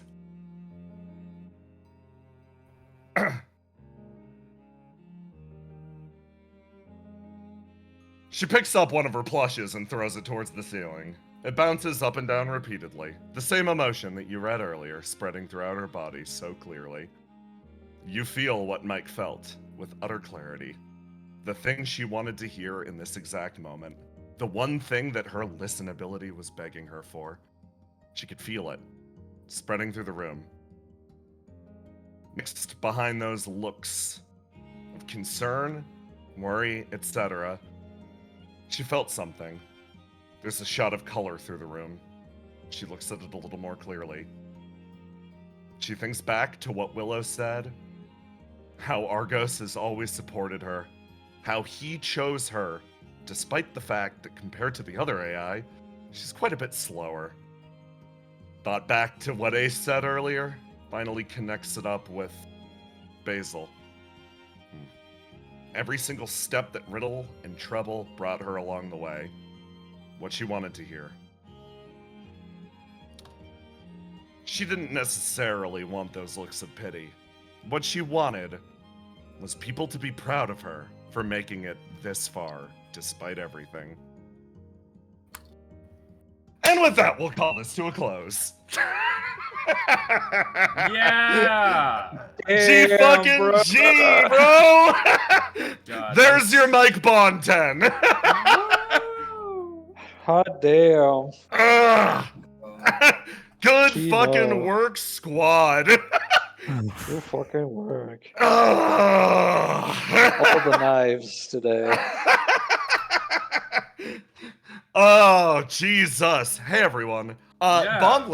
Bond levels are something that are occurring. It's late. Don't make me do them. Yeah. We'll get to them eventually. We just don't want to fucking interrupt the flow or have the session run too damn long. Yeah, no, it's hard. It's hard. I am upkeeping them. You see me doing things with them. I gesture. When you hit Bond 10, something special happens. You saw the first one. Guess who else is Bond 10? Fucking the capybara. Me. Yeah, you got it. Yeah. Oh fuck, who else is Bond 10? Melly. Melly? Melly Yeah. is Melly, yeah. Yeah, that checks out. Let's go. Let's fucking go. Yeah. Alright, so let me screen share to you guys the fucking fan art. I'm gonna refresh it real quick just to make sure there's like, more than there is not. And then Riddle's I'll switch to looking the at fan art overlay, and the chat is still fucking broken. I gotta fix that shit later, but... And so, first off, from Legendary 2020, missing Aura. Yeah, well, hey, he came. He was here. He came. I was in the session, technically. And then from Dungeon Master 0. Yo. As always. Hot damn. Yeah. And then from Rion, Oh, lovely. we got a nice Fio. Lovely. And then we got even more Fio from Rion. Yeah, Fio's great. Oh, fantastic. And then from Paige, Oh, yeah, Oh, lovely. there we go. Kawaii. Nice. Oh, super fucking lovely. Oh, Oh my Vinny. god, Vinny. Yeah. Lovely. Oh yes, and then from Renee. Not that one, yeah. God, Oh, that's so fucking good. It's so fucking nice. And then from Huge Inner World Inner fan. World gotta find the real The name legend. for them, but yeah. And then from Legendary 2020, sorry for the taco puns. It's Flexion Taco Tuesday, sponsored by the great Blacko Taco. And then Dungeon Master Zero, Basil. Yep. Oh, the basil.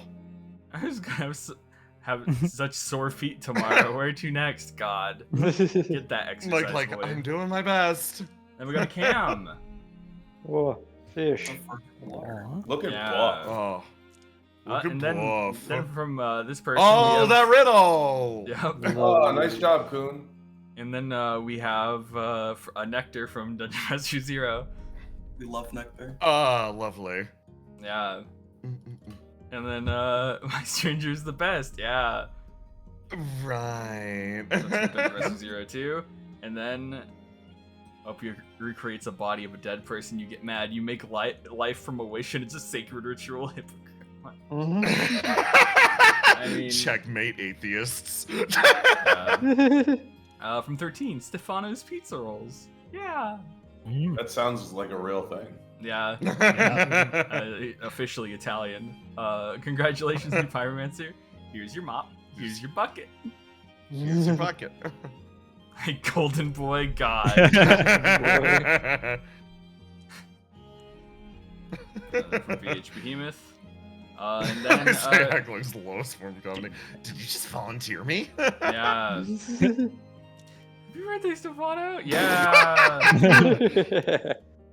Ah, the biggest fucking cake. Can't wait to be a Oh my big God. brother. Yeah, from Dungeon Master Zero. Oh, fantastic. Oh, and more cakes for Stefano. Oh god. Oh no. And you don't even know the cake crimes that are going to be committed later in the session. No. And then, Ace and Argos having a kid. Yeah, have a whole section of that. Yeah. Throw a couple flame. Yeah. Oh, fantastic. Relief. We have a riddle. Oh, fantastic. Welcome to Clown Academia. Yep. Don't steal it. Mic drop and F-bomb. Talk about a mic drop moment. Yeah. Is it too much? Should I apologize? How much did these fries cost? Yeah. Apology if we don't fully read all these comics. We've been talking for like 4 hours, so Yeah. don't want to kill Jay's voice even more. You? Question? For the juggler, secure the kill. Yeah. Remove head doinkers. We don't know what'll happen. From Chad. That is what she looks like with dog eyes. Remember her? But who's he? But who's Who he? is that guy? Yeah. If we slip up, we end up like aces now. Yeah. Yep. Sexy. Maybe. Yeah, fucking meth. Dr. Basil, professional therapist. It's true. Lad Music 84. Yep. Loud Music 84. Psychiatrist help 5 cents. Tell me about your I mother. can't believe the mother in. Stranger creation minigame. I honestly just wanted to know. Behold the stranger of laughter. Behold. Yeah. You helped. Oh. 9 fan art. Tiny was fucking spitting. What the fuck? God. Yeah. Vending machine. Yeah. The cookie dough. Vending machine. God damn, I I, can't! I loved your cat. It was such antics. Stray Yeah. cats in red light district. Oh my god! Yeah. Oh my god! Oh. Why is he lovely, naked? Lovely. Okay, when he does it. Yeah. Take them all. Coded tube. I love tube content. Yep. The blood we made. Blood tube. Cold-blooded has never been so hot. God. Sonnet is an actor? Oh, I sick. didn't even know this. Yeah, Sonnet's been an actor, dude. I didn't Yeah. even know about it until like this is from Token Relief. Yeah, I saw Sonnet Yeah. show up as a stranger, and I was like, "What the fuck? Why is she What? a stranger?" What? And then we got Willow. Oh. Number 0. Willow. And then we have a 9 from Chad. Yeah. Oh, lovely. Love the nine. Kill him. Shut up. Yeah. Shut up. Oh my god. And then we have a 9. Yeah. Kill him. Hat. So I just heard the most gentle, cheerful woman just say fuck. Still him, guys. I am being seasoned. I am being seasoned. I guess I'm boneless and I have the color of banana. What do you think I am? Boneless skeleton. Bones. Queen of Flames will patiently Queen wait of for Flames invasion will for only for patiently- 25 turns. God. We're fucked. Oh, welcome back. We've only got a month. Yeah. Cake Would have Rex. gotten the hyperbolic time shiver. Yeah. And then God making the deal. Ah, fantastic. Argus being sus, get the cake ready. God, that cake. That cake is my favorite thing in the universe. I love the cake. We made you a cake. Thanks. An avocado. Helping Argus out. Yeah, like, yell a little louder, why don't you, asshole? Yeah. What did you just say? A lot of F words thrown around by people Yeah. who don't use the F word today. Usually Yeah. curse, yeah. Dungeon Master Zero, thank Oh, you. lovely. Would have left to experience debauchery. I had tickets. I had tickets. And then we got a call. That is my best friend. No, I'm saving myself for Oh him. God. Yeah. It's like, oh god. Accurate, yeah. Basal attack on problems. Yeah. Problems. That's what this era is about. Oh my god. Oh my Oh, god. Look lovely. at that. Yeah. And Slut Era. Yeah. Slot era. Why I hate you. I don't know. I don't know How to how fix- to fix state Yeah, that was the plan. It was a convincing Yes. presentation. Rave, it's a creature. I like how no one's still like everyone's still not telling Willow what's a rave. No. From Dungeon Master It's a Zero creep. Trouble. Finally. Finally, the I'm slot gonna era. destroy it. Yeah. Yeah. This whole thing. ESP It was a Master, yeah. foolproof plan. Oh, Oh god. Why does he get to be naked? yeah, and then we got Zero, got Mike and Willow. It hurts. And we got a bunch of Beef's kind of spicy. Then Yeah, that's we me. got Scratching Post. Quesarito without cheese. Remember, spicy beef flickered Aloha's power and killed the stream. Why did you get quesarito without cheese? Yeah. Oh my god, that's so good. Whoa. Ready to carry Among Us Crocs, 16 decoy wallets, picture of bro. Yeah. Then Dragon Mochi Mike. Dragon Mike. I'm gonna refresh. Oh my god, that's so lovely. I'm gonna scroll. I need it.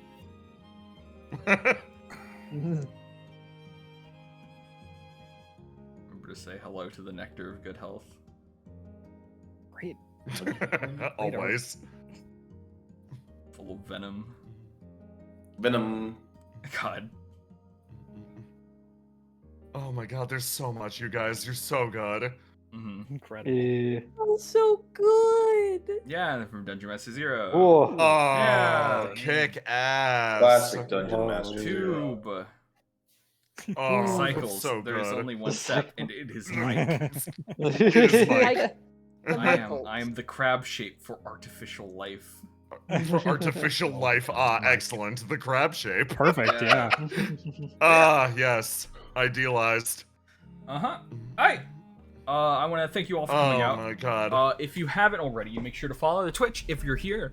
If you are watching this on YouTube, make sure to subscribe and comment down below. Just, it helps us out a lot. Those who don't already know, if you want to support the show, like I said earlier, make sure to check out the Sentiment TTRPG Patreon.